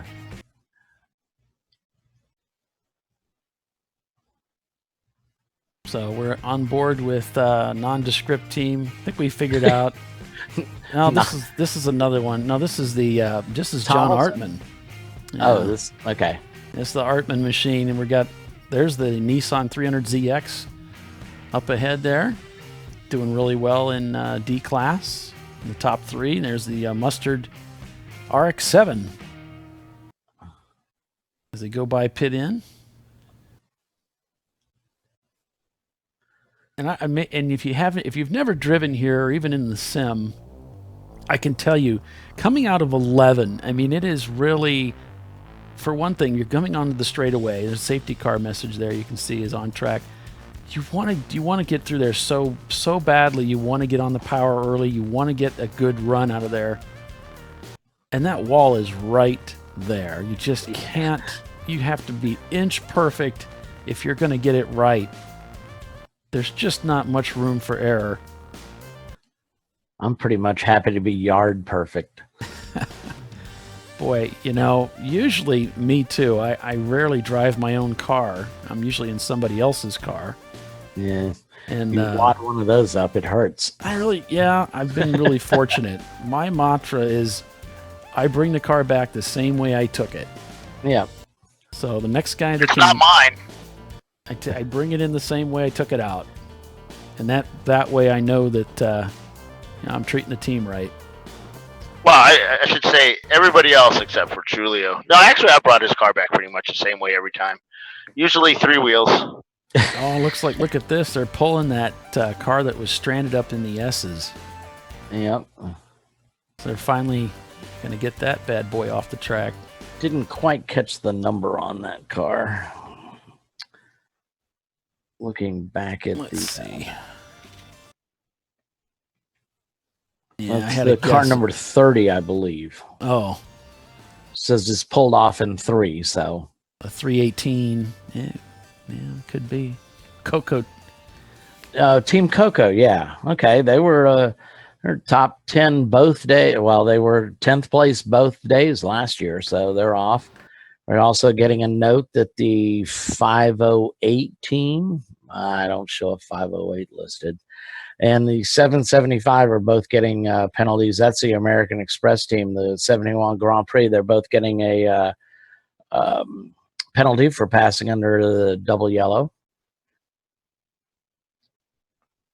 Yeah. I don't get that because this track, the flag stands are very. You can see every flag stand. I don't get it. Yeah. I mean, there's some tracks we go to where it's a little the flags are hidden, but not this track. Everywhere you can see them. Yeah, I was going to say it's such a. I mean, where most of the flag stands, they look like they're right next to the guardrail, and the guardrails are right next to the track. So, yeah, that's a scary part. Yeah. Now, unless the guy's so scared of guardrails and he's just watching those instead of flags, they're right there. Seriously, the flag stands are right there. You can't miss them. Even if you're in traffic, for the most part, you can't miss them. Right. And I've seen some lights scattered around the track too. Yeah, they have like a built-in SLS. Remember, they've done 24-hour races here, so they have all that in place. So we're on board here with Team Punisher, and I need to send this over to Kyle so he can get the overlay up there. Yeah, he can do that. But yeah, we're on board with Team Punisher, and this is this the Pontiac? Is this one of the Pontiacs? Oh, that's not right. Well, they've got two Porsches and one MR2. That doesn't. Boy, that sounds like an American engine to me. Yeah, that's a lot of windshield for an MR2. It sounds like a V8, like one of the Mustangs. So I wonder if this is. Maybe I'm just crazy here. Maybe. Sorry, you caught that, didn't you? 1442.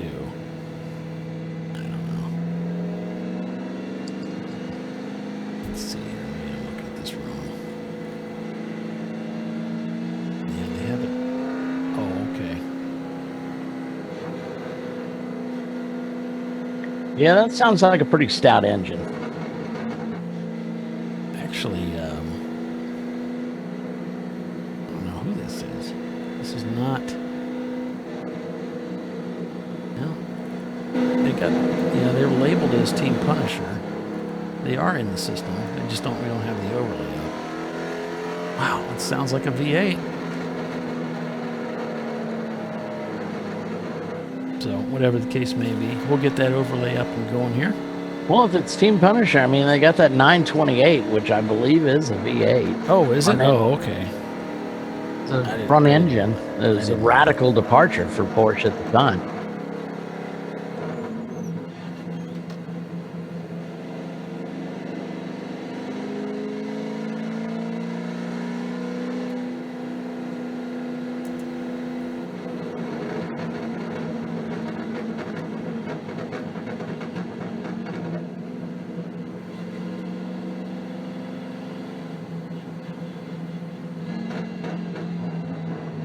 A lot of cars heading to pit road still. Playing that strategy game. Yep.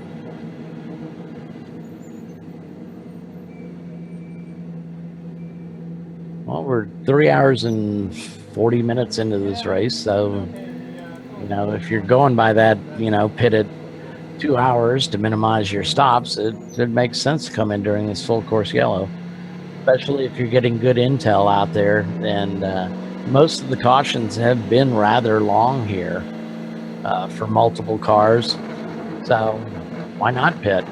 Sure. These races are pretty fluid.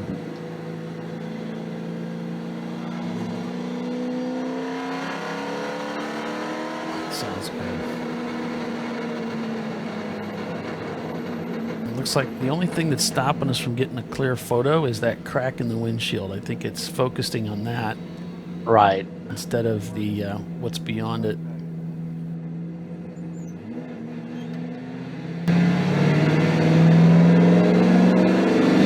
That's not any Porsche I've ever heard.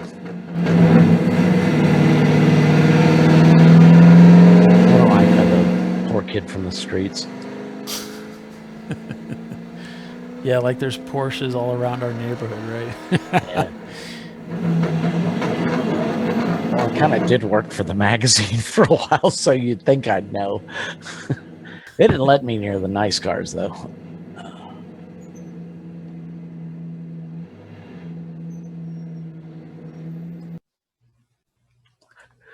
So there's a look at the top 10 as things stand, folks.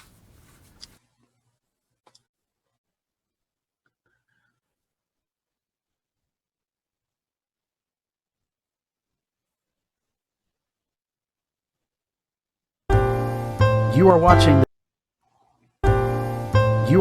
the ChumpCar World Series broadcast, ChumpCast Live.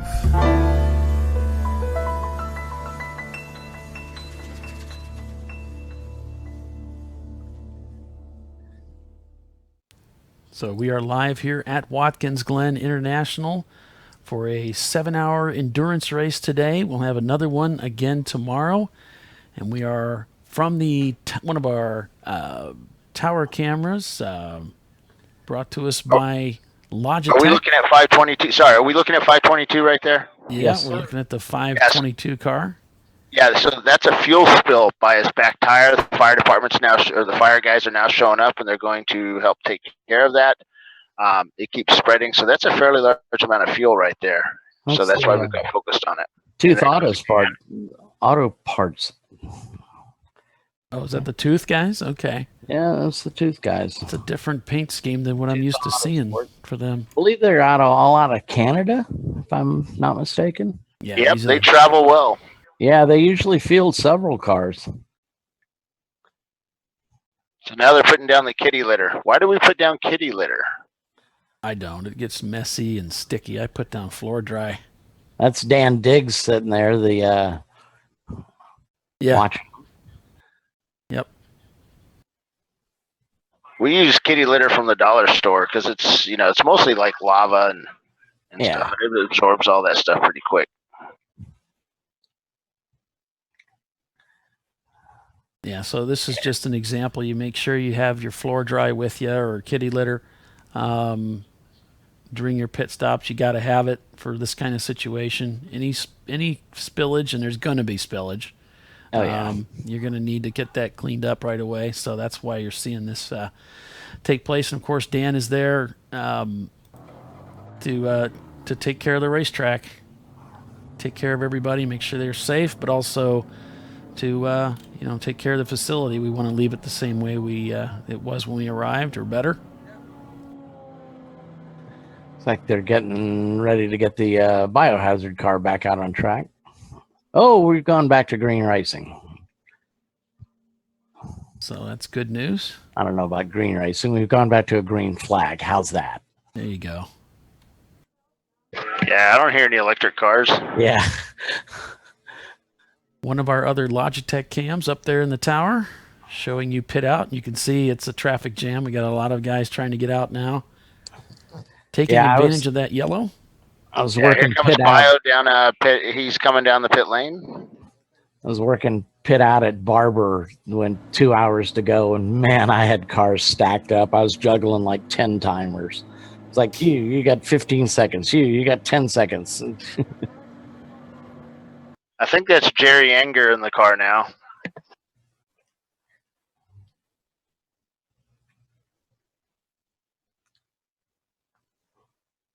So the big joke the other day was, and I'm probably going to get in trouble for saying it, but Jerry has an issue with heel and towing. He basically doesn't know how, or no, he knows how. He's not very good at it. So Troy was going through his videos from Watkins Glen last year here, and as they were going into the bus stop, Troy noticed that the video was of Jerry, grinding the gears like crazy, lap after lap, trying to get it right going in there. It was like every time that he went around, you could hear Troy online typing like, "Oh my God, why is he doing that to my car?" So he made Jerry sit in the simulator last night and run a couple of hours around the track, practicing his heel and towing. That's a good thing. 501 car coming in for passing under yellow, which I don't even show on my list, but another black flag. Yep, don't know who that is.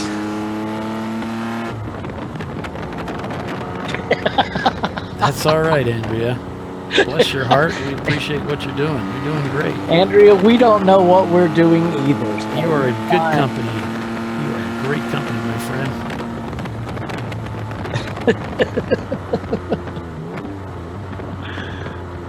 Now,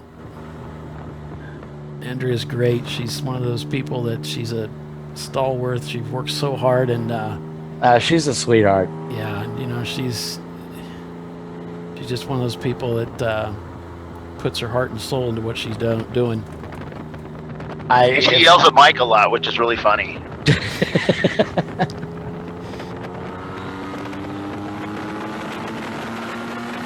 I don't know if the other teams are as much trouble as I am. Andrea's got her hands full. I'm always pestering her.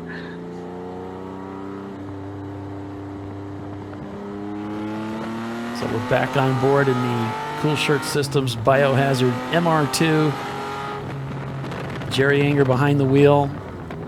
That V6 powered machine.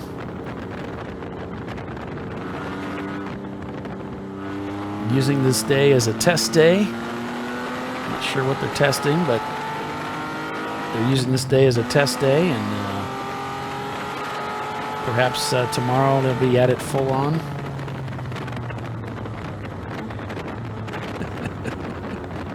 I'm not even going to repeat that. Oh, jeez. For those of you that don't know, we have a fun family here with ChumpCar. It's a good community. And we love each other. We tend to fight with each other a little bit too, and it's good.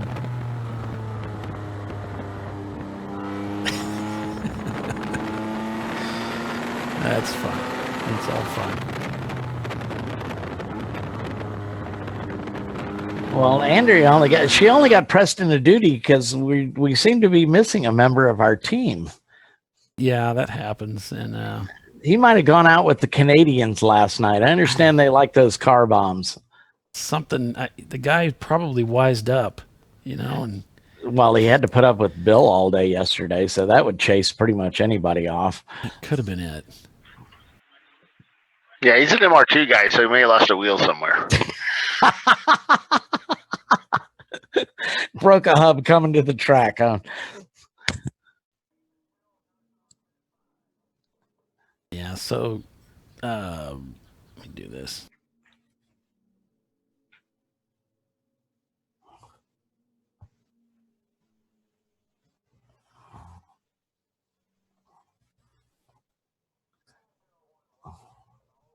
Is that which camera's that? Why don't y'all call those cameras by like colors?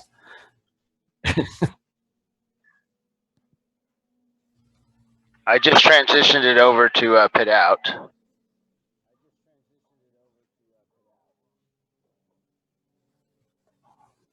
Is that the one looking at start finish?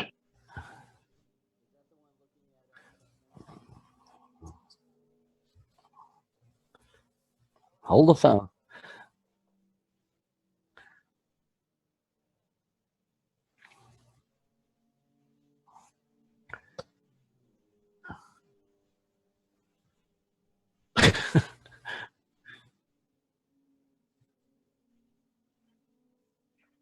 Okay, let me pull. I'm at 60 frames a second now because I thought it would be kind of cool to actually see the cars at least every frame. So let me pull that back down to 30 frame. And so we got 3 hours and 9 minutes remaining in this race today. So as mentioned earlier, we're just past the halfway point. We're back to green flag racing.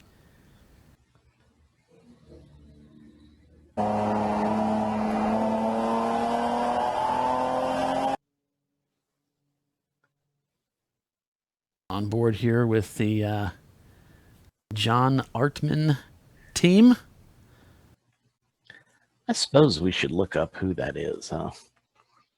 You know, it's kind of hard to figure out, yeah. Well, I think we got it in Google Docs. Oh, okay. Let me go over there for a little while. What's another window open?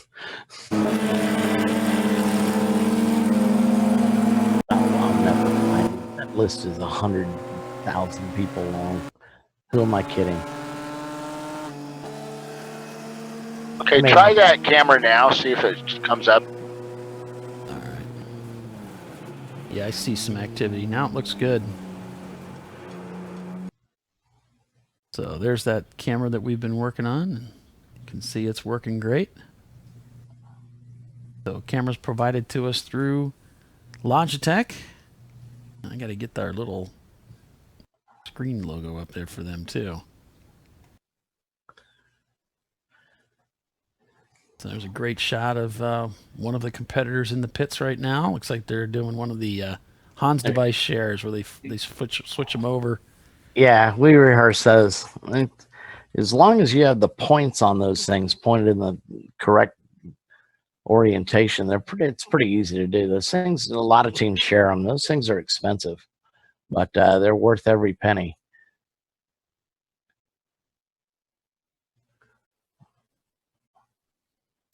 Well, I know they have different sizes and different angles.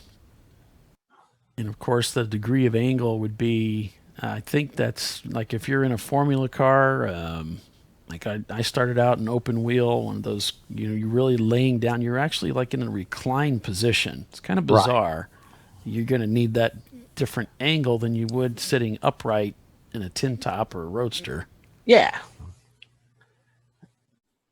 Yeah, and they're adjustable. It's a small Allen screw, but if it's kind of hard to see. You got your visor down and stuff, and you've got your gloves on. And it's not too hard to manipulate, but if you can't figure out where it's I don't know, almost like a concentric ring to work. So you got to have it lined up correctly to put it tap in properly. Yep.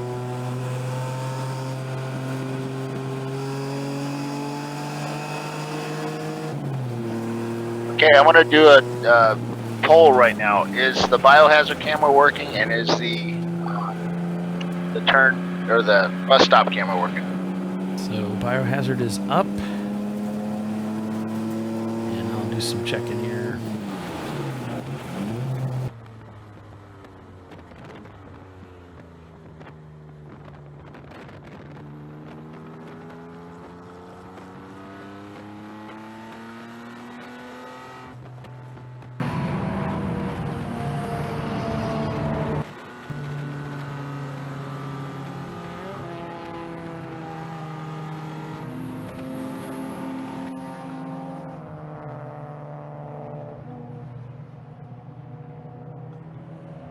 Yeah, it looks pretty good.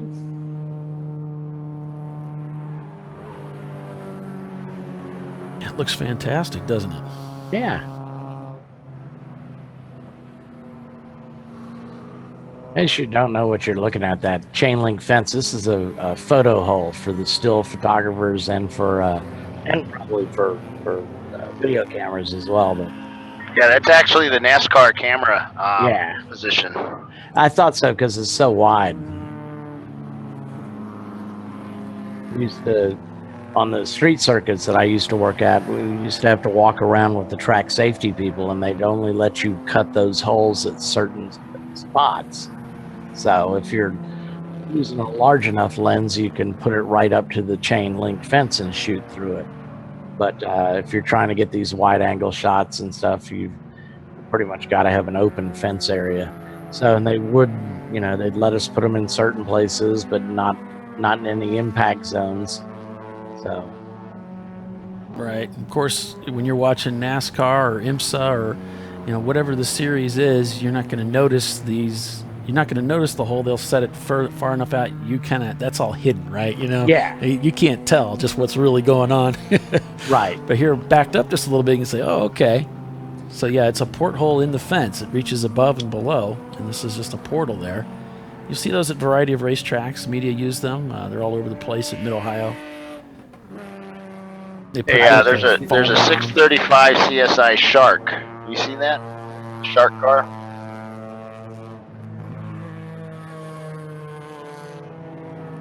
Take a look here. We were enjoying that other view there. So yeah, we're looking at the 303 car currently in the pits. Looks like, is that the Maserati? Nah, it's a BMW. No, it's a BMW 635 CSI or 6 Series BMW. Yeah, Oh, it's a okay. 635. Not familiar with it. Okay. Those are nice cars. You were just a little kid when those came out, I think. Oh, They were wow. sweet cars.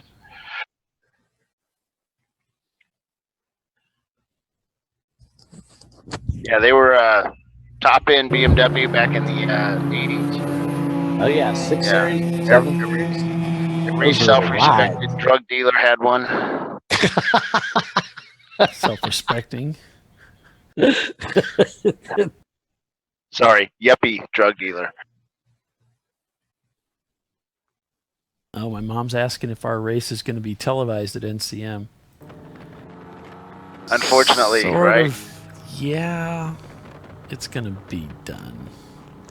We're not sure how that's going to play out, but we never know anyway. So couldn't be any worse than this, really. Exactly. Yeah, Jeff was just commenting the biohazard camera is kind of wanky there. It's probably because of one of Bill's mounts. Is it looking the wrong way or something? No, it's just a little shaky. Yeah, and we can blame Tyler for this. Tyler sold me a mount last year, and I thought, well, let's use that finally. Wait, the racing is in. Let me pull over to them. I think what's making it a little bit difficult is the camera's having trouble figuring out what to focus on.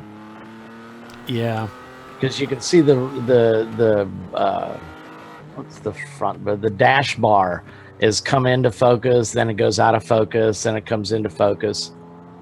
Can somebody tell E-Racing to move their car forward about 2 yards or so? Because we got some speakers in the way. We can't see them very well. I'm not sure I have direct contact with him at the moment.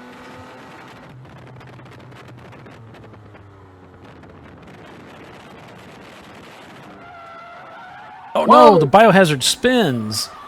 He's doing a 360 at pit in. He's facing the right direction and doesn't. Doc, I don't think he hit anything. No, he did not hit the wall. He did not hit the wall. We have it on the other camera, but it's below the sailing sign. Yeah, it didn't look like he hit anything. He just did a pirouette. It's a pretty dramatic spin. Yeah, that's probably Jerry.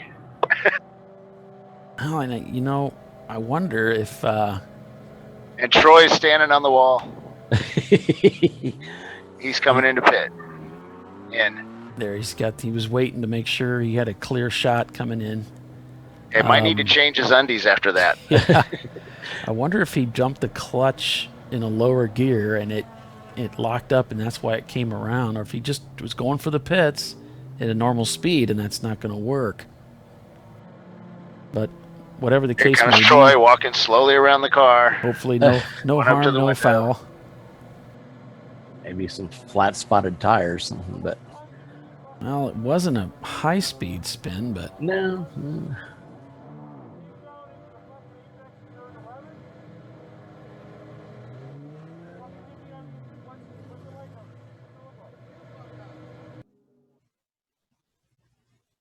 So there we can see the MR2 just to the left there, so almost in the center of your screen. Just as we image kind of halfway locked up there. They're taking it behind the wall. So there must be some issue beyond what we saw there. I was just checking out Race Monitor. It looks like the 195, the sister Saab, has moved up into second place.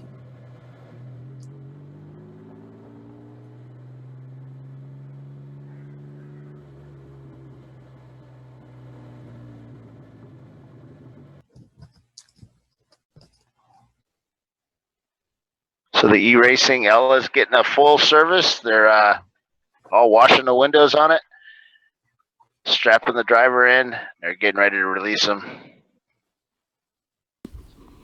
Yeah, they're rubbing that windows down pretty good. They must have had some issues with. There's all kinds of stuff that can get up on the windshield there. Fuel, and it's all oil, of course, and that creates a kind of a blurry, between that and the rain and the wipers. It can get messy.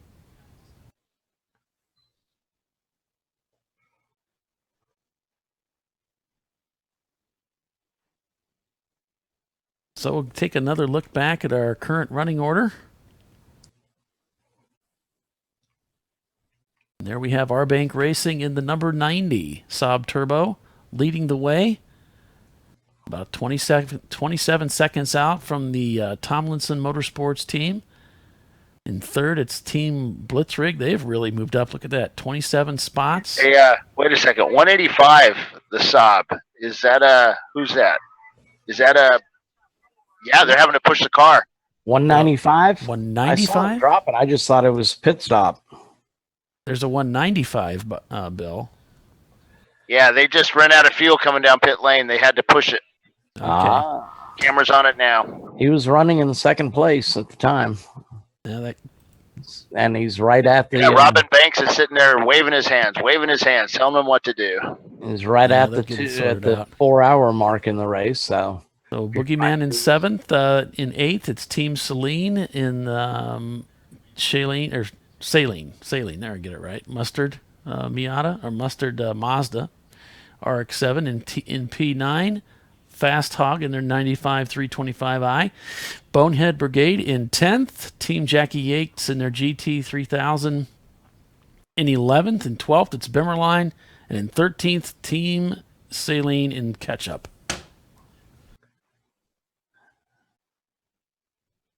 So I've got the tower cam sitting on Robin Banks' team there as they do a fuel and driver swap. And I was talking to some of the team members yesterday at the hotel, and they were really thinking that this car, which is, I think it's his third race, it had a chance to do quite well here. They've pretty much sorted out the typical gremlins that these cars have, and they're working on the untypical ones, but they think the car had a good chance today. And it's in second, you said? He was, yes, right before they came in for that pit stop. They were hoping for rain with this car.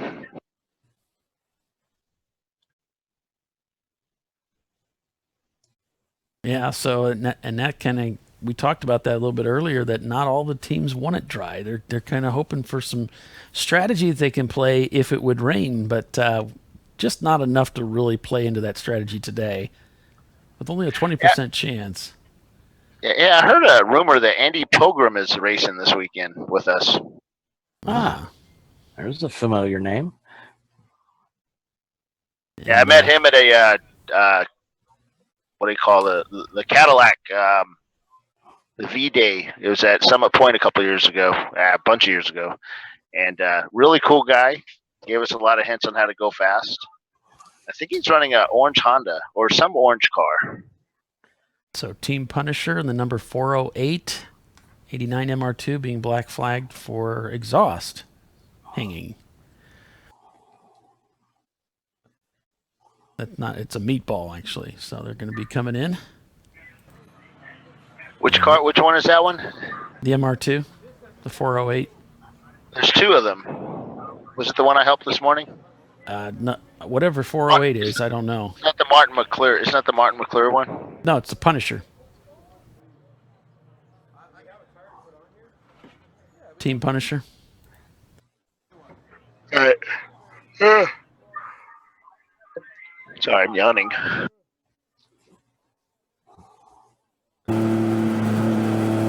Back on board in the Jackie Yates machine, number 935.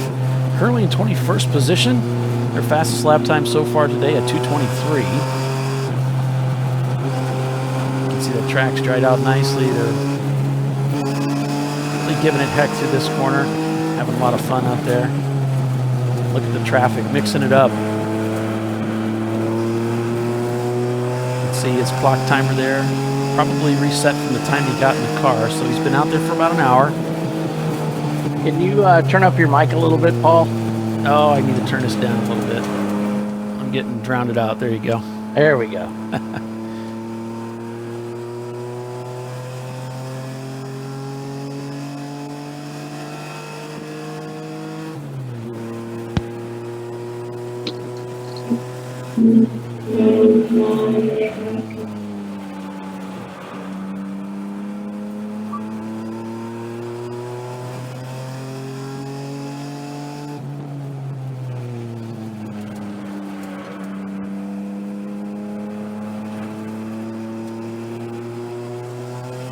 So these guys coming out here with 2 cars this weekend.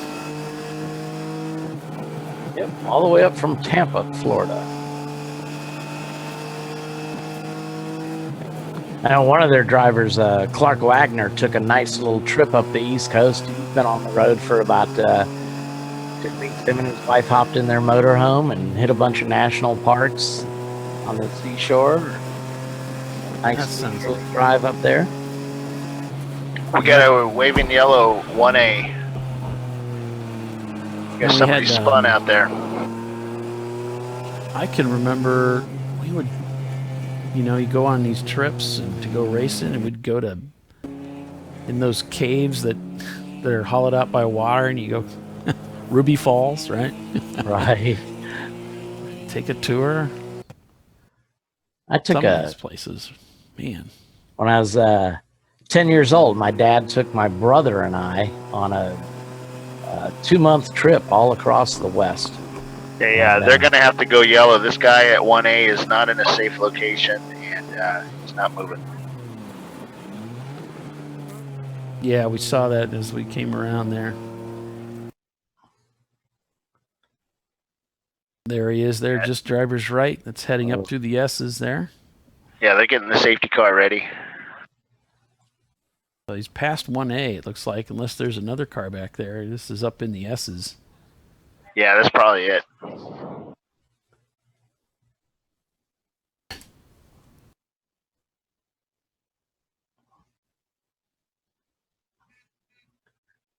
What was interesting is the flagger was very what do you call it? Excited. Yes, very excited as he announced what had happened with the driver. I guess he'd spun it, maybe a tank slapper, and saved it, but that was it. Those will get your attention. Yeah, especially around here. There's not a whole lot of room to go when you're pointing in the wrong direction, like towards a wall or... Yeah. So we haven't, it's just a local yellow so far.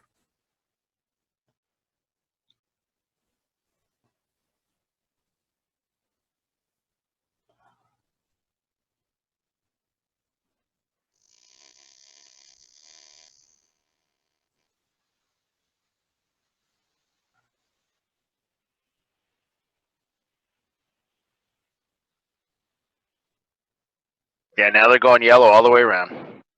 All right, full course yellow.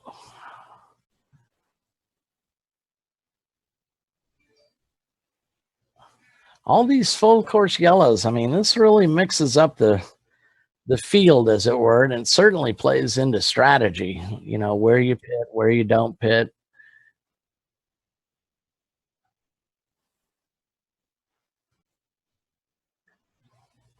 Well, I was thinking the same thing. Oh, great. You're going to leave me in charge? Dang, I was the last one to speak up. Is that the way it works? That's how this works. He who hesitates is lost. Or if folks didn't hear, I took myself off air for just a moment to tell the guys I'm gonna take a break and get something to eat, and they're like, "Okay, great." Now Doc is stuck with it. I'm just going to do field rundowns. So you see the guy waving people down with that double yellow standing there. It's like, hey, don't pass me. I'm slowing down. So we'll do a rundown. How's that? So it looks like we got the number 90, the R-Bank Racing car in first place, followed by the Tuttle Motorsports guys. Those guys have been hanging around the top 10 all day long. In third place, 116, that's the Beast Mode Racing Acura Integra. 70 and car number 78 in fourth place, that's the Boogeyman Racing BMW E30. Fifth place, 242, Tim Blitzkrieg in their BMW. In sixth, number 169, the Fast Hog. It's another 325i. In seventh, 943, that'd be the Team Sahlens Mustard car. That's the yellow Mazda that they're running. In eighth, number 336, the Bimmer line, 325. In ninth is the Bonehead Brigade, and that's a BMW E46. In 10th place, our friends from Tampa, the number 66, Jackie X, that's the Mitsubishi 3000 GT. In 11th, that'd be the sister car to the mustard car running up there. That's the ketchup car, number 942. 12th place is number 7. That's the Ecotech Miata Mazda. He's been way up near the lead. He's dropped back a little bit. I think he's had maybe some problems. 53, that's a Z-Tech Honda Accord. I think he's been off the track once or so. 14th and 940, Kruger Tune Racing North car. Number 48, the Tomlinson Motorsports. That's another BMW. So 16th place, the M Brothers Racing. That's a 325. 17th place, 325, the Team Troxel 325. And so a lot of BMWs up near the front. And then again, there's a lot of BMWs entered in this race. So it's not really a surprise. Most of them are well sorted out machines, but the Zarbank Racing Saabs seem to be showing it to the field right now. I don't see their other car listed now. I don't know how far back they have dropped, but the number 90 car is still leading the race. I don't see the 195 listed. So they came in, they were apparently out of fuel because they were pushing the car, but maybe they've got a little bit more problems than that. So there you have it, my field rundown.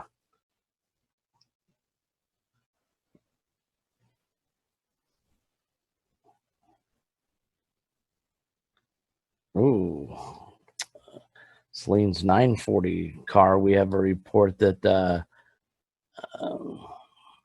can't be right. That's the number 940. One of their cars, anyway, reported past 6 cars under the yellow. So I don't know which one that is. It's Andrea's told me it's car number 940, but their numbers actually start at 941, 942, and 943. So hopefully she'll give me some clarification on that, so I actually know what I'm talking about, which would be strange for this broadcast, a new first.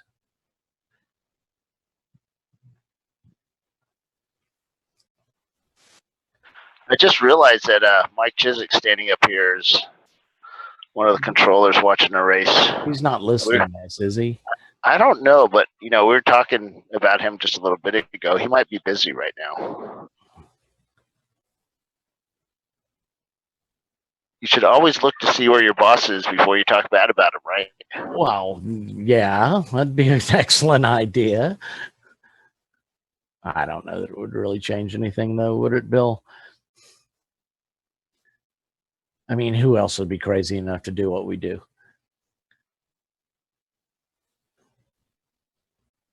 Sorry, I don't have my hands on my mic because I've trying to set up another camera.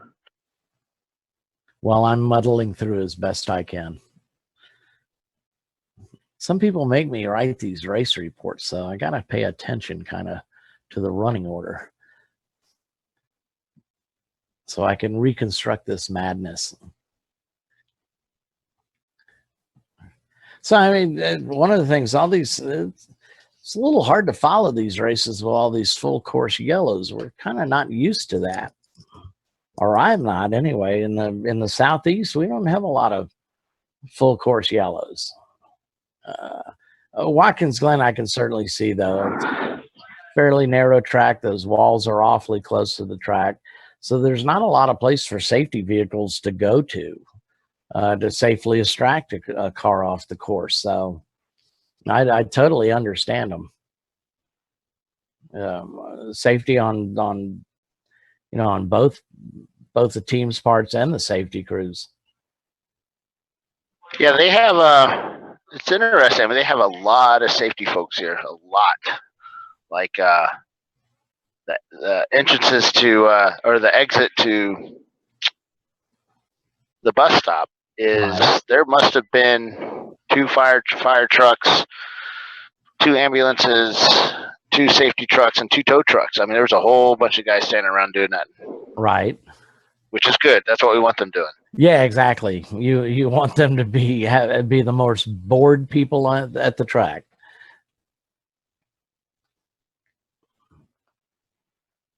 We're just coming up through the S's.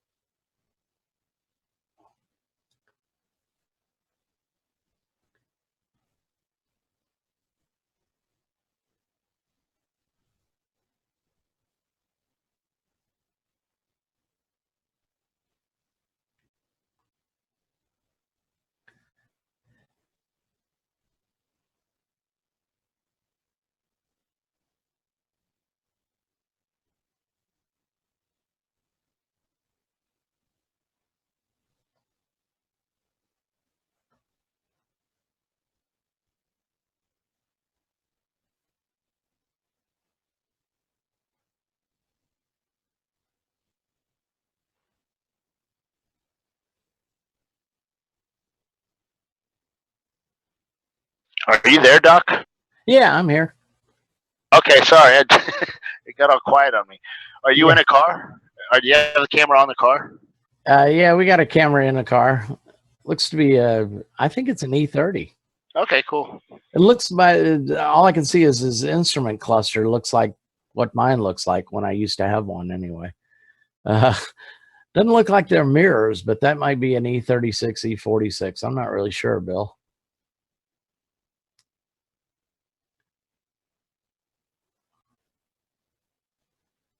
But yeah, we're just following around under yellow.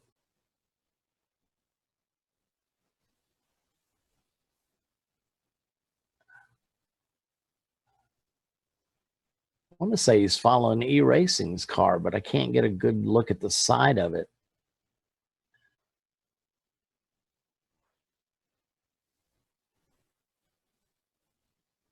And he's got a bright rear window banner across the top. So I think that's what Alon runs. It's a Condor Speed Shop graphic. Just go up and give him a tap. We'll see.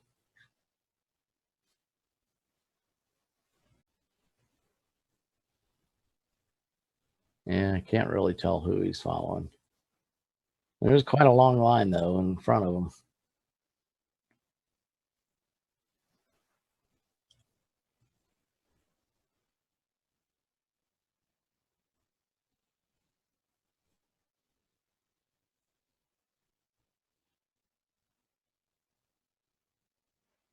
With I don't know how many cars are exactly running right now, but assume it's at least 70 or something. What brings a new meaning to the term tail end of the longest line? Of course, we do single car restarts. We don't do double car. Green flag. We're back to green flag. Ah.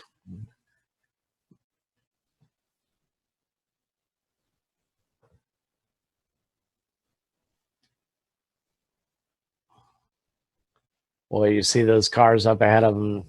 From our perspective, they look like they're 4 wide going down the main straight. So I think they were 4 wide going down. Were they? I couldn't really tell the depth perception, but they all looked about the same relative size as each other. So see, it's all right when you're going down 4 wide down the main straight. The problem is that when you get to the end of the main straight, there's not really room to go 4 wide. Well, there is room. It's just it doesn't end pretty. Yeah, exactly.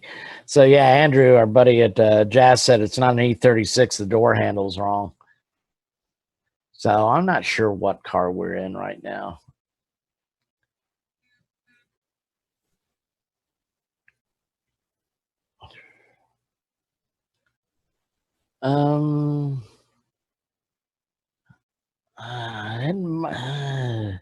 I don't know, Chris. I don't think it's the 935 because we used to be able to see a portion of his hood with that Martini livery. So, Amy, I'll try and find out what 213 is doing right now. That would be, let's see, that's the Chumpawampa, the 91 Civic. So you'd like to think I could pull out their name out of this long list, but there is 108 cars that I got to look through. So it takes a little bit.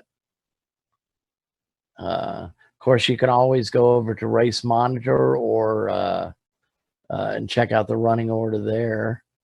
Hey, I just got some news from Mike about the 195 Saab. They brought it in thinking they were low, empty on gas. Remember when they had to push it down pit lane? Right. They got it going again, and they went down, and they're the ones that actually got stalled out coming up out of one. And what it was the serpentine belt blew off the front of the engine. Ah. Yeah, I knew it couldn't have been a regular stop because they dropped like a rock. And Mike said today's race is like the curse of the first. You get in first place, something bad is going to happen. Bad happens. Yep. I wouldn't know anything about that, having never been there. Yeah, it's definitely not a BMW. So we're still trying to figure out what car we're in. Amy, I have some bad news for you. The Chumpawampa car is not doing very well.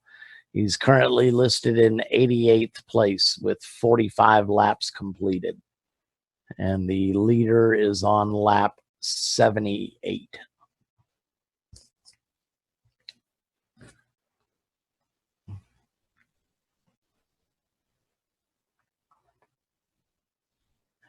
Yeah, we'd normally know what car we're in, but we don't have the overlay up there from Racecast. So your guess is as good as mine, folks,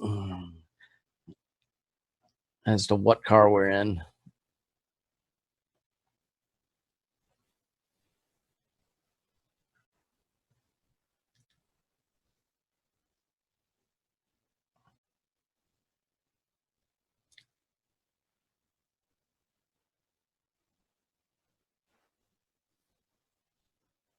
He's getting passed quite regularly, so I don't know if they're having problems with the car or new driver in.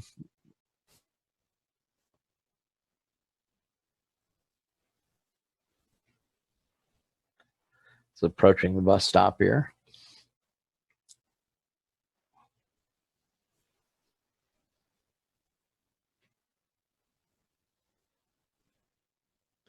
There's the Team Jackie X car. I saw it. That's the number 66 car. Currently shown in 6th place. They've moved up today, and it's one of the cars we expected to be up near the front. It's a well sorted out car with good drivers. Excuse me. So a little wave pass there.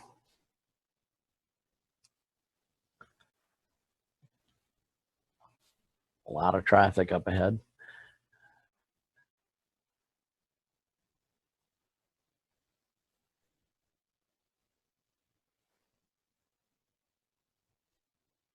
Let's see how busy it is in these corners.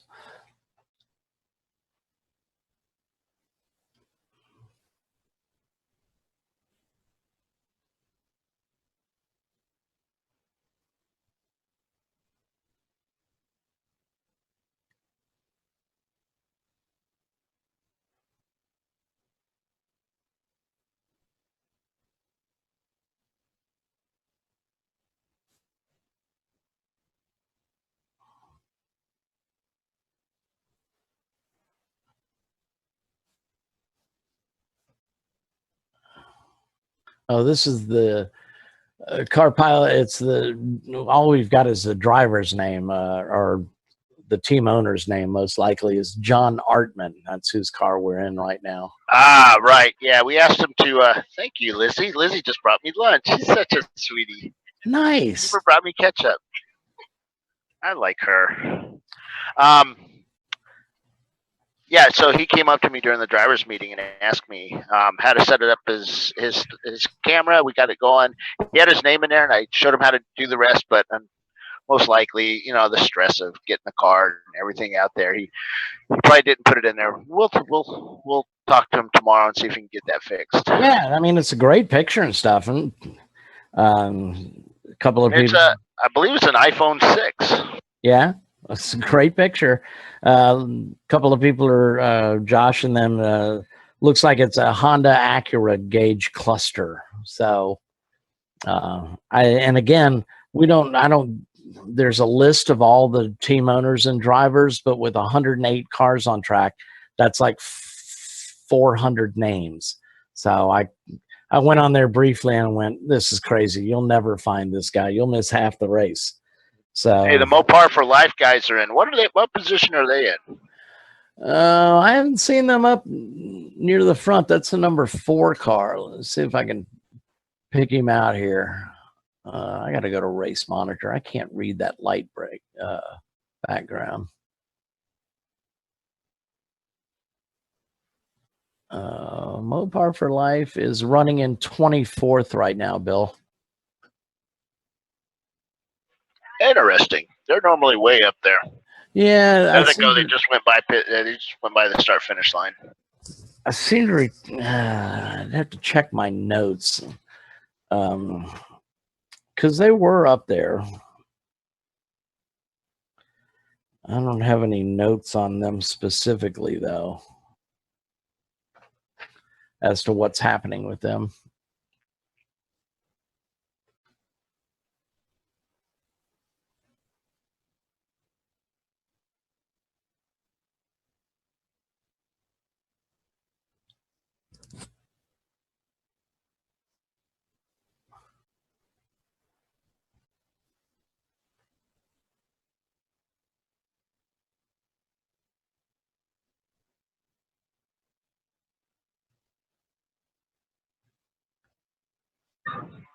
Sorry about the dead air, folks, but it's lunchtime for us during these long races, and there's not really much going on right now. Just a car race. A couple people. Just a car race. Yeah, we've got the Simon Says number 63 in pit lane right now.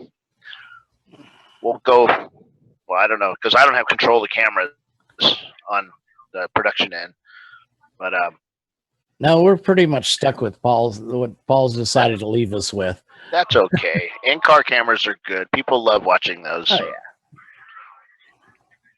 yeah. The Simon car just drove in, and they're not jumping over the walls. Everybody's standing around, kind of, what are we going to do? That's not a good sign.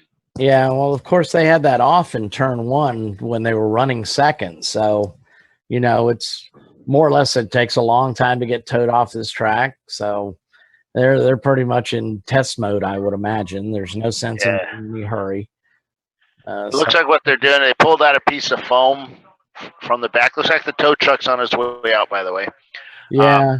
He pulled out some foam and he put it behind the driver and put the net back up. So the driver just might have been uncomfortable or not fitted in the car correctly. So we're getting a report. I saw the local yellow there at turn 1, but our intrepid reporter Andrea up in the towers says there's a double yellow, 2 cars off in turn 11 and turn 10.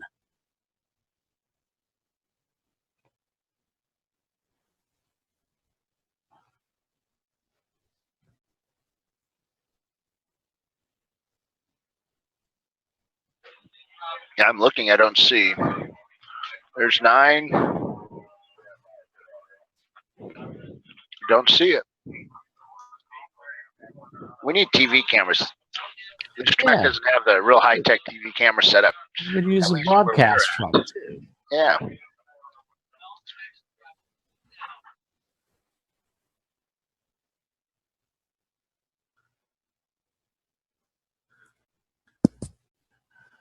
Oh, they're still showing yellow flags. Is that a car off to the right? Couldn't really tell. It looks like one. Yeah, it looks like one's off to the right. Maybe one's off to the left. Is that right? No yellow flag there. So at 10. No, right before 10. Yeah, Lizzie just picked up the glasses and she's looking over in that same direction. So yeah, there's a car off to the right. Actually, 2 cars off to the right before turn 10. Okay.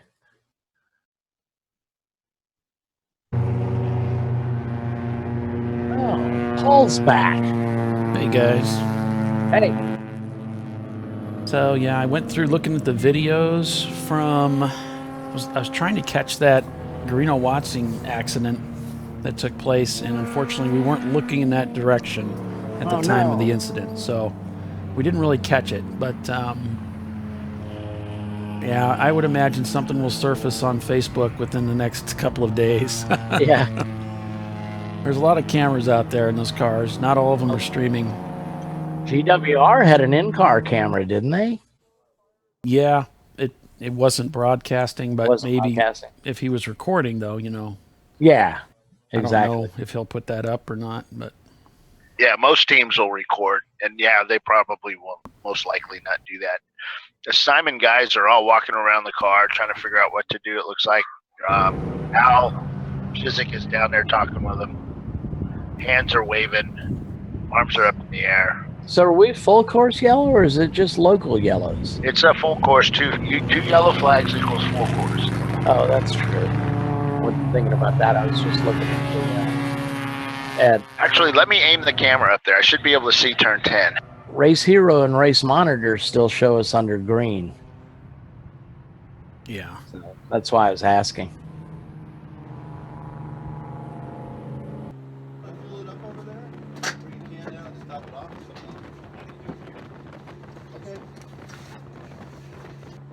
Well, I'm going to take this opportunity to take a quick break myself. Well, I think you should. I think I should too. You deserve a break today. I deserve a lot of things today, but I don't know about a break. Well, all right, be back in a bit. All right. Looking for an update on the 991 car. I'm a little late to the game here. I don't know if that was if that's an old message or not, but yeah, we can do. It's a BMW with the wing. It looks like it looks like Ella. Yeah. It kind of does look like Ella. Sorry, I had to come back off. If you mention Elan Z30, I'm going to come back in. They'll be coming under the bridge in a minute. That zoom's pretty impressive.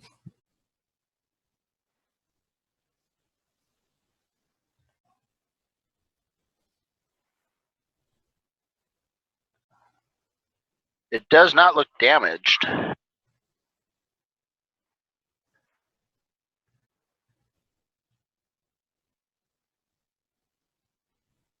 No, that's not Ella.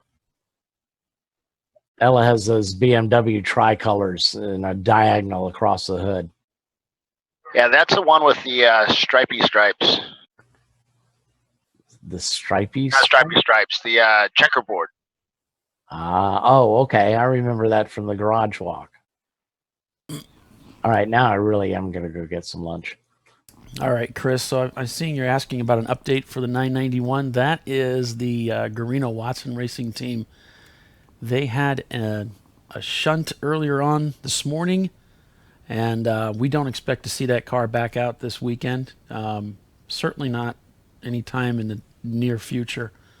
It got banged up pretty good in the right front and left rear corner on the front straightaway. We didn't really see the incident, but from what we could tell, apparently there was some contact with some of the other cars. They tried to make it 3 wide, and so that car is behind the wall right now and has been for several hours now. Yeah, it's not coming back for quite a while. It's all 4 corners are bent, chassis is twisted. It's pretty bad. Driver's okay though. Yeah, I didn't want to say it's a write-off because I don't know, but it didn't look good.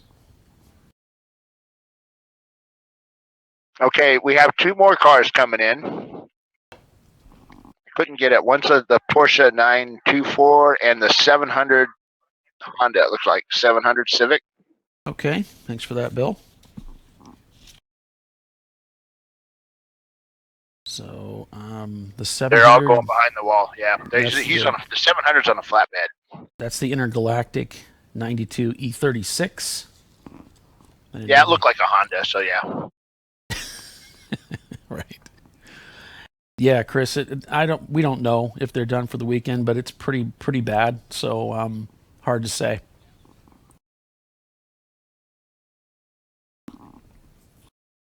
From what Bill is saying, the chassis is twisted, so I don't know why I don't think you want to bring that back out. It looked pretty bad, so we'll see.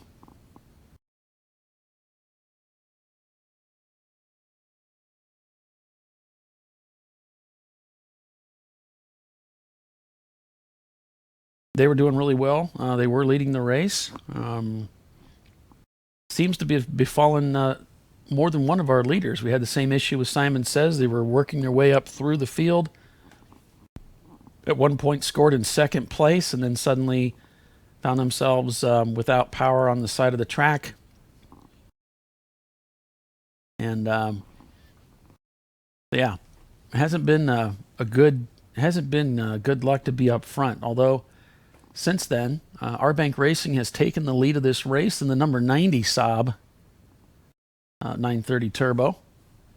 And they are pushing the 195 KarGo Racing Saab backwards down pit lane. That's the one that lost the serpentine belt off the engine. Oh. And we're on board with the John Artman team.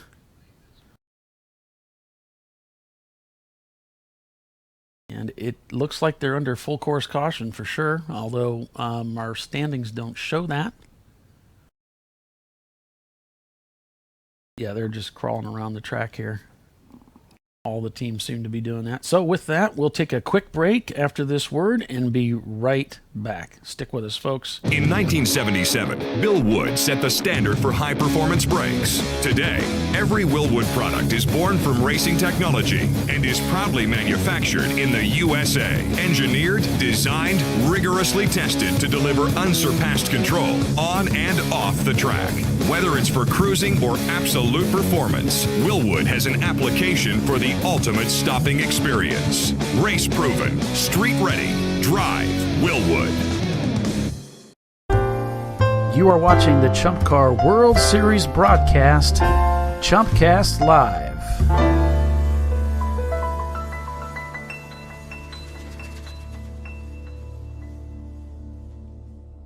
So it is Memorial Day weekend, and of course we want to take a moment to honor all of those who have served in our military, who paid the ultimate price, and their families. And we sure appreciate you and everything that your families have sacrificed for all Americans everywhere.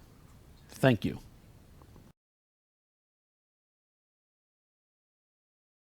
And here we are back live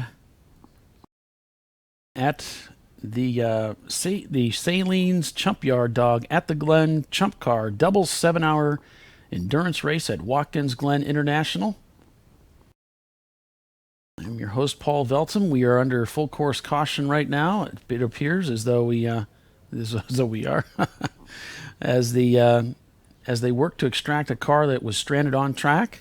We saw that. I saw that just a moment ago while we were at break there. And so as they get that car removed and off to a safe location, we'll be able to go back to green flag racing again. So this weekend we've got 2 7-hour races lined up. This is the first one, day 1. Day 2 starts tomorrow. Green flag at 9 a.m. Eastern Standard Time. Checkers at 4 o'clock. And once that's done, then we'll move on to impound and then the awards ceremony just a few minutes later. So make sure you stick with us for that. And also we do have some giveaways for this weekend. One of them is going to be a ChumpCar Pace Car Ride-Along Pass. Was not claimed earlier today in this broadcast. So the other thing we're going to give away is going to be right now. We're going to give away $200 in race credits to a confirmed new ChumpCar team for the first team captain to text me at 260-602-9101. That's 260-602-9101 for the first team captain. A confirmed new ChumpCar team. $200 in racer credits goes to you. If we don't have a claim today, we will have that again tomorrow if you can't get to a phone or for some reason. That's 260-602-9101. 9101. Started the field of this race today. Over 100 cars on track here at Watkins Glen, this 3.37 mile road course in Watkins Glen, New York. There you can see the change in the topography, the elevation changes that take place as they drive around this course. You can see the highest point as they're heading down through the outer loop and then down through the chute there into the boot. The toe of the boot being one of the lowest points on the track, and perhaps the lowest at 1,460 feet. That's probably above sea level. Yeah. And then up the hill begins the climb up to the heel of the boot at the 1,550 mark. Still climbing up across the straightaway through start finish, and then through the 90, and then down into the S's, the base of the S's as you begin to climb is another very low part of the track. It's a steep climb up the hill to the back straight. We are running the long course this weekend as typical. There's a lot of great racing yet to come today, so we're glad you're with us. Hope you'll stick with us. We have another 2 hours and 15 minutes left in this endurance race today, with RBank Racing leading the way in their Saab 930 Turbo. And we have an emergency vehicle on track just at driver's right, you can see there. And there's a lot of waving going on. The car's almost come to a complete stop now in this area of the track. Not sure what's up just ahead, but we'll keep an eye out. Looks like the emergency vehicle's waving by the cars. They want them to come on by. Yeah, pace car stayed out, so we're going another lap. Okay.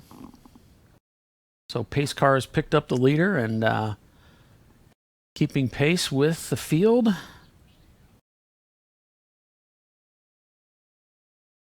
We're on board right now with the John Artman team. We've got several team cameras out here this weekend. Team Punisher has shown up as well with an in-car camera, the number 402 car. It looks like they're back in the garage right now. Hey, Biohazard's back out, by the way, with the camera. Should have a camera on them. Yeah, we do have their Cool Shirt System sponsored camera. Appreciate those guys helping us out this weekend and every weekend. They're sponsor for ChumpCar and getting more involved in helping us out with cameras, which is a big help. We sure appreciate your help. And Logitech getting into the game with us as well, sponsoring us by providing us with our RoboCams, the cameras that we have up in the tower there. There's one of the cameras there looking out. There's the at the down into turn 1 there. You can see the cars progress around turn 1, and as they call it, 1A, as the guardrail wraps around, that's your exit of the pits.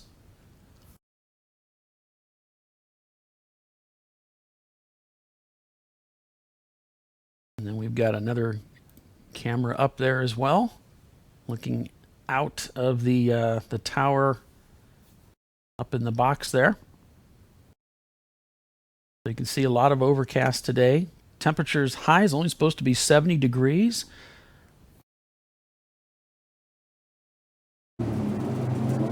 On board here with one of the competitors who brought 2 cars here this weekend, Team Jackie Yakes. It's a Mitsubishi 3000 GT. This car currently in 16th spot.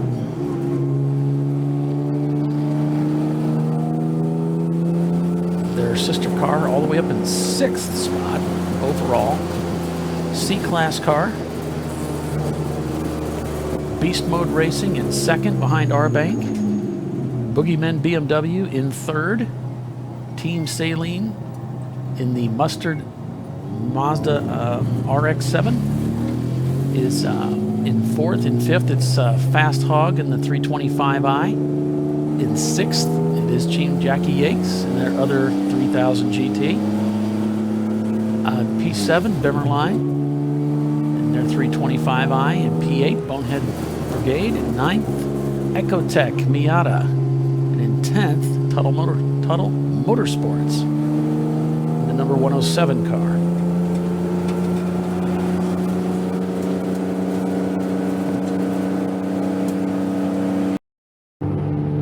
This is a look at the bus stop as the cars come toward us here. So this is at the end of the back stretch.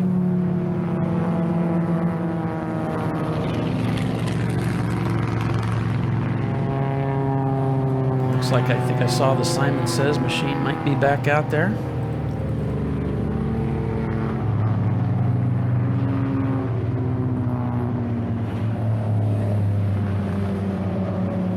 Here's a look from inside that Simon Says machine, which we found down in 90th position now. They were off track for some time, had some sort of a mechanical issue apparently. But they've got that car back on track, so that's great to see. Not really in contention for the win as they were earlier today, found themselves in second place. But tomorrow, you know, you reload and put another bullet in the gun, and we'll see what happens tomorrow. They got a good shot at it.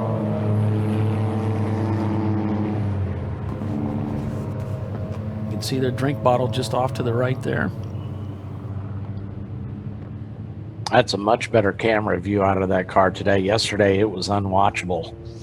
But looks like they got that settled down. Yeah, it does. He's got one of the deep dish steering wheels there that he's using. They tend to dish like that when you get bigger. I had trouble getting a shallow steering wheel for RE36. Most of my friends say I'm very shallow. I don't know. I like you just the way you are. Aww. I totally picked the wrong lunch item today. I went downstairs. It's like, what's quick to make? Oh, I'll make a peanut butter sandwich. Well, that's kind of hard to talk through. So I may mute and unmute quite a bit here.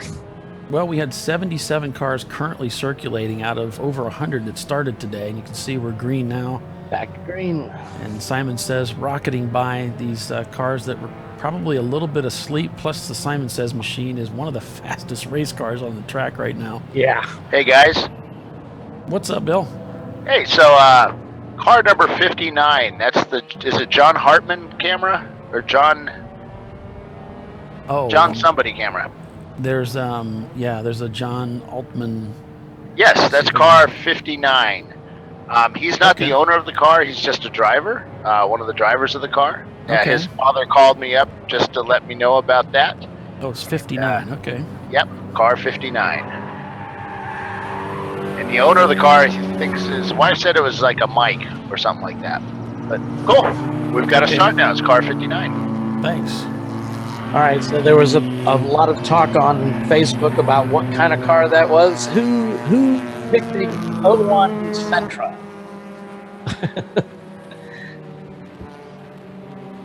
I believe Chris Huggins. It's a Nissan or something. Yeah. That's that white Nissan last night. I didn't know if it was a Maxima or something. It was a Sentra. I texted you, but you don't look at your text when you're, or I commented on your Facebook Live thing. Yeah, I'm not. Remember, I wear bifocals. I can't see that close. Right.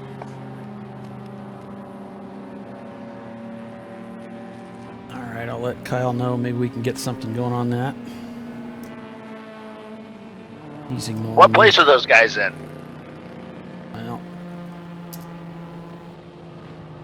I'm typing. Hang on a minute. Well, that was for Doc. Or is he at lunch? He's eating, yeah.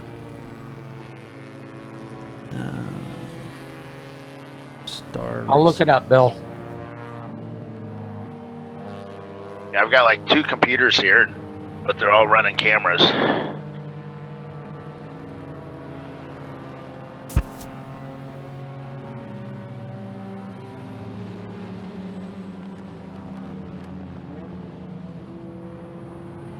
They are currently shown in 53rd position. Good. That's pretty good, man.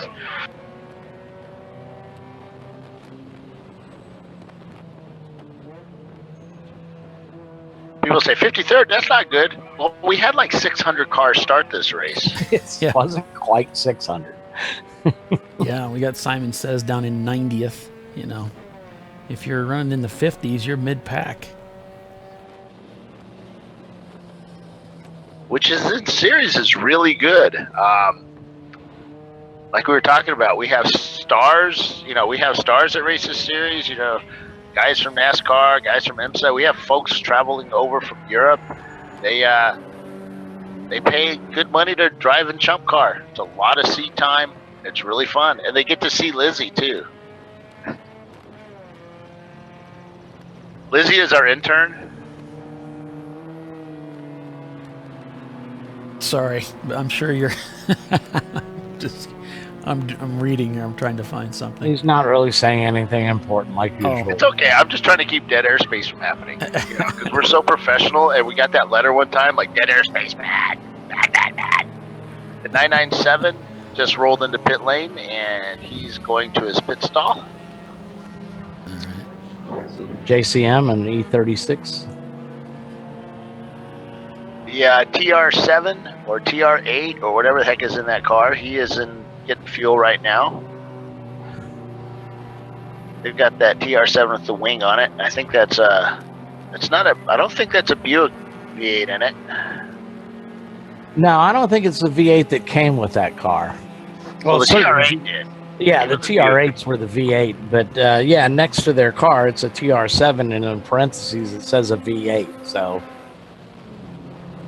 no, it might be a Chevy V8. Well, Chevy V8 or the Buick V8, either one. Yeah, I mean the Chevy V8 was a pretty popular swap into the TR7s, if I remember correctly.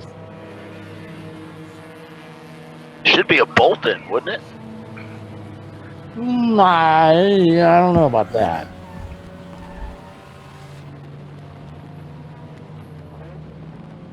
How hard could it be, right? How hard could it be? Remember the tagline for that car?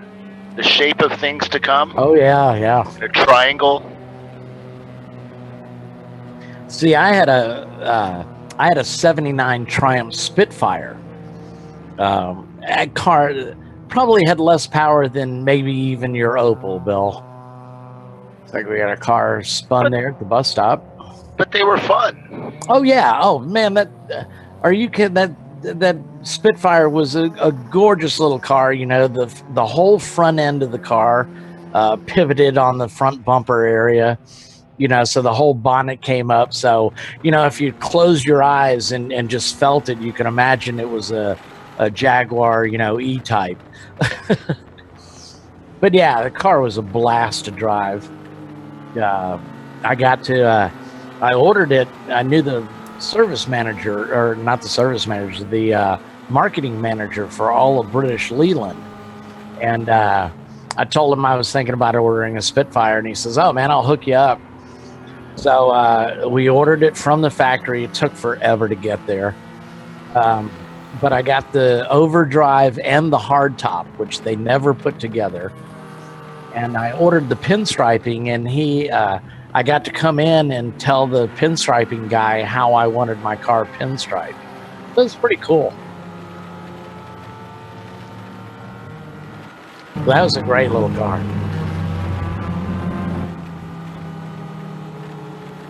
Well, I just thought of something here, so I better bring it up before I lose it. And that is... Before you lose it. Ha, that's funny. Think about this. Some of the teams that are the most intimidating when you first look at them, and that's... Ooh, there's a car off into the wall there on the left exiting bus stop. Did he just Sorry to take interrupt off? you there, Paul. Did he go by and I missed it? Yeah. Like just took it straight off? Head on into the wall. Yep. Oh. So I'm sorry to interrupt. That's okay. It's all right. The point that came to mind as you were talking earlier was we've got Simon Says, Biohazard, and Greeno Watson, all three, some of the fastest cars we have out here, most intimidating teams that are out of this race, essentially. Oh, yeah. You just never know. You know, when you see these faster cars show up and they all have the potential to actually win the race, you don't know that they're even going to be in the race. Well, I mean, you know, as good as I was with my prognostication from Coda, hardly any of my favorites are up here close to the top. Our bank is, of course, but a lot of our top teams are just not in it right now. Yeah, Bill, we've got that camera that you went upstairs to reboot the other earlier, offline yet again. So I'm not sure what's. Well, take that back. Can we get back to the biohazard car? It is up. Excuse me. Yeah, we can go back to biohazard. Let's see where he's on the track. That looks to be the back straight. Well, we'll follow him here, and we'll see. I think you might be right about this, because this is... Oh, wait a minute. No, he's up in the boot area. No, I think he went through turn 1. Let's see if he climbs the S's here. Okay, so he's climbing the S's, so he's going to be coming up on that area, Doc, that you saw earlier. So look off to the left at the exit. Oh, to the left. Okay.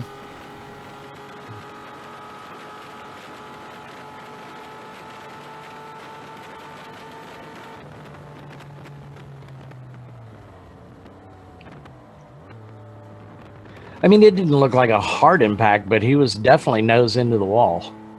Well, that's good. I mean, it's good. He's not there, but you can see the mark right there. Yeah. So he must have continued on his way.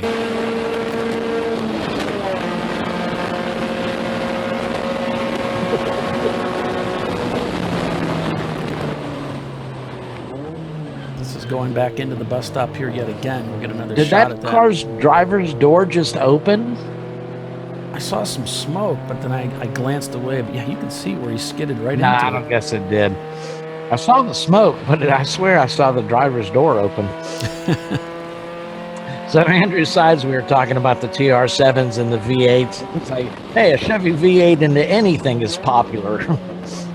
True enough. It really is, yeah. I don't know. I stuck a North Star V8 into a Toyota MR2, and that wasn't very popular with the Chevy class.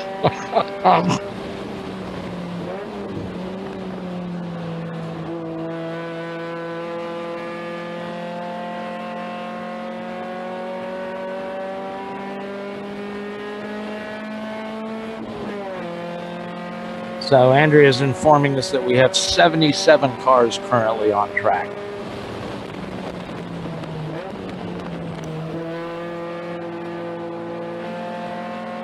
It's good to hear that Integra whining away again. So if my math is correct, that means we have about 30 cars that are not circulating. I did that pretty quick, huh? You did. He's using his calculator on his computer. Come on. No, I have no screens left.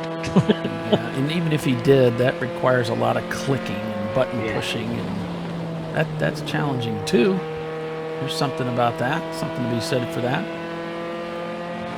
So coming up on the top of just 2 hours remaining in this race, it's coming down to crunch time, folks. Stick with us. We'll be right back. You are watching the ChumpCar World Series broadcast, ChumpCast Live.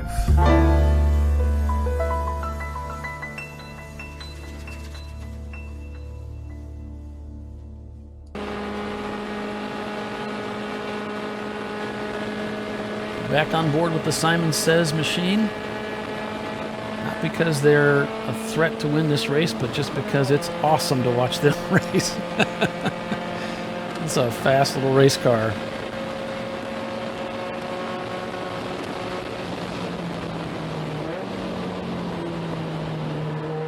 Through the bus stop here, you can see how aggressive those new curbs are.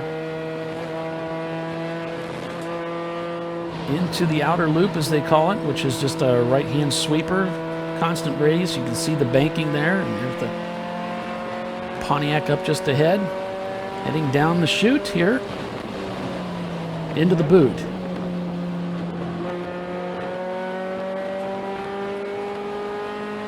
Back on the power strong, still going downhill. It's one of the lowest parts on the racetrack here. Aggressive braking down into third gear. mid-tracking it, pitching it into the corner, finding the apex there with Yoder Motorsport just up ahead. Back on the power. Yoder Motorsport started racing in ChumpCar in a blue MR2 some years ago. Made the move to go to BMW. Down the center of the track here. Heading up to turn 9. Makes the upshift, then downshifts again. Looking for that apex. Rolls the power on. And make an upshift here and head into 10. Very fast through this section of the track. Lifts, puts the power back in. And on to 11, the final corner, before heading back onto the front straightaway. That wall very close to you at the exit. There you can see how close he gets to that safer barrier, it looks like. And now we are full course caution. You can see he lifts off the gas.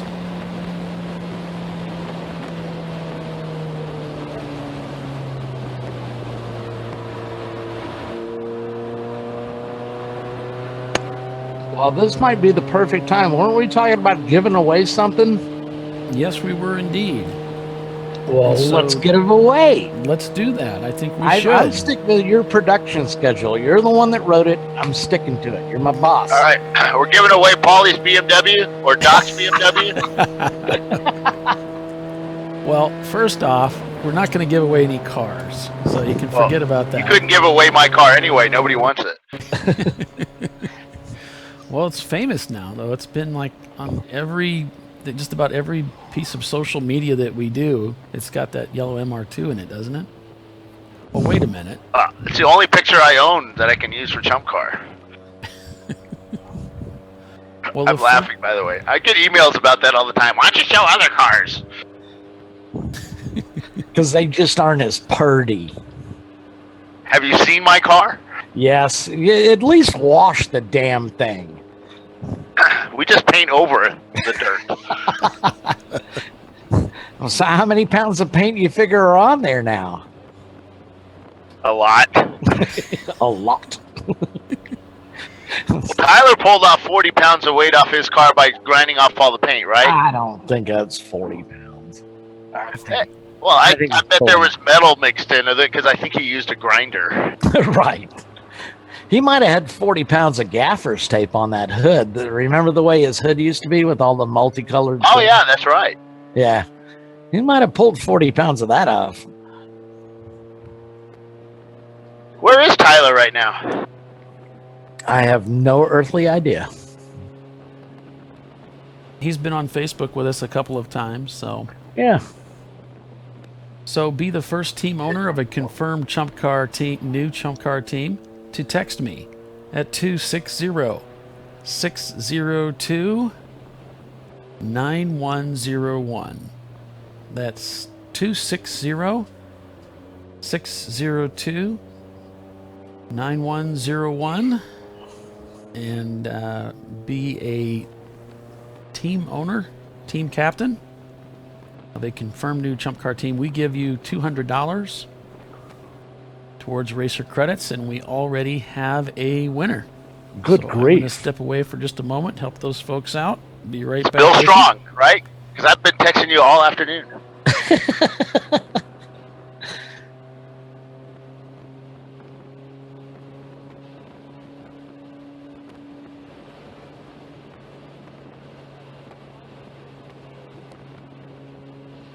And the winner is... if I get a name, I'll let you know. Tick tock, tick tock. Dun dun dun dun dun dun dun dun dun dun dun dun. Sorry, I'll shut up now. No, that's all right. I was being entertained.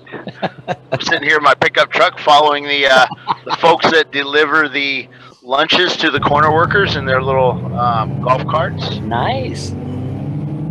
I had to go make my own lunch. Nobody delivered. Yeah, Lizzie brought mine. She's such a sweetie. She graduates high school this year, or soon, like next week, I think. How did she get messed up with such a motley group? She is Jimmy's daughter. And Jimmy is our pit lane boss, or well, our equipment boss, I should say, took over for Al, who retired, who's actually here this weekend. Oh, is Al there? Yeah, Al is here. Tell him I said hi. No, Oh, but thanks. he's here. No, just kidding. He's here, and I'll tell him you said hi. I must have run Al's ear off at our first race, asking him questions. Oh, he'll answer. He'll talk with you. Yeah, he was awesome. He was a blast New Year's Eve. I bet. Well, that's where I first ran into him, was at Sebring, but not at New Year's Eve. Yeah, I think he was dancing with every person that would dance with him. Good for him. Yeah. So the winner is Bob Johnson. I guess he was speaking with you yesterday, Bill, about wings.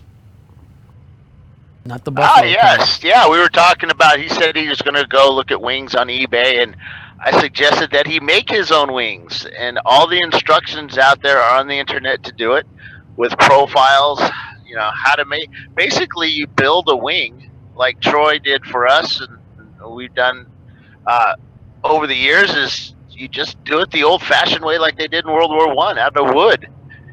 Instead of using cloth to cover the wing, we just use expanding foam to fill in the inside, and then from that you cover it with resin or fiberglass. We used resin because there was a cost for fiberglass at one point. We didn't want to pay the extra cost, so we just used resin and the cost for material for that. But now with a set fee of $10 or 10 points for wings, we just decided to use fiberglass on our next wings and hand laid over the expanding foam. We're actually going to go out and get a model airplane company to make us a foam wing. They're fairly inexpensive to our specifications. We'll reinforce it with some fiberglass rod inside of it, and hook it down, and it'll be a little better shape, I think, hopefully, than the one we have now, because that resin isn't really strong, and debris hits it from on the track, and it gets pinholes in it every now and then. But yeah, so the wings work. People used to laugh at us, but the downside of a wing is that they actually cause drag, which can hurt your mileage. But for us, it's a win because it provides negative lift to the back of that MR2, which keeps everything pointed where we need to go. So you're actually going to take your design to a model airplane company? Well, they do the foam core. Right. Hold on, Ricky and Tommy. Hey!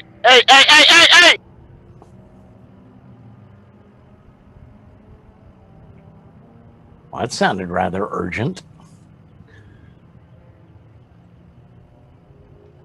Hold on a second. I'm talking to Tommy from MR2 Biohazard, the owner of McKibben's Irish Pub in Montreal, established in 1912. He's saying that he got punted when he spun over there. So there's marks on the car. Oh, there's the valve out of the wheel's gone. So.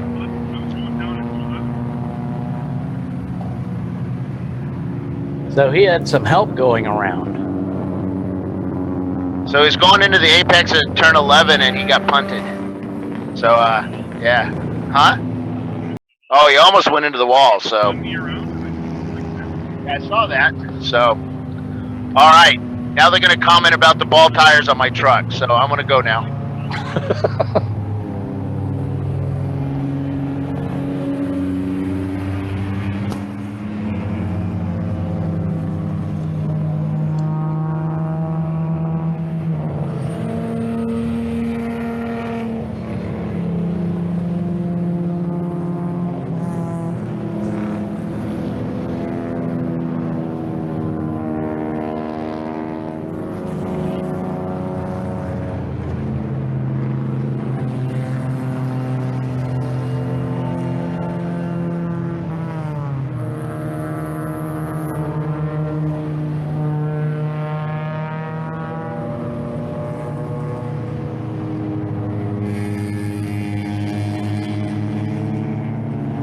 So yeah, we've got Bob Johnson, who is our winner of our $200 Racer Credits giveaway. I want to thank Bob for texting and playing along so that we could do that. I'm just that much closer now with that $600 in Racer Credits that we have given away this year.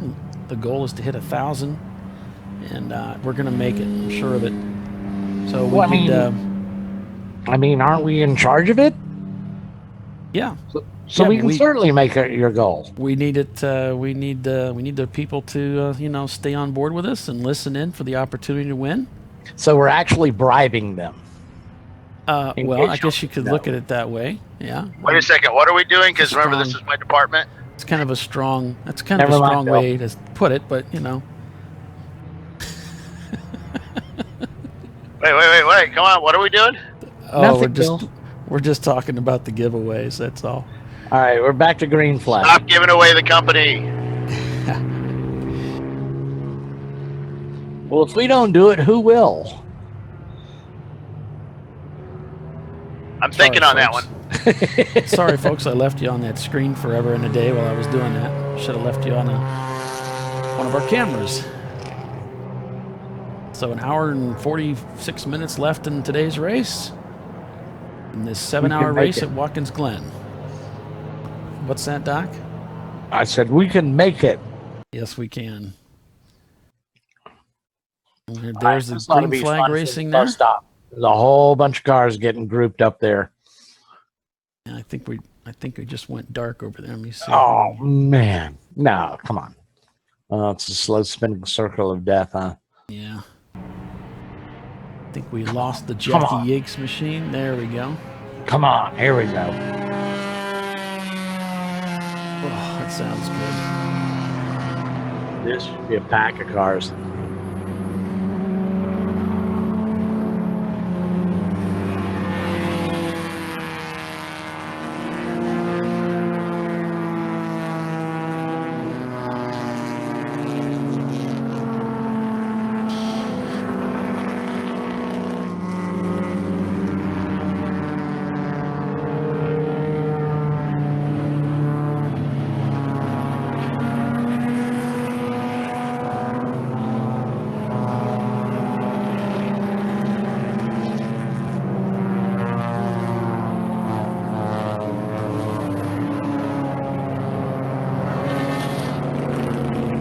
Ella. Yeah. So I would imagine that bus stop is much like the bus stop at Daytona. And it's designed to slow the cars down, obviously, but it's amazing how fast you can take that thing. I mean, the only thing at Daytona is you just have to kind of, when you hit the brake markers, they're all on the fence on driver's right. And kind of looking at those to get your braking mark, but then you kind of peel one eye off to the left to see just how much crap has been kicked up on the track. And of course at Daytona, it's all that crabgrass essentially and sand. So when there's a bunch of it kicked up, it is slick. And you hit it and it's like, you kind of got to, and you're by that time you're kind of committed. So you got what you got.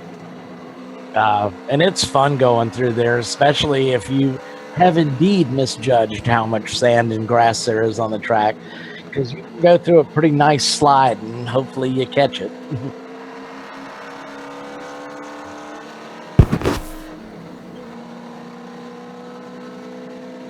So we're on board here in the Team Punisher machine. Heading into turn 1 here. Downhill braking zone. And the Toyota Celica looks like just up ahead. If I read those taillights right. I used to work for Toyota and Lexus a few years back. I was a service technician, and that's one of the Celica or Celica Supras. They kind of hard to keep them straight. It looks like that was the tailgate like that. They would say Supra right across the back there in the white pinstripe. Hey, can you do me a favor? Can you go to my? I just sent a camera live. Can you go to that? It was the one that we had up on the bus stop earlier. Well, let me do something here, Bill. I'm watching on our monitor here, so.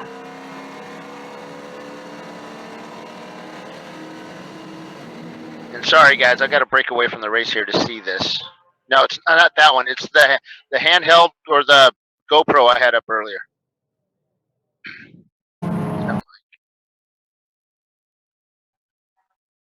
Keep going. You'll see the inside of my truck when you do it.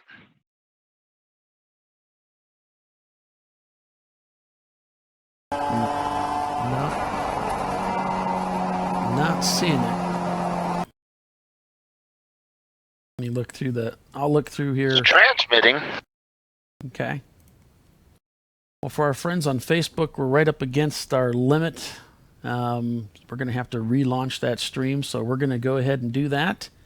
And we'll be right back with you. Stick with us, folks. You are watching the ChumpCar World Series broadcast, ChumpCast Live.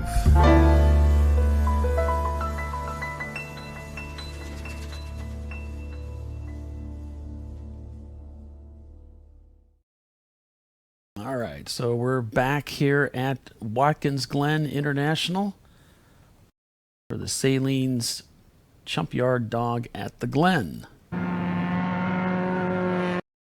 And we're just doing a little bit of camera checks here as we're working through some things. But, yeah, an hour and 41 minutes remain in today's race.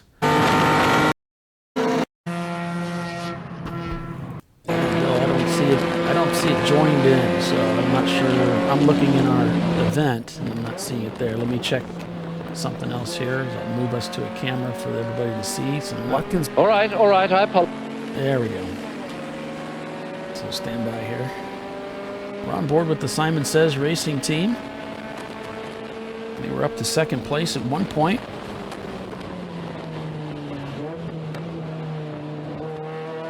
So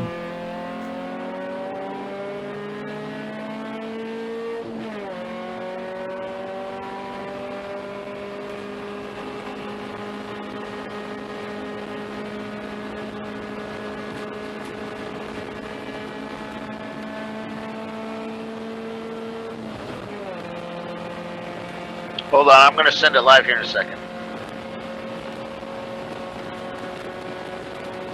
So Simon Says Racing now in 84th position. The action from earlier today, the Greeno Watson team was involved in a shunt on the front straightaway, and that car is no longer circulating. And there's that two-wheel perspective. There we go, straighten back out.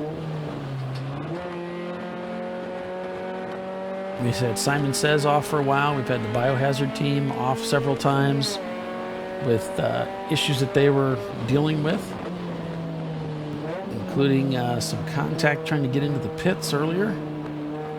We saw them do a pirouette on the front straightaway in front of pit in. Fortunately, they didn't hit anything, so that's the good news.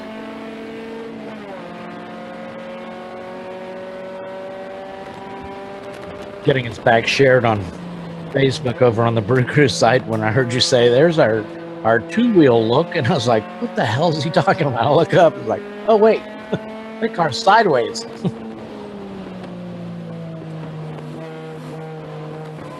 All right, that camera's not going to work. Never mind. Just go back to what you're doing, which you probably already have done.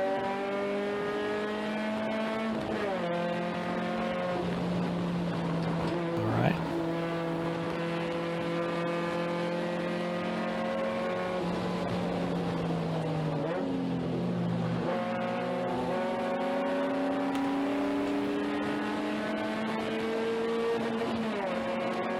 So if you like what you see, want to be a part of ChumpCar, there's so many opportunities for you to get involved in wheel-to-wheel racing. You can head over to the ChumpCar.com website. There's plenty of information out there for you to find out more about ChumpCar and what you can do to get involved. Let's take a look at that. Want to find out more about ChumpCar? Well, you can head over to the ChumpCar.com website, where you can get all the latest news and resources that is ChumpCar. You can sign up to become a volunteer, peruse the rule book, or even connect with a team looking for drivers. The ChumpCar forum is a tremendous resource loaded with helpful information, updates, and plenty of tall tales. There you will meet a proliferation of helpful chumps ready to offer advice, guidance, and bad ideas. You can also see the ChumpCar live broadcast from the live page, see track notes, and catch up with ChumpCar's COO Mike Chiswick's Red Flag informative videos. You can check out all of this and more at ChumpCar.com. It's ChumpCar.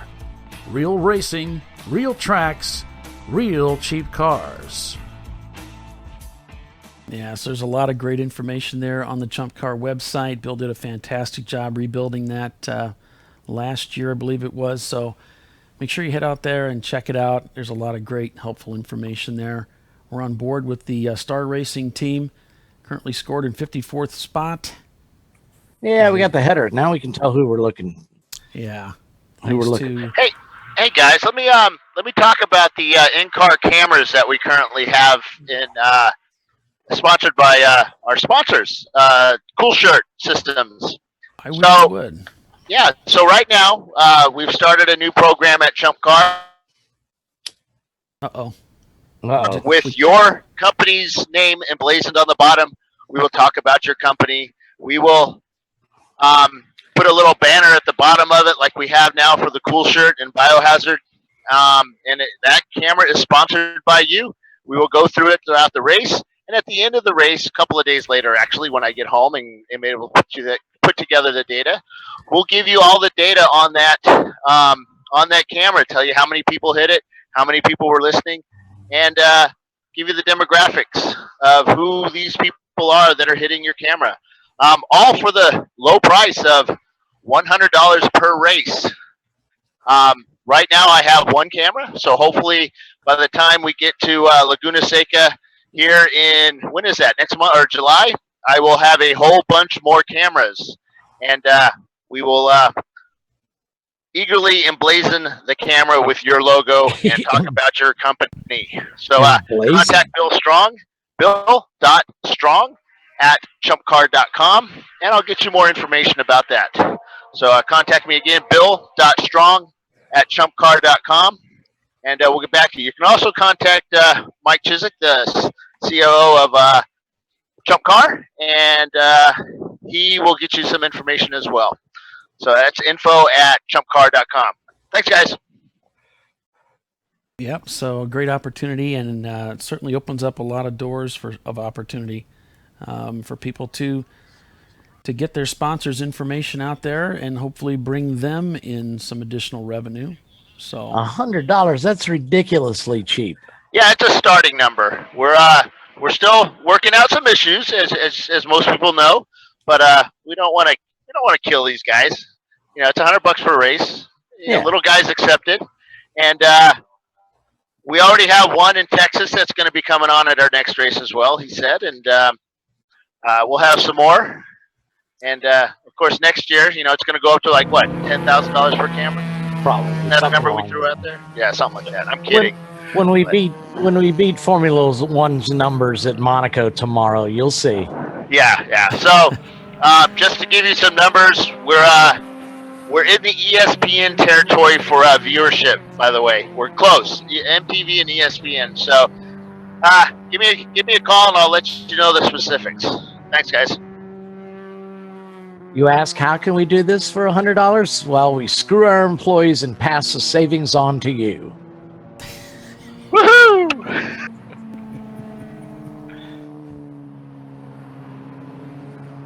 That's great. Kidding. ChumpCar treats us all pretty well. Yeah. But you know me, I'll say anything. I think I saw the window on the tower just shake and rattle from Mike hitting it. There go my entry fees again, huh? A view from our tower cam down at the start-finish line. There you can see part of the pit road as well. And this is the end of the pits, of course, looking down at Turn 1.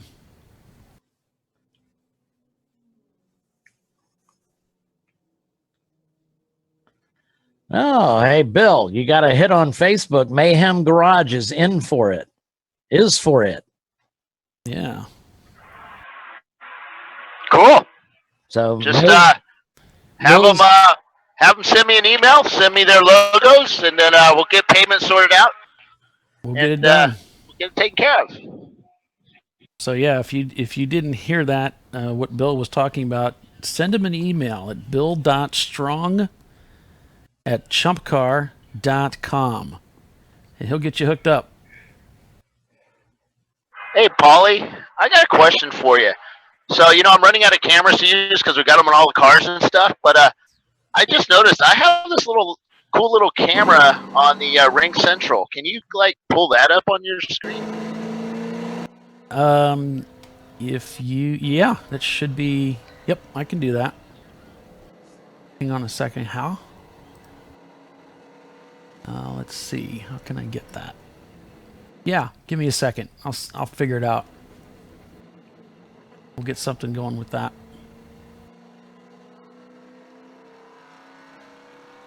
So we're on board with Team Punisher, the number 402 car.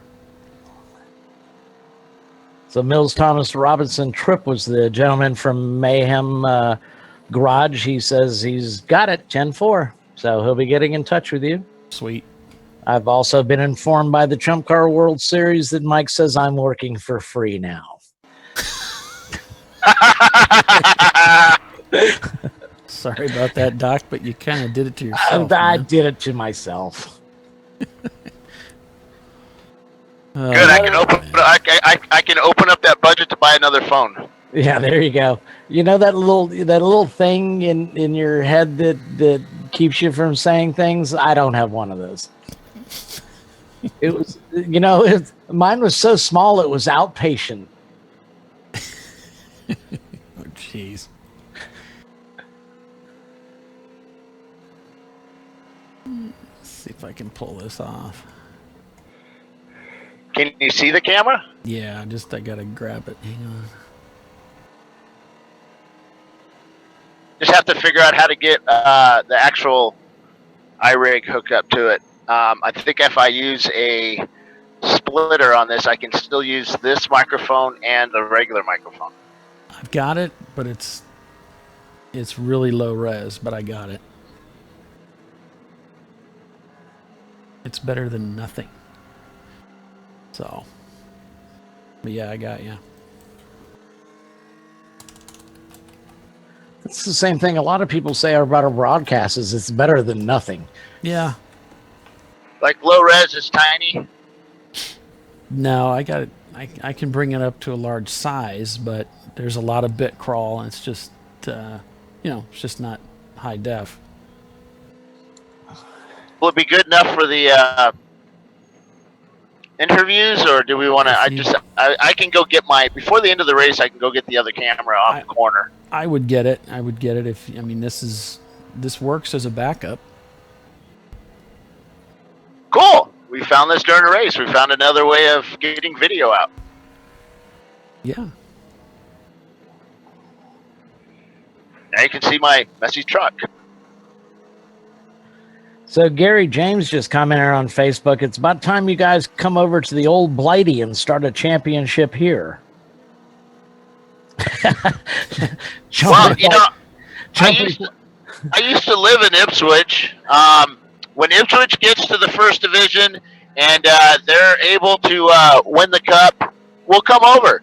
And of course, Michael's listening to us. He doesn't think soccer's a real sport, but Hey guys. What do you expect? I think he was a linebacker and he got hit way too many times. All right, hey guys, our audio's kind of messed up, so I'm going to recycle and be right back. Hang on just a second. Just take about 5 seconds.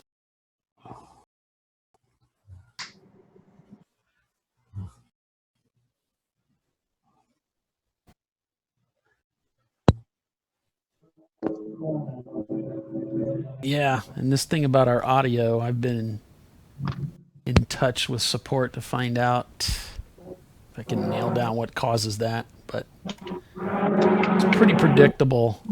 About every 2 hours, 2.5, 3 hours, it does that. Got to come in for a pit stop anyway at 2 hours. Yeah. Not a big deal, but just a little strange.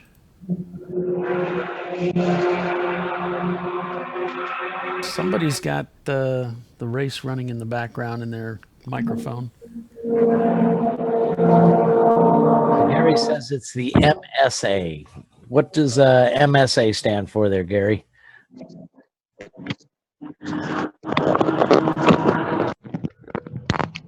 Here we go with the acronyms again. Yeah. I noticed on your desk shot there, you got that Repsol motorcycle. And of course, this week we lost a phenomenal champion. Yeah. Nikki Hayden unfortunately passed away. Yeah. Probably one of the nicest guys you'll ever meet. Just a nice guy. Yeah, I got the number 69 back on the board there for Nicky. Obviously for his family, really. Yeah, it's been a tough week. I mean, he was so approachable. It's a shame. On a bicycle, for Christ's sake. Much like, I guess, there's still conflicting reports about exactly what happened, but one of the world's great endurance racers was killed outside of Sebring on his bicycle, Bob Wallach. Yeah, these bicycles are dangerous. There's so many people that I have relatives. I had a relative that was almost killed when she was pitched off her bicycle. And the cagers don't look for them. It's terrible. You gotta be careful out there. So Richard just chimed in from Motorsports Media that he's got over 6,000 photos already. He's got another day to go. And he says the images look great, and it's a very, very photogenic track. And if you know these guys' work, MSM, they're awesome. The pictures we get from Road Atlanta of our car are just phenomenal. Bunch of sharp guys that make their living doing this. So, well, the other guys are pretty sharp. So Gary says it's the Motorsports Association, a fine bunch of fellows as long as your wallet is bottomless. Yeah, I have friends over there. One of them runs Patrick Mortal runs the Toyota MR2 Championship, which is a huge, the 234 cars being dragged down the Paddock Road here. It's a E30. But yeah, Patrick Mortal runs the Toyota MR2 Championship, which is Toyota MR2 exclusive. Any year MR2 can run it. And it's a very popular series over there. Yeah, so looking at our top running order as things are shaking out here at 2:37 in the afternoon. 4 o'clock is our checker flag. The number 90, R-Bank Racing Team, leading the way with Beast Mode Racing in second. Boogeyman in third. Ecotech Miata in fourth. Tuith Autosport in fifth. Tomlinson in sixth.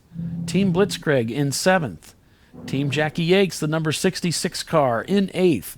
Tuttle Motorsports, the 107 car, in P9.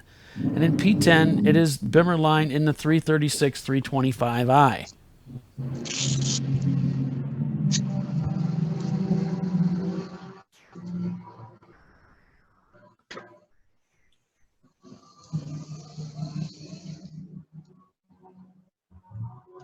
So just an hour and 23 minutes remain in this race today. And we started out the race this morning with several yellow flags, yellow flag condition where the track was yellowed for crews to remove cars that were stranded for one reason or another. We've been green flag racing since about lunchtime, quite a bit of green flag racing now. As we go back inside the Cool Shirt Systems Biohazard MR2. Yeah, I count 10 full course yellows. In-car driver here waving at one of the cars behind, apparently. Not sure what's going on there. We did come in a little bit late. progressing up. Looks like they're heading out through the boot section here. Over to the heel.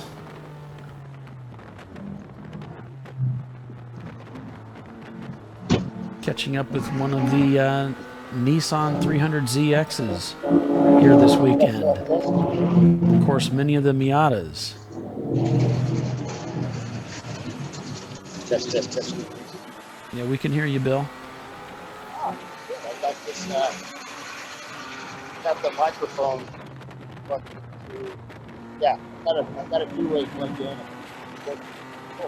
We can barely hear you, but I'm just hearing you in the background. Wouldn't be something you'd want to interview with. How's that? Test. No, it's just barely there. Test. Same.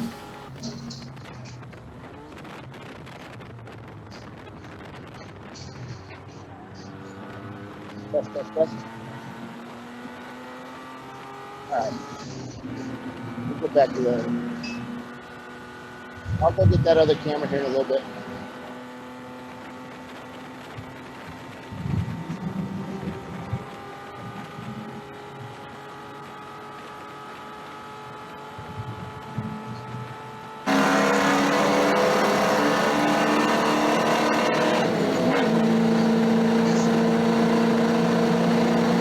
What? SR20 DET turbo. What could possibly go wrong?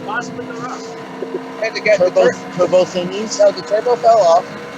So about an hour, they put the turbo back on, and I just walked.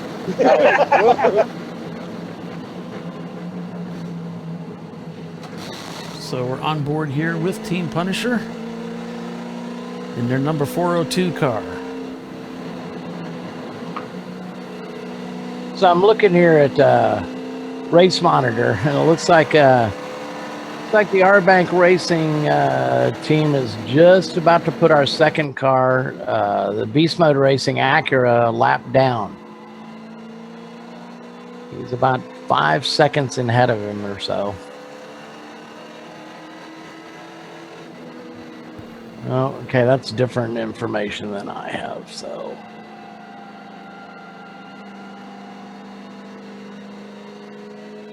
Okay, now mine updated. So now he's not going to put him a lap down. It's only 43 seconds down.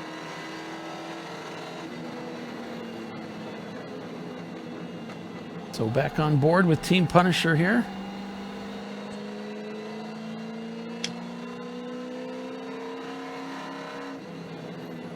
Well, it looks like our first our top 2 cars have kind of distanced themselves from the field. The next 8 cars all the way through 10th place are all on the same lap. So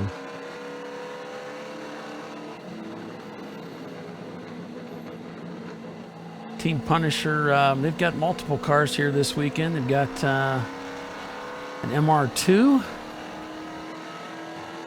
What else do they got? I got a 928 and a 944, I believe. So this would be that 928 we were talking of earlier.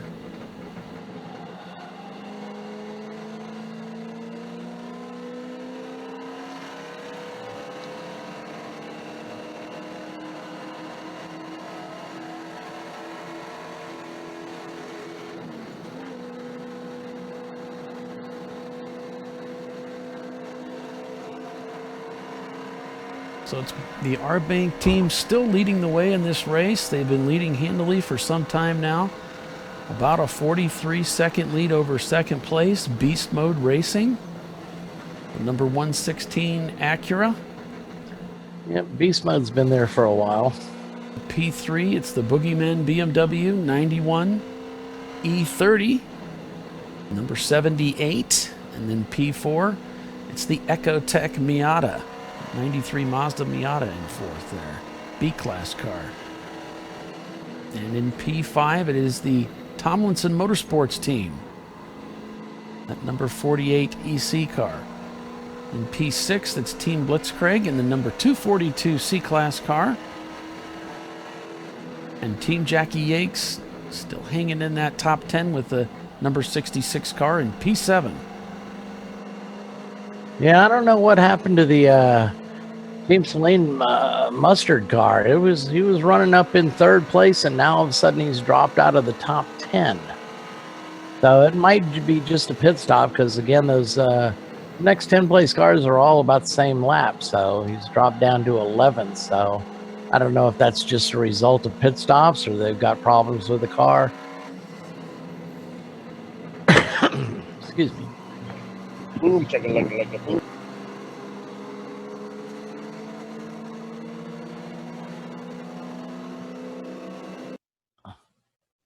So our top two cars may stay the same for a while, but there's a hell of a fight breaking on from 3rd place through 13th place.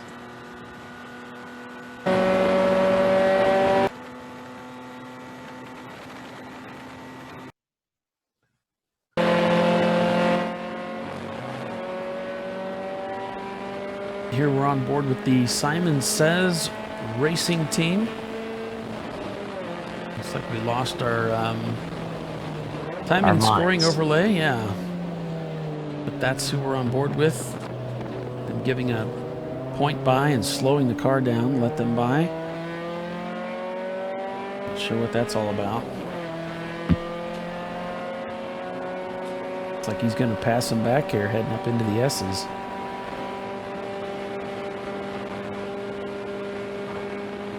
It could have been one of those things where he felt like he was passing under yellow and tried to give it back to him. Yeah, that doesn't always work that well. Thanks, Corey, for sharing our feed today. We sure appreciate you and everybody that's tuned in to watch us on Facebook Live. And you can also follow us, perhaps more reliably, from our website. You can go to ChumpCar.com/live and pick up our feed there. You can register as well there, and we recommend you register so that you get notifications when we go live. A little bit easier than trying to keep track of it. I'm terrible at keeping track of things. I need stuff like that to happen. So that's kind of a fun thing you can do. Head over to our website and sign up for those notifications. With our broadcasts, we regularly have some giveaways that are exclusive to the ChumpCast live broadcast. So we hope you'll tune in for that, those opportunities to win. We love giving away other people's money. Well, we have none of our own to give away. And I don't know why that would be, but however it worked out this way, it's fun. So through turn 9, heading down towards 10. Very fast through here, a lot of fun. You can see he lifts off the gas, but then rolls power back in by the time he gets to the apex. Now down to turn 11, some back markers. He'll have to check up here. Makes the downshift. Puts power down now. Hits the rev limiter for just a moment there. Makes the upshift as he's heading down the front straightaway to complete yet another lap. You are watching the live broadcast of the Sahlens Chumpyard Dog at the Glen. It's the ChumpCar double 7-hour endurance race at Watkins Glen International. Or as we like to call it, Skid God Surwigi for short. Stop that. What? That's good. That's really good. Yeah. I finally figured out what you were talking about. It only took me the majority of the day. You just made an acronym of that. Yeah, Sahlens Chumpyard Dog at the Glen, ChumpCar double 7-hour endurance race at Watkins Glen International. SCDGCDSERWGI. What's your Skid God Surwigi? Gotcha. I'm on board now. All right. I'm not going to try and pronounce it, but I'll send you the phonetics so that you got it, and then we'll be ready for tomorrow. Yeah, I'm sure I will.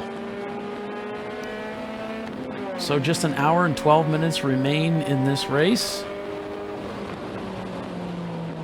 And these guys are mixing it up.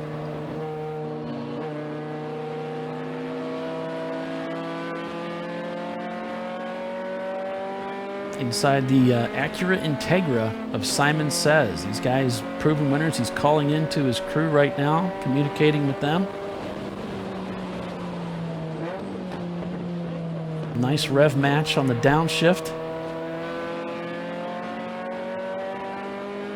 Very fast race car. Coming up behind one of the BMWs, it looks like, yeah. Yeah, I think he might be a little bit upset with that BMW. Because he kind of chopped down on him pretty hard. It looks like the Acura's got a little more legs. We'll see what happens when they get onto the front straightaway. Yeah, that BMW came across his nose pretty hard. Maybe the BMW's got the legs.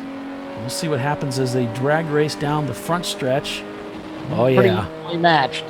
Once the gear changes go up, he cannot hang with him. He's pointing somebody by.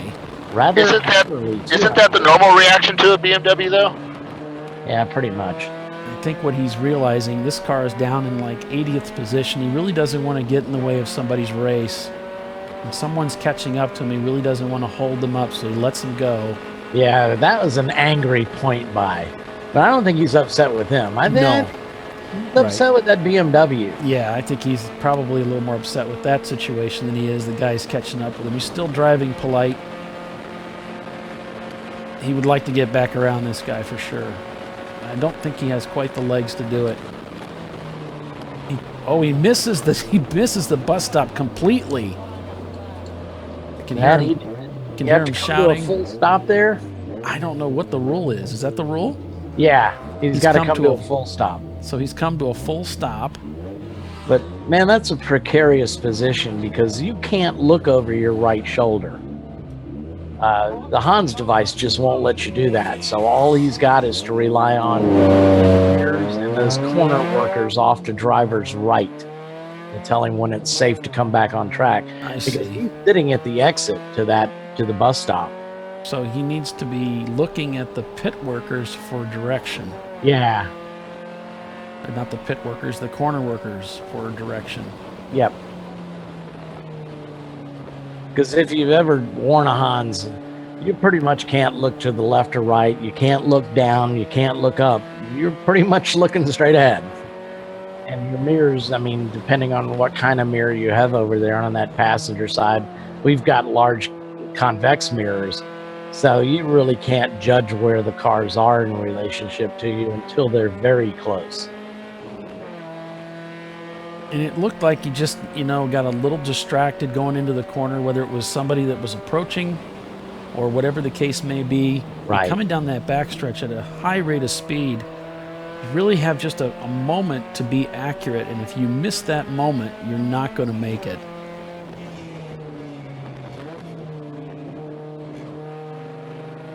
And rather than try to force the issue and possibly damage the car going through the curbs, it just went ahead and passed through.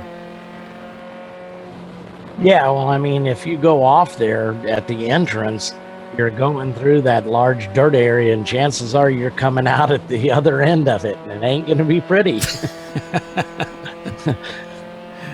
Right. And of course, we've seen that on any number of YouTube videos where a guy's just driving along, and all of a sudden here comes a car and just slams into you. You have no earthly idea where he came from. I had that happen to me at Nelson Ledges, and my team still makes fun of me for that. I was just driving along, and this Mercedes went across my nose. I mean, literally across the nose. See, there's a car off at the turn 1, way out in the deep section, the deep 6 out there. Don't know what that's all about, or if they're going to attempt to remove it. I don't know. Is there kitty litter out there? Yeah. Somewhere eventually. There's a lot of pavement. All right, I'm headed out back to the bus stop to gather that camera up, and I'll be down in pit lane doing some reporting the last hour. Whoa! Guess who I see? It's the GWR car. It is in the pit. Let's see if they're going to be able to get this back together. Oh man, I don't know. Tyler posted some pictures of it, and it wasn't pretty. Well, I'm wondering why it would be in the pits, though. Then, if they have any intention of rolling that car back out there. Oh, if that car gets back on track even tomorrow, I will be very, very impressed.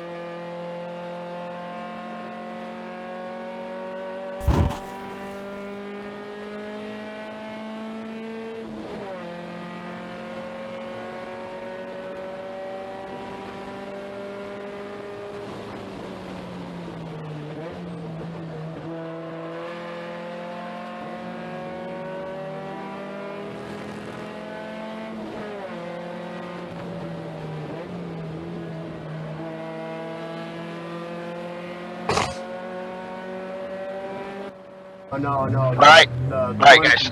Sorry about that. Are we on commercial? No, I didn't see a Volvo. No. But, I mean, I blew. Oh, and Mopar tried to make it racy, but they couldn't hang. They tried though. I mean, they were ducking back on the. You there? Yes, we are here, Bill. What's Oh, going okay. on? Sorry, I was just talking to GWR guys. They're not going to be able to make it back. The car's done. They were looking for video. Basically, it's what we suspected was there was a Honda in the middle. The two second and third place car tried to split it. One car went left. GWR went right. The Honda got spooked, and he saw the guy on the left, and he turned right. And as he turned right, he turned into the GWR car and spun him off, and it wasn't pretty after that. So we've got a car off in turn 1. Double yellow. I imagine that might be the car that I happened to notice just in passing that's way off up near the guardrail. Looks like car number 449, perhaps.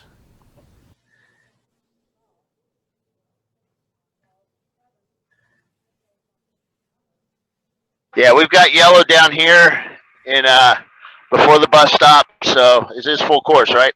Team Sturm. Yes, double yellows.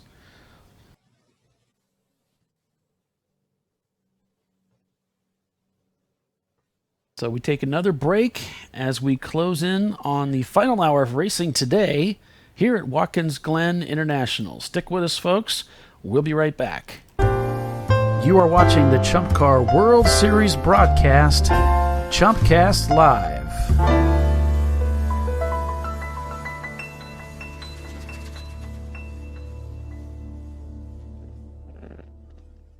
So, taking a look at the current standings in this 7-hour race today on this Memorial Day weekend, it is R-Bank Racing leading the way in first position over this field of some 77 cars still on track in P2, Beast Mode Racing in P3, Boogeymen in their BMW in P4, Ecotech Miata in their 93 Miata, right? In P5, Team Jackie Yanks and their Mitsubishi 3000 GT. In P6, Tuttle Motorsports in the number 107 Mitsubishi. In P7, Bimmerline in their 93 325. Bonehead Brigade in P8. Tomlinson Motorsports in their 97 BMW in P9. And it is the Team Celine Mustard Mazda RX-7, car number 943 in P10. So Chris Huggins was asking where are people seeing the pictures of the WR BMW that was involved in that incident? Evidently, they've posted some pictures onto their Facebook page. So I got them from Tyler, and probably he shared from there. So yeah, we're told that Ecotech has video as well, so they've kind of seen that. You'll probably be seeing that on the internet soon.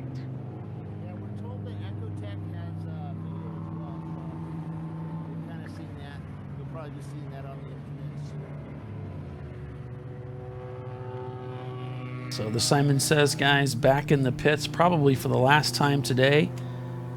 Getting a drink. Getting a drink. Yeah. Looks like Dan Diggs coming up there to talk to him. Maybe looking at the front suspension area.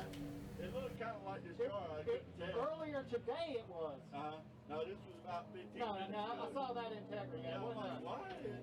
They sitting way over there. We had a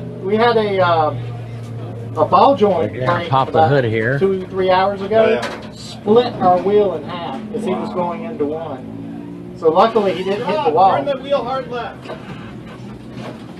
So explaining they had a ball joint let go, which split the wheel in half, and fortunately didn't wreck the car. Right?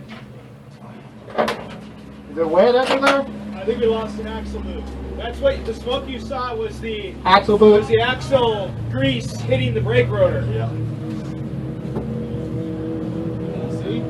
Yeah, it's split. We used to say all kinds of stuff like that just to get the inspectors off our butt. Sure, it's just my overflow.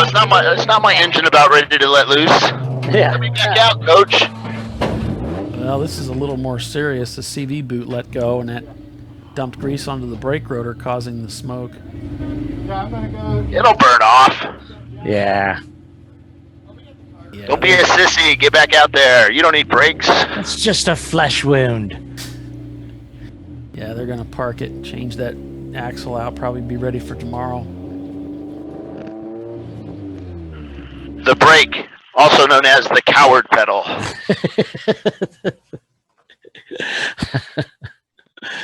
Yeah, those things come in handy though. So it looks like the track is all clear. We're going back to Green Flag Racing once again here today. When you have 50 horsepower, you don't need brakes. True. Well, the other cars will also stop you. And they did. So we are full course yellow at this time as they work on the track. On board with the Star Racing team. We're getting word that Team Sturm was off at turn 1. So that was our car. It was over there in the kitty litter, I guess. Now they get that car dragged back out. Looks like we're showing green right now. So why, yes, we are. Hopefully. Yep, at the end of the bus stop, the corner workers waving the hand around. No flag out. Tell Troy to get his car back out there. We're running out of in-car cameras. I think we're just down to 2. Isn't he out there? Because his car wasn't in when I was just there. No, he's in the garage again. Tell him that's not working out for me. I'm sure he'll jump right on that. Oh, wow. Wow, Paul says I need to get my car out there. Yeah. Oh, yeah, sure. Get right on that, buddy. It's kind of one of those same notes as, we need you to pit so we can adjust your camera. Sure. I love it. I love that. I've actually thought about that just to be Troy. No, serious, man, serious. We have to do this. It's about the integrity of the broadcast. Yes, it's all about the broadcast. It has nothing to do with you winning the race. Of course, there's 2 words you won't hear often: integrity and broadcast.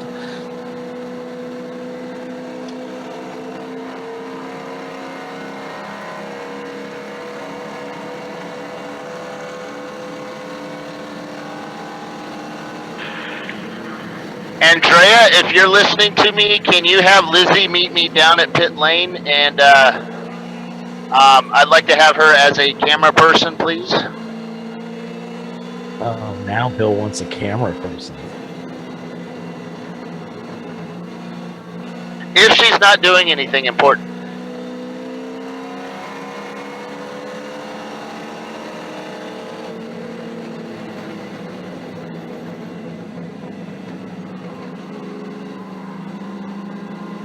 The professional team would be using radios to communicate like this. Bill, you have enough trouble with your microphone. I'm not sure we need to give you a radio as well. Well, yeah. My buddy that works at a radio place, he has my radios right now, so I'm doing some modifications to them. Yeah, did you get them back at Racing Radios? No, this is a different guy. This is a real radio. Not that Racing Radio is not real. This is a company that actually makes radios. Ah, gotcha. I gotta be careful how I say things like that. Yeah. I was like, whoa, ouch. There goes a full-time sponsor.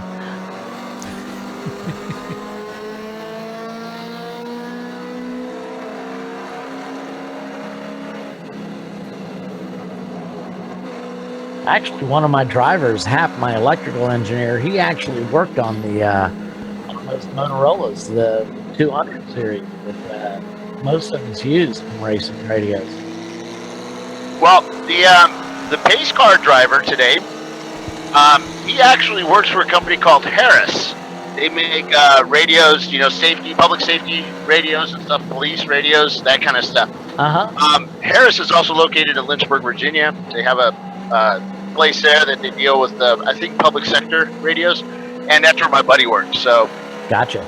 He's also a crew member of ours, and he's helping sort out my existing radios, some issues we had with them, and we'll be using those for some of our broadcasts, and we're going to tweak them to actually be able to talk to people in the cars, which I think we'll test at NCM. We got a lot on our plate at NCM, is what I'm gathering here. I don't know, guys. I'm going there to win a race. I don't know what you guys are going to be doing. Well, I'm going to be winning a race, so it'll be easy for us. Oh, okay. Gotcha. We hear you talking. I didn't hear any confidence there. I didn't understand. I guess I was really in the dark. Now that I understand, it all makes sense. All right, I'm at the biohazard. Well, that doesn't look good. Hold on.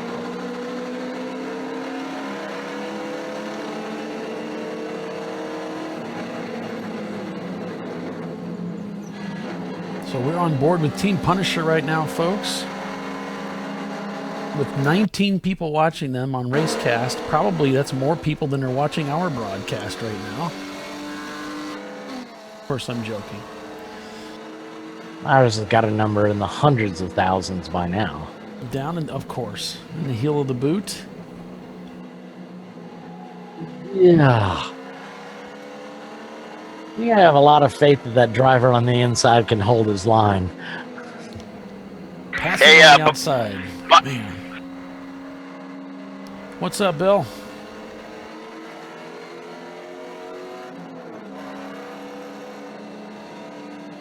Nah, we're not hearing you.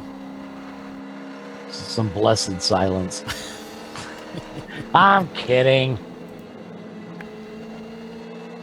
I'm sure it's going to be an MR2 update. No doubt. Yeah, sorry, I'm being spoken to by Jerry. That's all right. So, the car's not hurt. Remember, this is a track day for them, so they did their stints. They got some practice on the track, so they brought it back in. I said, Troy, you want me to go out? And he goes, do you want to? And I seriously thought about it. But again, I don't want to be that guy, Yeah, and they're ready for tomorrow, so they've tested a bunch of stuff. They've got their secret turbo spinning up in the trunk. Well, you might as well turn off their camera then, because they're just burning up data. All right. It is my data, isn't it? they're killing you picked up on that quick, didn't you, Bill? Yeah, when he said data, it's like, oh, yes. Oh. Yeah, I just got a notice from Verizon that I've reached my limit on my plan. So does that mean you're hanging up? No. I'm just going to switch to my other MiFi. Gotcha. Although I guess they just throttled me down probably. Maybe it won't be a problem. I don't know. Well, this sucks. Now I have another camera. I could have left this one out there, but I have another camera now. Cool. All right. It was off anyway, it looked like. No, I was getting a feed. The Tomlinson machine here. We haven't spent too much time in the car with these guys. Currently in It's a little dirty. Boy, these cars really pick up a lot of dirt out there in the racetrack. So this is the number 48 car. Tomlinson Motorsports. EC car.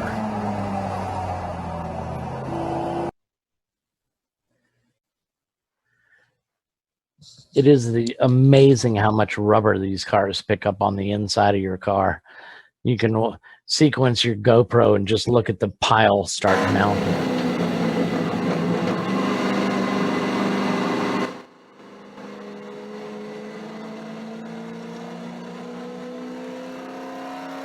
Back on board with the Punisher GP team in their Porsche.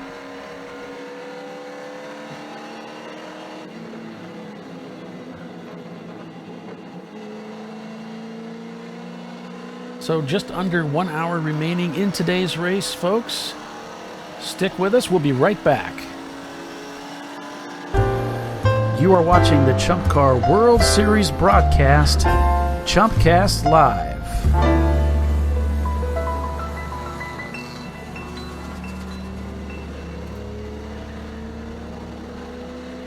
Yeah, Andrew Sides was asking what happened to the e-racing. I can't really answer that, Andrew. They started well back in the field at like 80th place. And then, you know, half an hour later, they were approaching the top 10. They came in after an hour on track during a yellow flag, and then they just kind of dropped off the map. Not sure. Last time I checked, they were running down in 30th place or something like that. 29th. They're on lap 106 while leaders are on lap 115. So I don't know what happened to the car. I don't know if they've had some problems or, I mean, they're not that many laps down. So I don't know what their pit strategy was coming in after an hour, even though it was during a full course yellow. We've had probably about 10 or 11 full course yellows now, the majority of them taking place pretty much in the first 5 hours of the race. We've gone back to green here for a pretty decent stretch. Yep.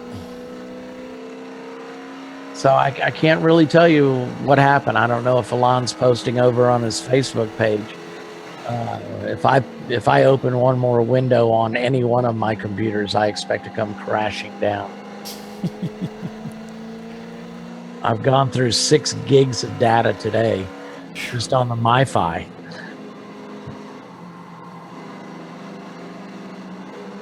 Yeah, I'll take a quick look and see if there's anything over there.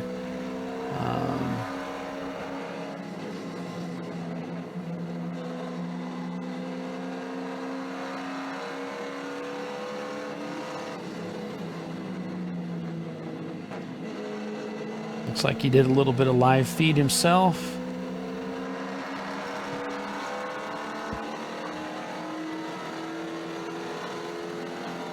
Nice to have you back, Jeff. Sorry you had a little bit of a crisis to handle, but hope you'll stick with us indeed through the end. Through and through. Only got about 45 minutes left in this race. Yeah, you might as well stick through it. Yeah, if you've handled this far. I'm not saying it won't get worse. It certainly can. There's always room for improvement in either direction. Yeah, true. And if there's one group of guys that will test the limits, it's gonna be us. Yeah, pretty much. Let's see, one of the Miatas just to driver's left there. They're going through the chicane here, or the bus stop, or the duck pond, or the inner loop, or you know. Yeah, I mean, how many names can we come up with? As many names as race. No, the duck pond is the bus stop. Well, that's what we're talking about. Whoa. Really got a couple of wheels off the ground there.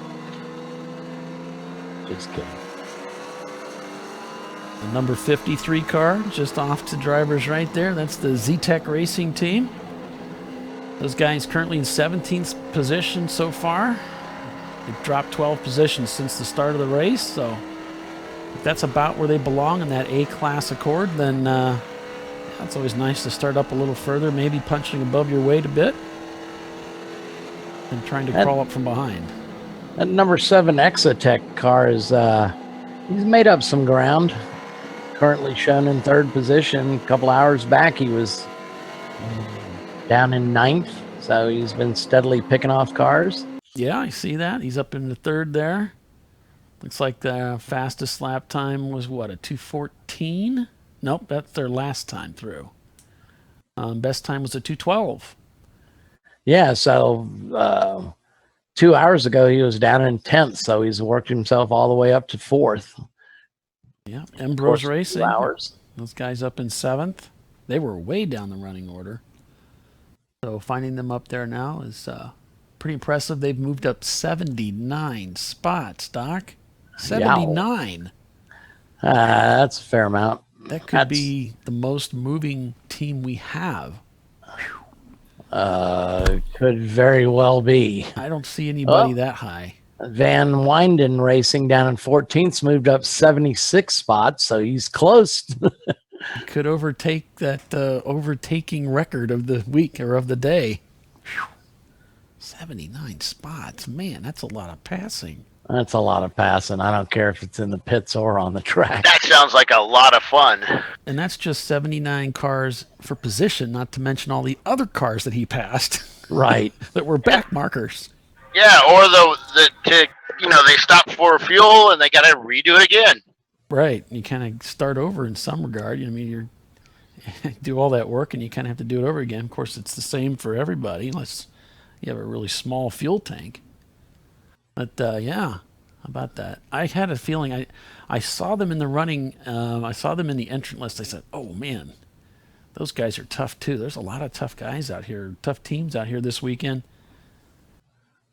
So, yeah, they're in the top 10. There they are.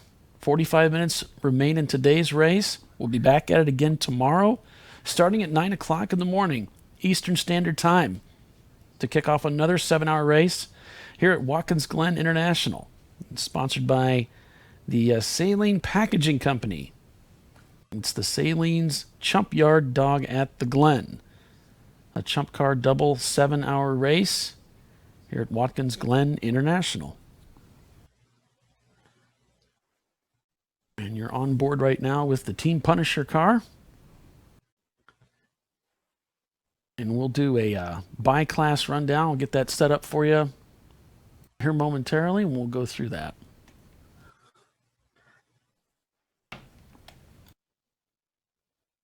Okay. By class. In first position in A class, it is Beast Mode Racing. In second, Z-Tech Racing. In third, Tuith Autosport. In fourth, Me at a Race. And fifth, Most Mint Racing in their 92 Saturn. Down to B class. Ecotech Miata in first. Team Celine Mustard in second. Team Celine Ketchup in third. Down to C class. R-Bank Racing leading the way. And the overall leader of this race in the number 90 Saab Turbo 930. In P2, Boogeyman. In P3, the Jackie Yakes team in the 66 car. That Mitsubishi 3000 GT we were able to follow along with earlier. Down to D class. Hillbilly Racing, a Ford Mustang, leading the way with Team Z behind them in their Nissan 300ZX.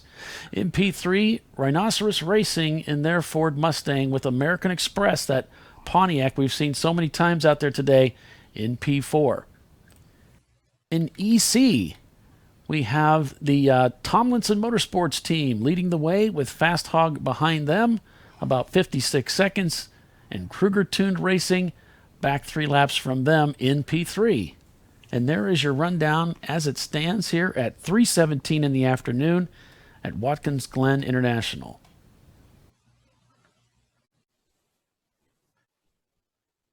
Yeah, Rich said he was talking. It's Rich Santia talking to Alon. He said they lost the Wi-Fi in the car. So, and he says that 1 hour stop was part of their strategy. So, cool.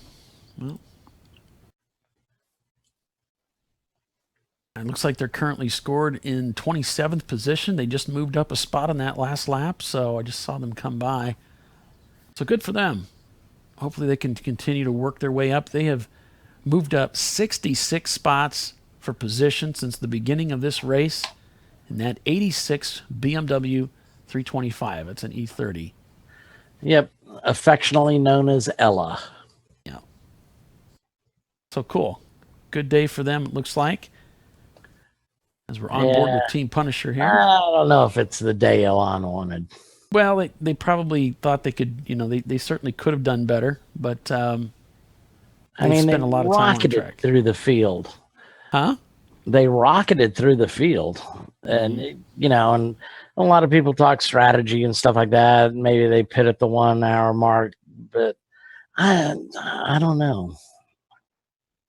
Of course, in a 7 hour race, you can't do, you can obviously do 2 hour stints, but you're going to have a short stop at the end since it's a 7 hour race. Right.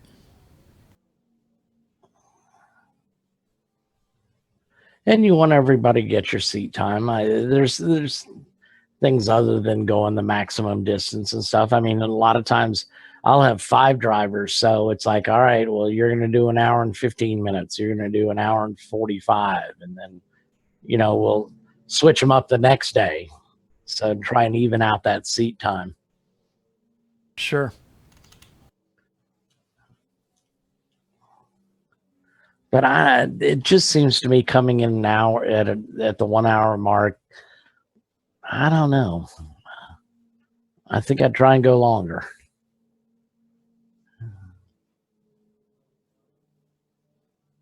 Well, they came in right on the yellow, one of the yellows. So yeah, I understand that, but if you got only an hour in. Mm-hmm. Of course, I don't know that anybody anticipated as many full course yellows as we have had. Oh. Yeah, people have been asking me about that. If they want to know how many double yellows we've had, full course yellows, and why there were so many. And we kind of explained that earlier, that basically they don't allow hot pulls here at this track, so they just wait till a bunch of cars pile up and bring them in. But we've had a lot of attrition this week. We've had 11 full course yellows so far. Yeah, so, what are you going to do? But that's part of the game. It's the same for everyone. So it affects everybody's race. Absolutely. And that's part of the deal. So yeah, and Rich says, and we don't know Alon's full strategy, but it's a double 7, so you got a 1 hour stint in there somewhere. You might as well get it out of the way at the beginning. But I don't know that they ever quote unquote recovered from it. I'd have to look back at my order. I'm only keeping track of the top 15 as far as writing it down. I'll be able to look at Race Monitor later on and see where their stops came after that. Because you can compare cars, you can look at the whole timeline on the car.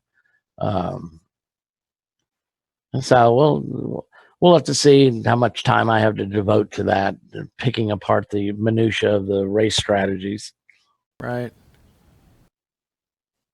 Well, and Richard's trying to bring up the point. It's a 7 hour race, so you've got to have that 1 hour stint in there somewhere. Yeah. But it doesn't need to be an hour really, because you've got pit stop time stuffed in there too. So it really isn't going to be a full hour. None of the stints are really a full 2 hours. You're kind of cut down. So what are you doing when you leave the driver out a full hour and then bring him in?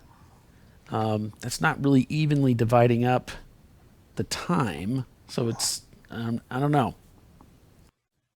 But you will have to make that extra step. You have guys that sell seats, so they have minimum seat times for the driver or maximum seat times for the drivers. They run it as a business. Of course they want to win, but then you have teams that will win at all costs. So they will run the car to the maximum, or run it to where the fastest driver has the maximum amount of time in the car. Yeah. So there's certainly a lot of things to consider when you're putting together your driver order. Do you want your fast guy in at the beginning? Do you want him at the end when attrition has claimed some of the field, so it's easier for him to cut fast laps? Do you want him at the beginning so he can move up to the front of the field, depending on where you started? So there's a lot of things that play into this. We just make it look easy. And then there's Lady Luck. I mean, you really need that too, because you just don't know. There's so many factors of when's that green flag going to fall.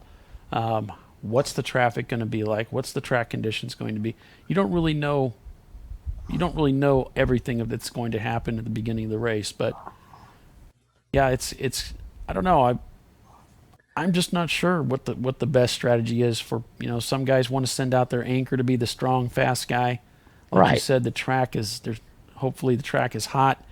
You've got fewer drivers out there, so my fast guy can move up at the end.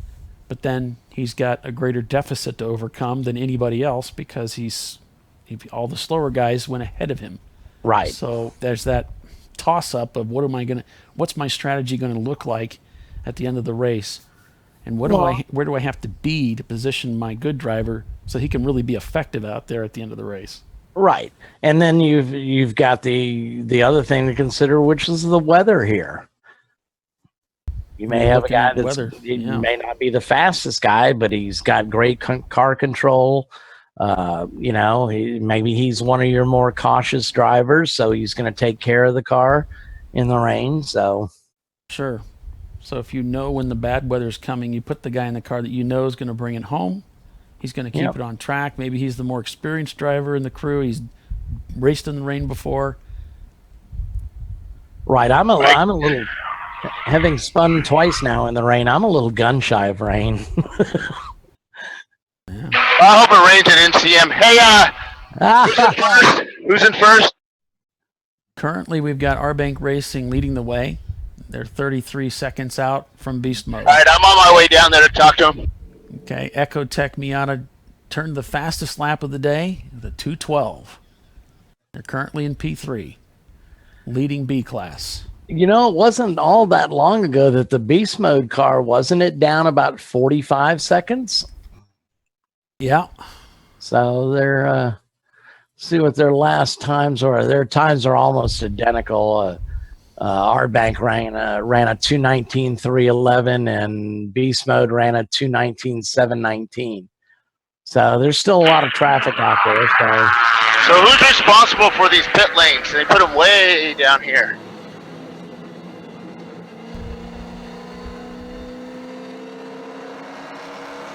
They have a fairly empty pit lane. Robin over here on the side talking on the radio. Yeah, they're out racing. This is what we wish we were doing. That would be cool. Couple of weeks, guys. Like 3.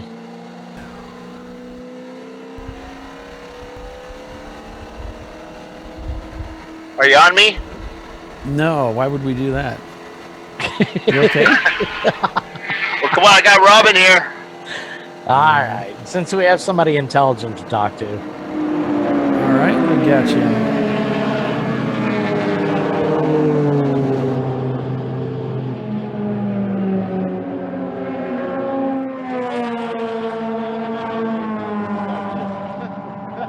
Go ahead, Bill. There's Rich right there. You're in the wrong place, man. I don't know. Am I live? Am I live? Yeah.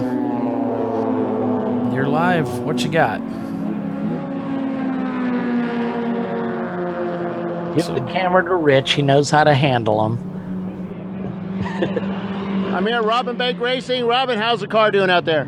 Real good. We're leading the race, but it's a tight one. Getting a lot of pressure from the beast mode team, so we're going really as fast as we can go right now. And that doesn't, we don't always have that call. It's like the Indy 500 right here. This is as fast as we can go. I've yelled at the driver every lap for about the last 30 minutes. Go as fast as you can go. We've been saying that over and over, so this is it. So what's your strategy right now? Go as fast as we can go for 40, 30 more minutes. It's literally no strategy. It's fast as we can go. Is your fast guy in it? Actually, we ran our fastest guy in the second to last stint, which we do sometimes. This is a guy that has never won yet, never won with us. And hopefully this will be his first win. Awesome, man. Well, Yellow's coming out, so That's going to squeeze it down again. It's far from over. Those guys might have us. Are you trying to get as many cars between you and him as you can? That's exactly what we're doing. Yeah, I keep telling them to dig. Keep, that way if a yellow comes out, we'll still have track position. All right, man. Good luck. So he's explaining the yellow's coming out now. That's going to tighten up the field. That will bring those gaps together and give that second place team a chance to make that pass. And that's pretty cool what he's doing. He's put a guy in that's never won with them before, because obviously Robin Banks' cars have won lots of races. So they're going to put in a guy that's never taken the checkered in first place. So that's pretty cool. Who's in second? What pit lane are they in? I don't have the pit list. Beast Mode Racing is in second. That's the number 116 Acura. Who's in second? What pit lane are they in? What pit lane? I don't know that I ever got a pit assignments list. Ask Andrea. Working on it now.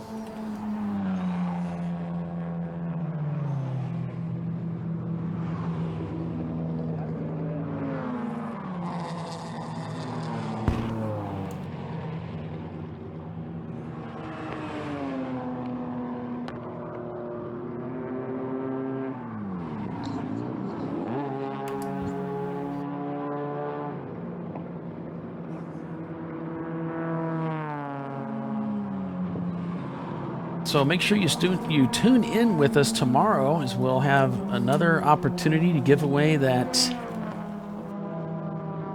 ChumpCar Pace Car Ride-Along Pass. No one claimed that today, so we'll have a chance to give that away again tomorrow.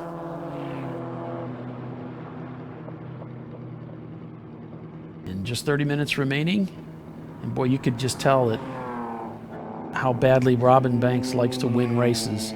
Yeah. He's taking this very seriously. He wants this race.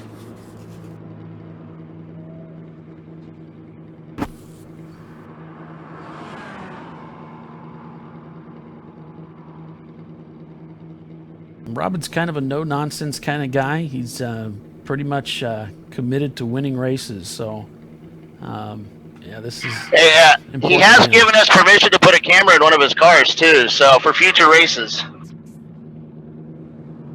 which is the first. He's never allowed that before. Yeah.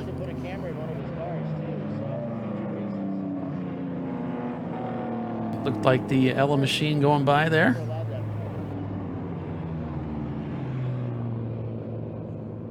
We're down on the sun comes out. I'm all dressed in this OMP race suit. Oh, you'll be all right. right. The sun comes out. Where's my cool suit? You'll be fine. Stop it. Is it on your checklist, Bill? I need my cool shirt. I have a checklist. It is on it. It is in possession of Michael right now, but it's been cold, so I didn't. Bill. Pit 5. Go down to P5. And that's where Roger that. Beast Mode Racing, Acura. Pit 5. I was hoping it was down here and not way at the other end. I know. You and your OMP suit. Go down to P5. Which way are we ordering pits now? That's a good If you look question. at my camera, you'll see it's written on the walls. Oh. So we're going by NASCAR numbers then. I sure hope so. Well, I mean, I asked for pit number 7 at Daytona, which was perfect for when we ran there in 2016. In 2017, it was hell and gone from a gate. Yeah, you weren't very happy about that, were you? Oh, I got over it, but I don't walk so good anymore. So no, you're going towards pit out. So that's opposite of NASCAR.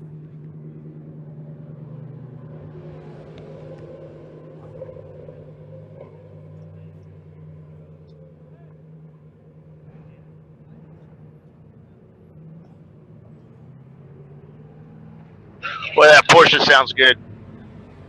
The 928? Yes. Yeah.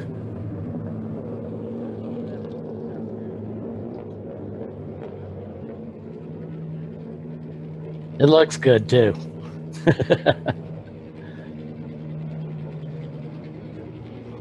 Okay, sorry folks, I've kind of neglected you for a minute there. I'm just trying you left me and Bill alone. to get something going on here.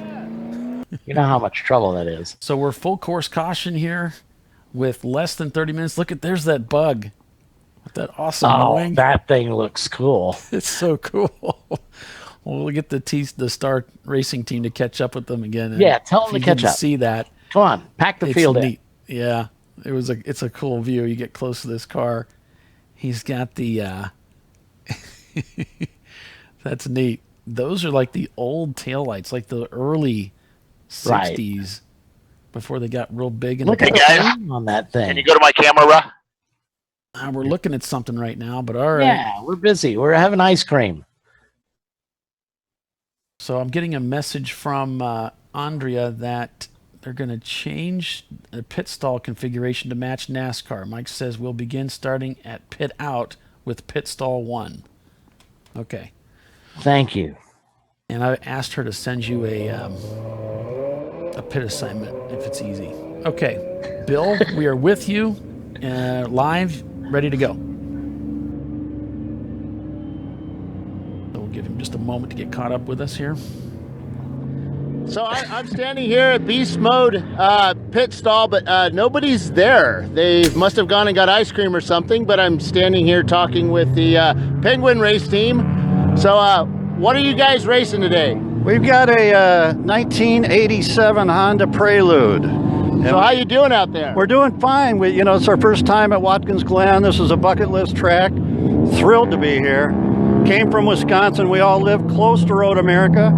And saw you there a couple of weeks ago. We got through that weekend. Hoping to get through this one. This one's a little less forgiving in terms of runoff. But have you had any issues today? None whatsoever. Not even rain. It's unbelievable. But we're sharing the pit stall here with Beast Mode. They've been here all day. I don't know why they disappear when it's time to get a little pace. They saw me coming and they just ran. They ran for their lives. Beast Mode ain't very beastie, are they? They're running hot, and we're running steady, and that's what we want to do. Bring the car home and stay out of trouble. Well, that's good. What can you do different for tomorrow to make it a little quicker? We think can't let you in on every secret, but we think the way the yellows have been running, we can stretch our fuel and maybe avoid a pit, fuel stop. Cool. How many drivers do you have? I'm sorry? How many drivers? 3. We have 4 on our team, only 3 here. The other guy decided to go riding in a convertible, which makes absolutely no sense. Cool. What? All right, guys. Well, good luck out there. Enjoy the day. All right. Riding in a convertible versus a race car? That's the story from down there at Pit 5 at Beast Mode Racing. They've left the pits because they're that confident. Here comes Beast Mode. The Beast Mode car is cut into the Robin Banks Racing car. Beast Mode. You there? Here they come. Just a second. We found him. Okay. The lead's down to 16 and a half seconds. We found Beast Mode. Okay, you there? Here we go. Go ahead, Bill. Oh, man. It's going to be tight. Hey, we're here with Beast Mode Racing. So what's up, man? How you doing? Well, we're trying to catch up to the first place. 16-second gap right now, so we're trying to push in and dig and find room where there's room and pass and just make it. We want first place. That's what we want. So just talk to Robin. He's trying to put as many cars between you and him as he can. Yeah, I've seen that. But this yellow might not give us the last chance that we needed. So I think we have a big chance. Yeah. We're just going to push. Aaron DeLong right now is in the car. He's a great driver, so I know he has a pace, and I know we can catch him. Where are you guys out of? North Carolina. Okay, so you're down by us, man. Long drive. Yeah, long drive. 10 hours and a half. Not too bad. Cool. But yeah, we're here to win. So you want to go home with your trailer overloaded with some metal, right? Yes. Hopefully today and tomorrow. Not just 2 wins is what we want. All right, man. Good luck. Thank you. Yeah, so Doc was just explaining, Bill, if you didn't hear, they've cut that lead deficit to just 16 seconds with this yellow.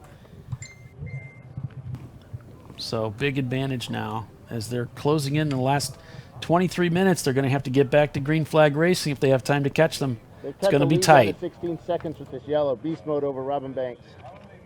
Yeah, Andrea says we've got about 9 laps to go in this race. Yeah. And that's assuming we don't get any other cautions. Which car is beast mode? So we'll see how this works out. It could very well work into their advantage. We'll just have to wait and see. It seems like we get to the end of these races, Doc, and it's the same story, race after race. Yep. It's tough out there. Man, these guys really going after it. Of course, we'd have to rely on either Andrea or Bill to tell us how many cars are in between the Beast Mode car and the number 90 Robin Banks Racing. Yeah, I'll get up there with the camera on the wall here, and we'll get them as they come around. I'm walking up towards Robin's pit area. You can see all the cars lined up, conga line style, as they're behind the pace car. Yeah, I mean, with 70 cars on track, assuming everybody catches up to the car in front of them, that's a long conga line to get through. Sure Pit cars off, or pace cars off, pace cars off. You can see the cars already beginning to accelerate. And then they backed off again. This is, I believe this is heading into 11, the front straightaway here.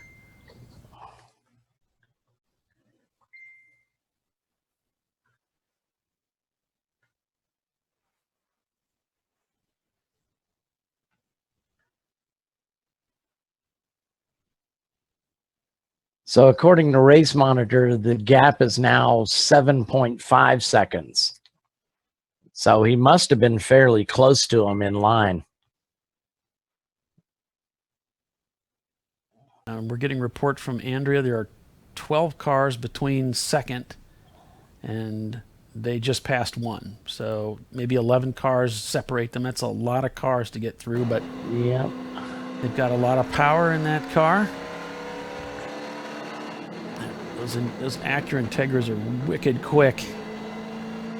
We'll see what happens. In just the final 20 minutes of this 7-hour race, the gloves are off, and it's time to go racing, guys. It is on between two teams that desperately want to win this race. You don't think they're desperate? You didn't hear that the interviews we just had? Those guys want to win this race. They seriously want it.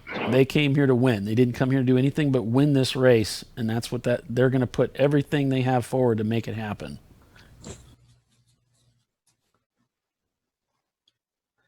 Yeah, they didn't have too good a year last year. They finished in 60th and 62nd place on Saturdays and Sundays. So, all right, Richard's making fun of me right here. He just took a picture of me in my Maxxis hat and said it's nothing's better than taking a picture of the Michelin man with a Maxxis hat. Why do they say such things? I don't understand that. Well, who was it that said you look like a blueberry at COTA? Was that You're Tyler? not supposed to bring up Tyler. That's Tyler. I tell you what, I don't know the actual numbers, of course, but hey, Rich, I don't know the actual numbers, but I sure saw a lot of Maxxis decals on cars during your garage walk, Bill. Yeah, they're supposed to as part of the deal. All right.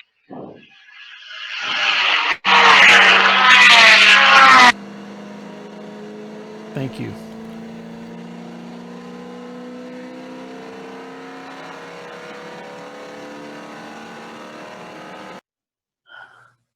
So we're on board here with the John Artman racing team, that Star Racing. You can see the number 56 car going around the outside of turn 11, heading onto the front straightaway here. With just 18 minutes remaining in this race. And did I see a flashing safety car? I'm seeing a lot of cars passing him here. I saw something flashing from the flag stand there. And I think it was the one SC. to go or anything like that.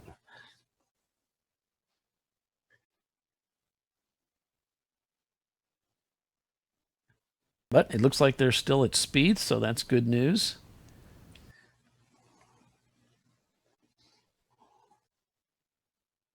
And looking at timing and scoring, that gap now down to just 11 seconds. Just over 11 seconds, just under 12, between our leader and Beast Mode Racing. Oh, and we just lost, excuse me there. We got, I don't know what happened there. That was bizarre. What did we lose? Our minds? Yeah. We should call it a day for sure. Oh, we're but almost I'm not there, leaving buddy. in the middle of this. Yeah, this is We're almost good there. stuff. This is good stuff.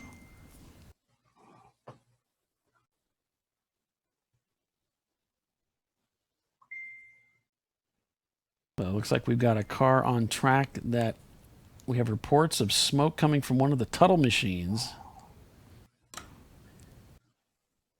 And it's possible they're going to bring out a safety car. We'll see what happens. Yeah, the Arbank is really making up time with this free open track now. He's got nobody in front of him, nobody behind him.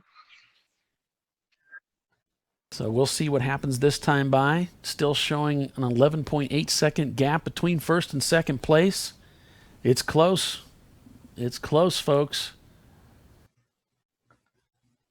And it's a shame because the Ecotech Mazda just behind them in third has the fastest lap time of the day. But this time through, Beast Mode drops to 20 seconds now of deficit, with Arbank Racing doubling the gap between the two of them. So really opening up that cushion. And there's a car off track at the top of 9. Oh, man. That's not in a good place. But having Beast Mode buried back in traffic has really played into Arbank's hands, and that's part of the benefit of being the leader. Yep, you got that nice clear track in front of you. Yeah, that yellow flag really helped him because it cleared the track in front of him. Now he has no traffic to get in his way, whereas the second place car does. Absolutely. So just about 15 minutes remaining in today's race. Stick with us, folks. We'll be right back. You are watching the ChumpCar World Series broadcast, ChumpCast Live.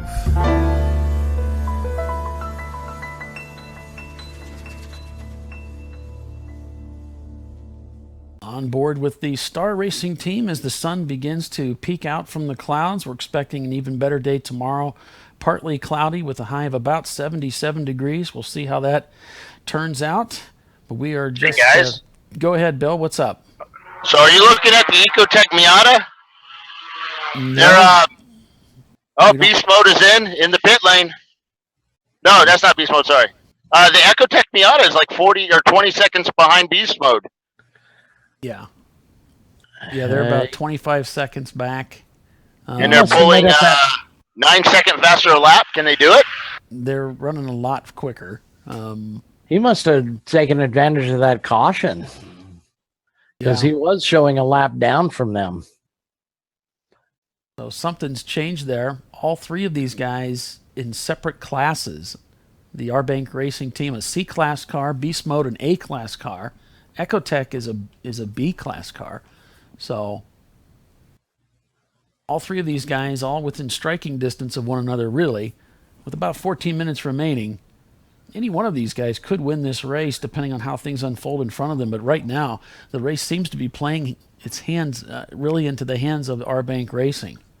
So I don't know what's happened to the Boogeyman Racing BMW, but he's dropping rapidly from 4th place. They're now showing him down in 8th place. Wow, Beast Mode just pulled a 2:16, their fastest lap of the day. Now, Boogeyman currently not showing circulating, so they may be in the pits. They're tumbling down the running order, like you said, Doc. Well, and that was what I was commenting, I don't know, about an hour ago, that, you know, the 1st and 2nd place cars had kind of distanced themselves from the field, but 3rd through 13th, in other words, the next 10 cars were all on the same lap. So any stop, any off is going to cost you positions. Well, I think this is about to play into the hands here. Now we're getting reports they're going to have to go full course yellow to pull that car out of 9A. And when they do that, that's going to leave virtually no chance for Beast Mode to make a move on Arbank with the number of cars that will be between them. unless he has passed a lot We got a of yellow cars. flag. Full course yellow. So unless he's passed a lot of cars, we'll just have to see what the car count is between our leader and our second place team. God dang it. Okay, I don't know. We're getting a report that car number 78. I don't show a 78. I probably need to refresh my list off of Race Monitor tonight so we get all the current cars that are out there. We had several cars drop out, and there were waitlisted cars that got into the race. So he's exposed. His car is out in a dangerous spot in 9A, and we're getting a report he may be out of fuel. So that's why we're full course yellow. I don't know. The yellow flags have typically lasted 4 or 5 laps, so I don't know that we'll go back to green. We may. 9A is pretty close to the pits. So yeah. Well, stick with us, folks. We'll be right back after this break.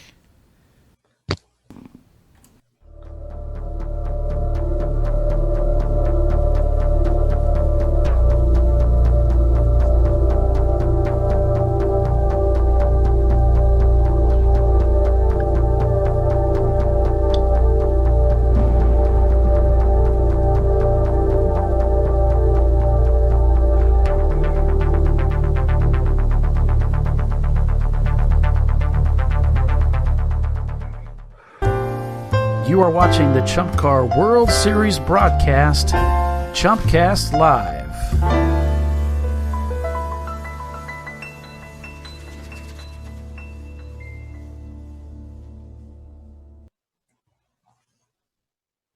Folks, we are back here live at the Sahlens Chumpyard Dog at the Glen ChumpCar double 7-hour endurance race at Watkins Glen International. We are 11 minutes from the close of this race under full course caution, with KarGo Racing leading the way, with Beast Mode Racing just behind them. We don't know exactly how many cars separate them now, but it's coming down to crunch time when we're going to find out who's going to win this race today. Well, Andrea said they're going to pull that car off the track into Delta. I'm not sure what Delta is, but anyway, it's going to hopefully be a very quick yellow. So That's we go the back NASCAR straight. Okay, that's the NASCAR straight. I figured that's where it was. So they're going to pull it backwards to get it off the track so they can go green as soon as possible. So we'll be sticking with this and see how things progress. See, when I see the word Delta, I think of the Mississippi Delta. It's like they can't pull that car all the way to Louisiana. They're just that upset about the situation, they might. Yeah. There's our flag stand. You can see the flaggers with double yellows in hand right now as they prepare to take this the field back to green flag.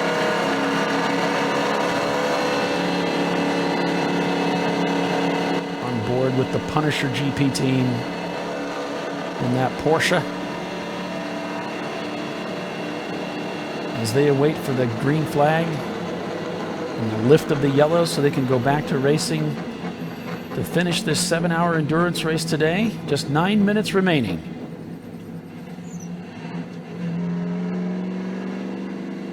While we wait for that, we'll go through the running order as things stand. By class, we'll go through. We have Beast Mode leading the way in A class, with Z-Tech Racing in second, Tuath Autosports in third. In B class, it's Ecotech Miata with Team Saleen Mustard and then Team Saleen Ketchup in third. In C class, it is KarGo Racing, then Team Jackie Yakes in the 66 Mitsubishi, then Embrose Racing in the 927 car. In D class, it is Hillbilly Racing in their Ford Mustang, followed by the Nissan 300ZX of Team Z, and then followed by Rhinoceros Racing in their Mustang. In EC, it's the Tomlinson Motorsports team with Fast Hog behind them and Kruger Tune Racing in third.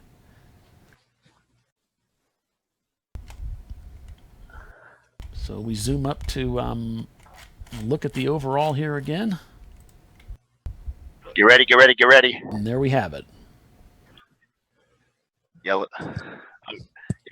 And go In back his hand. and go back to green. We're going to have 3 laps of racing. Yeah, Robin held up his hand and said 4. Told me they had 4 left. We'll see. Yeah, Robin held up his hand and said 4. So according to control, we have 7 minutes remaining in this race. Well, and Andrew pointed out, of course, it's correct. There's 7 minutes to go. So we're estimating about 3 laps. So this time by, we've got Bill down on pit road there. As you can see, we have a camera looking up the track at the exit of 11, heading down to the start-finish line here. We should see a green flag this time by. Here they come. There's the green flag for just 4 laps remaining in this race today. 10 cars between them. He's trying to make a pass, but some cars went wide. He couldn't make the pass. Beast mode.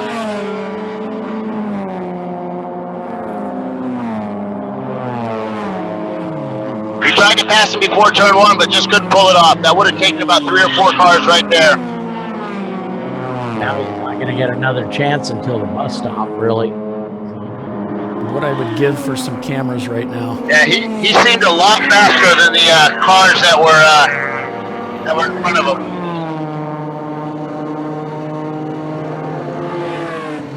Well, this will give him a chance to get by all those slower cars very quickly. Give him his very best chance of getting at the heels of the Robin Banks machine. We'll see how this plays out. It's not going to be easy.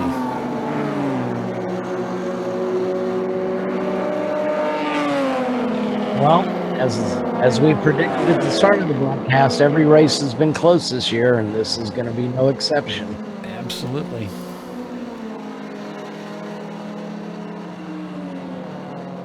So when they took the green, it looks like the gap was down to 5.3 seconds. So that's a lot of cars to stack in there with 10 cars in between your leaders. It certainly is. So, oh boy.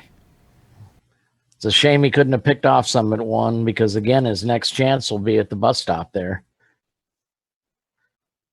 Yeah, there's a couple of chances. The bus stop, going into the toe, coming into the boot. Oh, yeah. I mean, there's a bunch of spaces that little car, and I've raced against these guys before. They're good.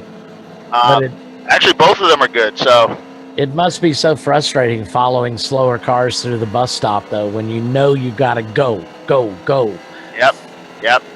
But it's also a place you can pick them off. I mean, you can pick them off quick. And here comes the Robin Bank car. It's also a place you can pick them off. So this is our front straightaway shot. See what the gap is. 4 cars, and he came so close to that wall. I mean, millimeters. He may have scraped the wall as he came around that corner. 7.7 seconds now. Just a couple laps remaining. 4 cars.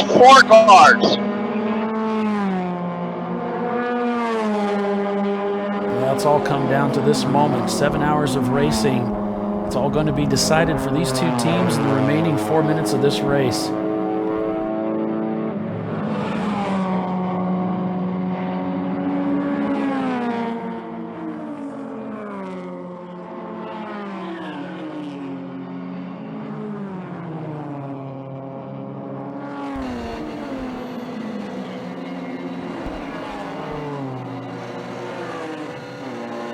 I'm serious. He had that car at 11 tenths. He had that car at 11 tenths as he came around that last corner. He was right up against the soft wall.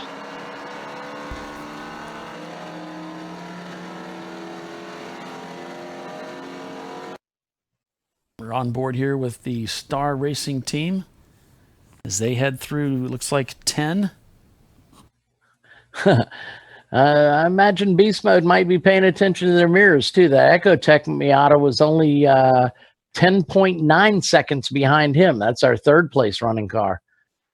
See the Robin Bank team, they're up on the wall. They're watching closely. They're waiting. They're all looking at stopwatches. And what I'm showing now is Ecotech is only 3 seconds back from 2nd place. The 10-second gap is to 1st.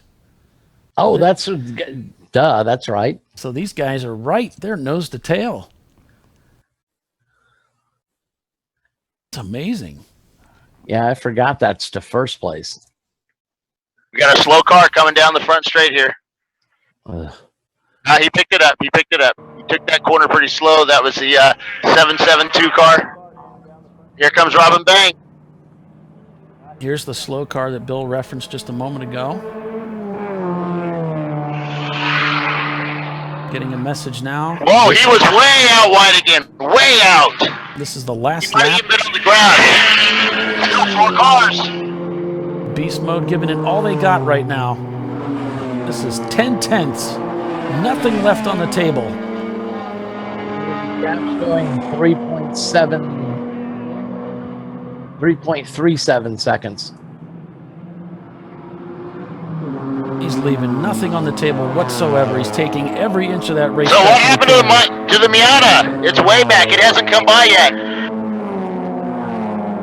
We're watching for the timing and scoring right now, Bill. We don't know. You would probably know more than us. It hasn't come by yet. They should have been right behind Beast Mode. No, he's showing a lap. He never came across the line.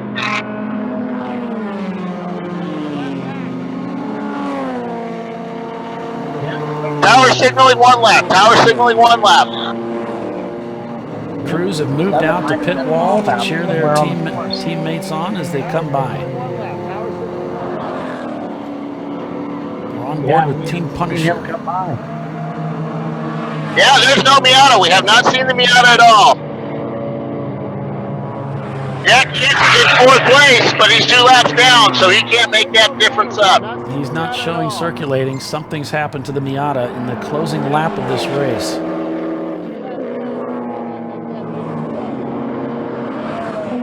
Showing number 7 possibly ran out of fuel. Andrea telling us number 7 may have run out of gas on the last lap of this race. Here comes the checkered flag. It's in hand right now. Can Beast So we're make waiting. up the We're difference? Will they make the pass in the closing corners of this race?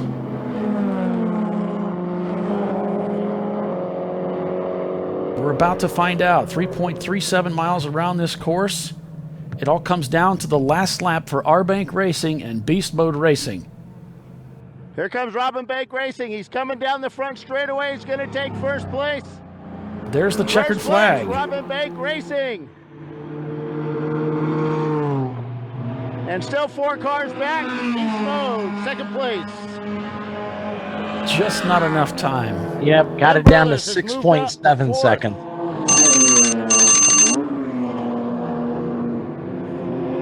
That little alarm clock you got there is pretty accurate there, Paul. Yeah.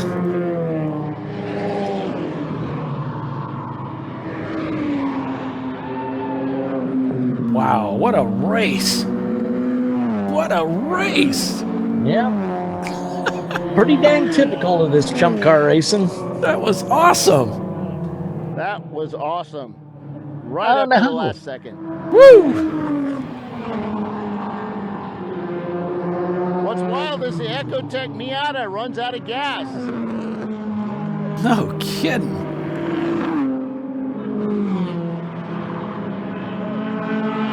Well, I don't know how we're going to top this tomorrow, but that was amazing. Man.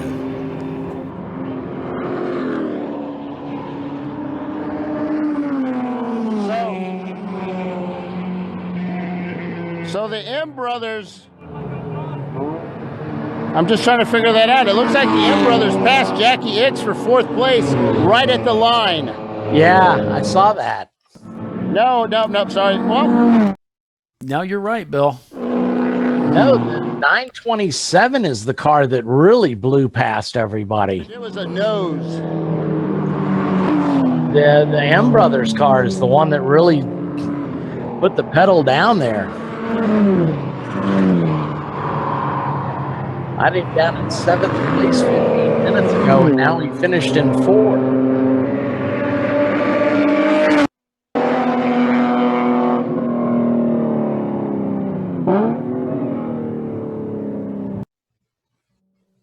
that car went by so hot it clipped his mic. The sound went away for a moment. We still have cars finishing. These guys finished the race, kicking butt.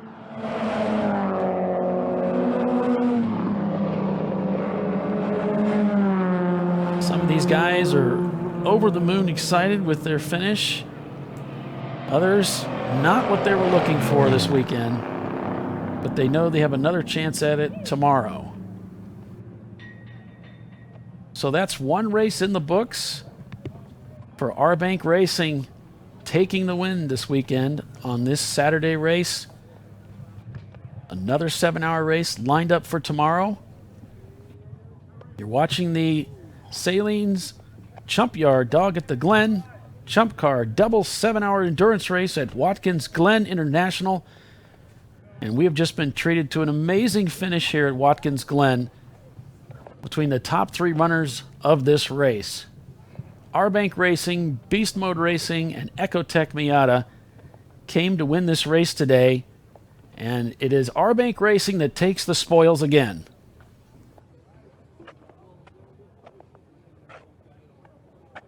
We'll follow these guys as they come back around to pit in. There we can see a car stranded in the chicane. Not sure what's going on there.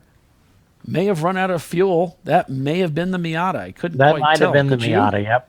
Okay, that may have been them because they never came back around. You can see the driver giving waves and thanks to the various corner workers. I've done some corner working. It's a lot of fun, especially when the weather's good. Brutal out there, but they take good care of you. There's another car stranded. So many teams just pushing it in this 7-hour race, trying to get the fuel mileage right. Another car stranded.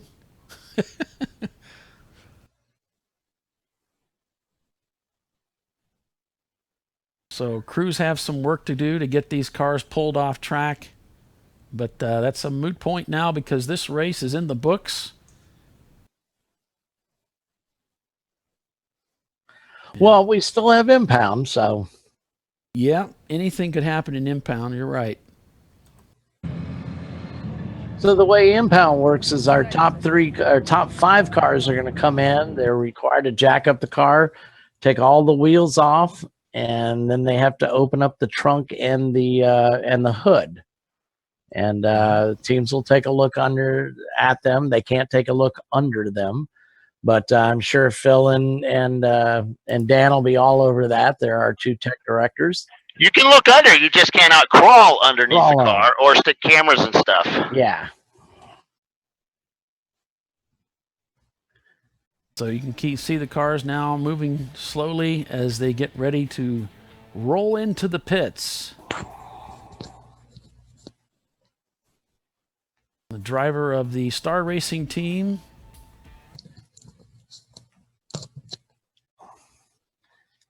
giving thanks to the corner workers around this 3.37 mile road course situated in Watkins Glen, the rolling hills there, just outside the village of Watkins Glen,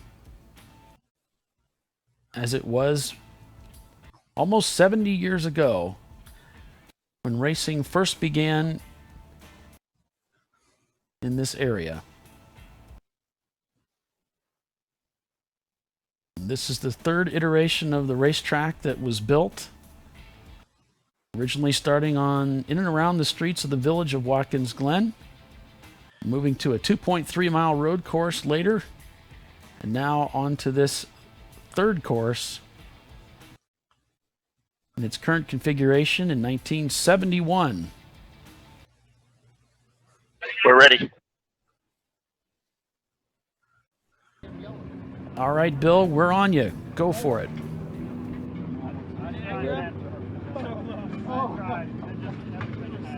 And here we have KarGo Racing. That's Robin Bank there in the... Bill Strong down here in pit lane with Robin Bank Racing. How the heck did you guys do that? Flat out. Here's the man, Oleg. It's his first ChumpCar win. Oleg Gorshkov. did the job. He's never been asked to go that fast before, and kept it off the wall and won the race. That was hard. Thank you for that. Yeah. How was that? It was unbelievable. It was insane. Oh my God, it was so hard. Sometimes I thought I was gonna make it, but then Robin kept going, keep going, and she gave me motivation, I guess. Yeah, we kept saying, keep digging. You need these laps. He ended up setting his personal best and I think the car's best over the ace who went third. So he did like a 16 there at the very end. And Beast Mode Man was coming, and so was the Ecotech Miata came out of nowhere. Yeah. We're like, oh man, we haven't been paying attention. Yeah, we were watching that. It was like, where'd he come from? And then he ran out of fuel. Yeah, if this race was a 7-hour, 15-minute, it probably had a different outcome. Right. So hats off to the other guys. As always, I got to throw my hats off to the Jackie X guys. They are always like, I don't think we've ever been in impound when they're not with us, either on that side or this side. So awesome job to them, and they came a long way. We run most of our races. We're from the north and run in the south, and it's nice to see the southern boys. It is not easy to put your show on the road and travel halfway across the country, which these guys did. My hat's off to them. Cool. So what's next for tomorrow? Well, same thing, hopefully. We had a little bit of a problem with the other car. At one point we were running 1-2, and apparently we must have hit a piece of debris or something in it, and it hit the alternator belt, and the belt sheared, and we didn't know it, and the car lost electricity and got slower and slower and died. So we fixed that, so hopefully tomorrow we'll reverse the order. Cool. We're definitely going to give everybody a run for their money. I know these guys aren't going to let up on us, so another fabulous race. I mean, that was a blanket. That could have gone either way. Oleg's gets the cheers for, that was a pressure-filled 2 hours right there. No more pressure than that. So Oleg, having that clear track, did that help you? Oh yeah, I mean, absolutely. On the green, having the whole track to myself, I'm definitely helped for sure. There was some traffic in between. Could have been completely different. Stuff. Yeah. All right, congrats, man. Great race. Thank you, appreciate it. Thank you. Let's go talk to Beast Mode now.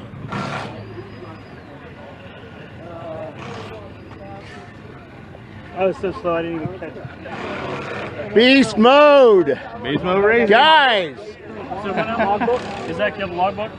I do.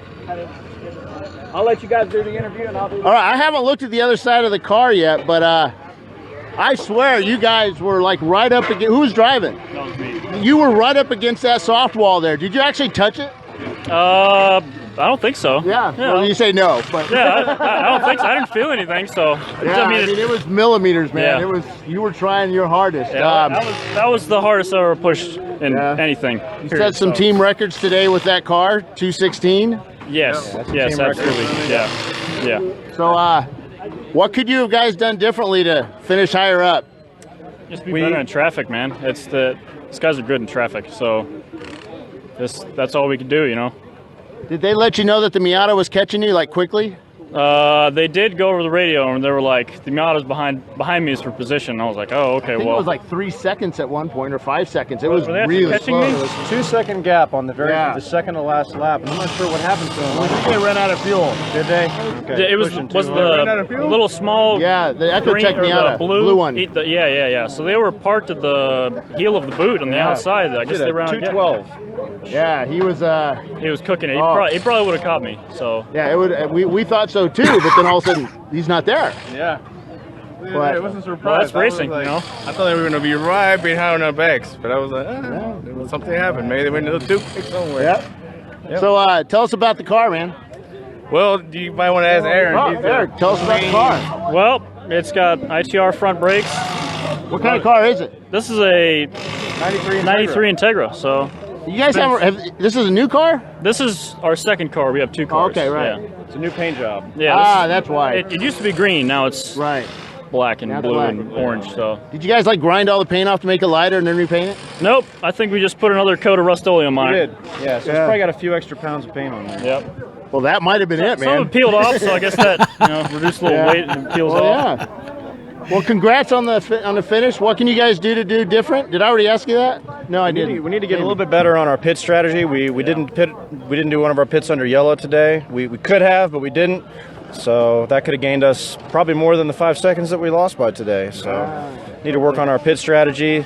the 7-hour races makes it very interesting because it doesn't divide evenly with the 2-hour stints. So you got some window right off the bat, and it makes the strategy a lot more complex. Right. So we need to do some numbers and get better on that tomorrow. All right, guys. Congrats on the second place there. Thanks Hope a you do lot. better tomorrow. Big thanks to Miguel, our one-man crew today. Try to, no, but we all did it together. You know, we all work as a team. Big shout out to Torque Automotive, our sponsor for this year. Torque Automotive back in Cary, North Carolina. All right, guys. Thank all you guys. Congrats. And thanks to ChumpCar for putting on a great event. Yep.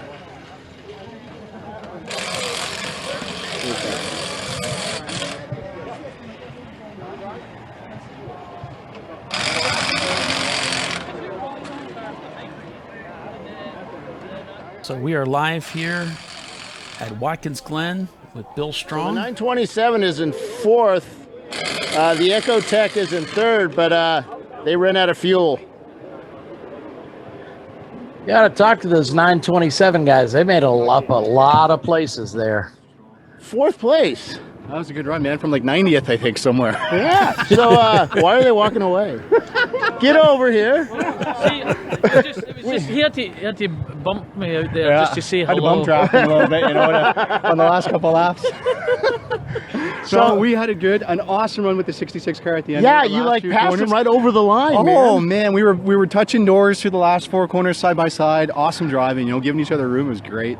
Yeah, they're fun to race with. I've raced, finishes like that with them, and it's hilarious. Oh, so good. Same with the Sahlens car. I don't know the one yellow Sahlens car. The mustard one. Running him for the last few laps too, running the same times. Had a blast. So much fun. The last half hour was just like nonstop, going flat out. So we're watching the race on Race Monitor, and it's like, okay, we're watching the two cars, and it's like all of a sudden it's like, there's the Miata.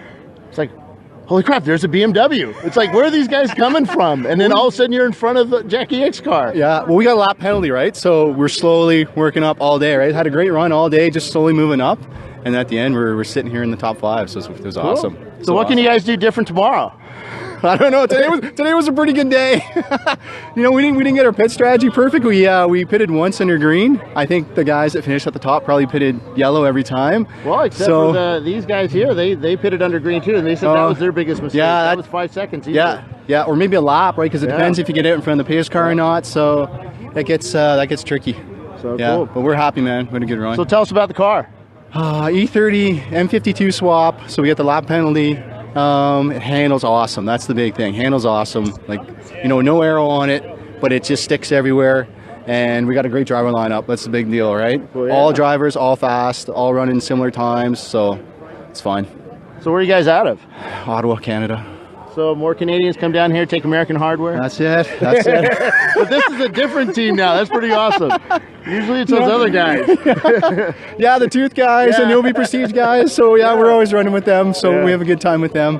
But we love it here. Love coming down here.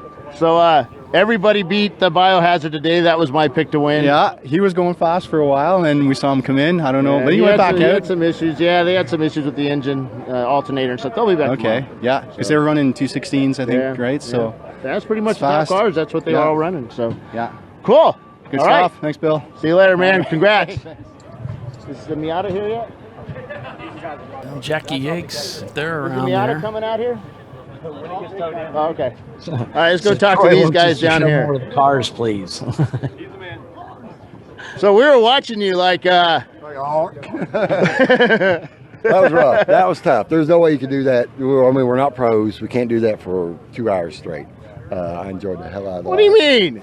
Oh, no. I've watched you guys do that for 2 hours straight over and over and over again every year. You're always on top here, man. Not the last 5 laps, like the last 5 laps went down. Yeah, that was way. insane. There's no way. And I knew the green BMW was way faster. Yeah. Way faster. I said, if they get a clear track, they're going to get me. Traffic was keeping them behind me. Yeah. Traffic. I love traffic.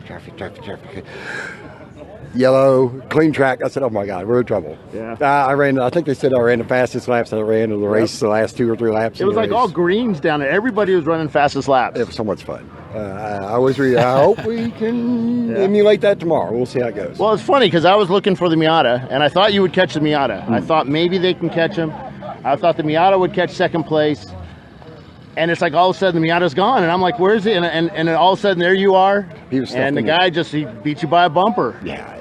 That was rough, man. We come out of the top of the boot, and I went to the middle of the track. I used a pick coming up up out of the boot, slow car, top of the boot. Went to the middle of the track. He went low.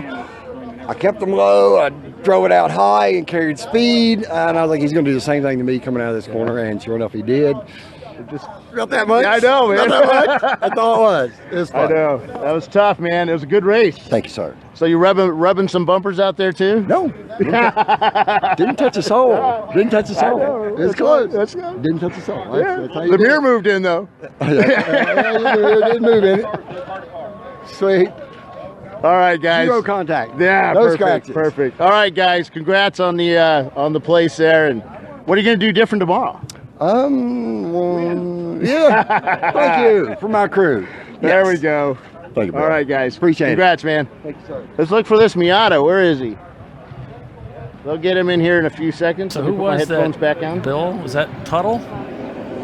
Oh, there he is. He's down here. We'll go down there. That was Jackie Yates? Okay. Not the guys I normally recognize with Jackie Yates. So. No, that was Jackie X. Thanks, Bill. Philippe, of course, is the yeah the instantly recognizable young man. There's the number 7. Yeah, we're gonna wait for them. They've got a little catching up to do here, so because we'll find out what happened to the car here in a second. Still scored in 3rd position even after running out of fuel. So that's why they're in impound right now.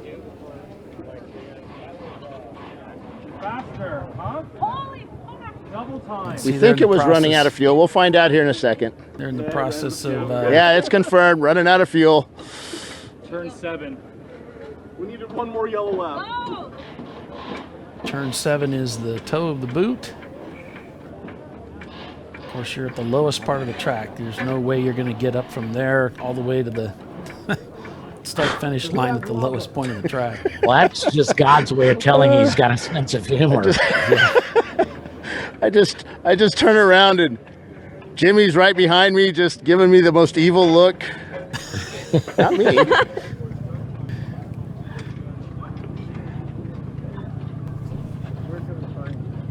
He just went walking that way.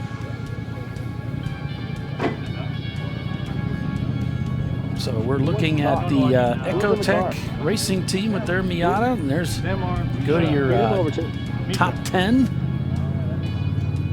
There's your finishing. I'm here with the Ecotech team. Hi, you Bill. guys almost had it. Oh, that's racing for you, right? Heartbreak and victory. Maybe both. That's tough, man. You were catching them. How are you doing that? Trying to save fuel and still put in respectable laps, but didn't do it at the end. So is this where we say fail? Yeah, oh yeah, big time. Just kidding. That was tough, man. We were all like, first of all, we're looking at the results. We're watching 1 and 2. 1 and 2 is like catching each other, and then you guys just sneak into the picture. I mean, you just snuck in there, and it's like, where'd they come from? We actually had a wheel bearing failure. We were leading the race at the end of the first stint, so we had a wheel bearing failure, and it took us out for 2 laps. So it was a good thing that it was under yellow, but it still was 2 laps, so we had a little bit of a deficit to make up. Oh, and you just replaced the whole hub? Well, we were able to, yeah. Wow. All right, so wheel bearing failure, that puts you back a little bit.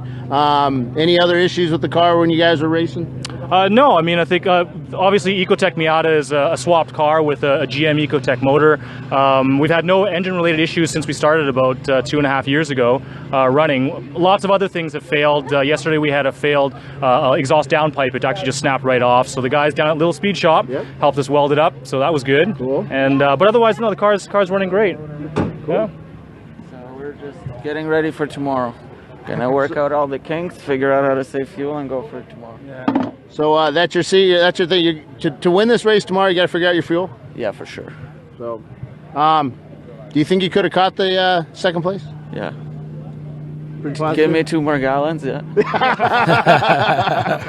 You need that surge in there, man. All right, guys, congrats there. That was a good race. Thanks very much. It's very exciting. All right. Good stuff, Bill. All right, guys, this is it for today down here on pit lane. They're doing the inspection right now. A couple minutes, they'll be calling it. It doesn't look like anybody's I'm looking. Doesn't look like anybody's complaining or ready to file any protests, but it looks good, and we'll send it back to you guys. This has been fun. All right, Bill. Hey, thanks a lot. We appreciate it, man. Good job down there. And, man, you know what they were saying was if they just had an extra couple gallons, Doc, but I'm thinking, didn't they say they also changed a wheel bearing today? Yeah. I mean, shoot, that's They lost 2 laps under a yellow flag while they changed it. And in 2 laps, I don't know if we could find all the tools necessary to change a wheel bearing. How in the world did they do that?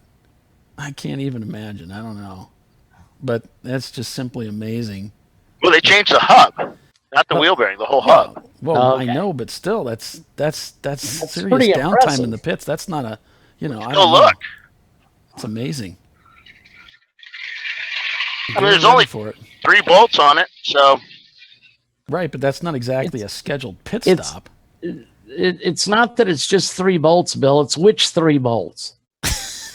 But when you work on a car as much as we do and like they do, it's something that you know exactly what you need. And this is a Japanese car. Everything's a 14 millimeter.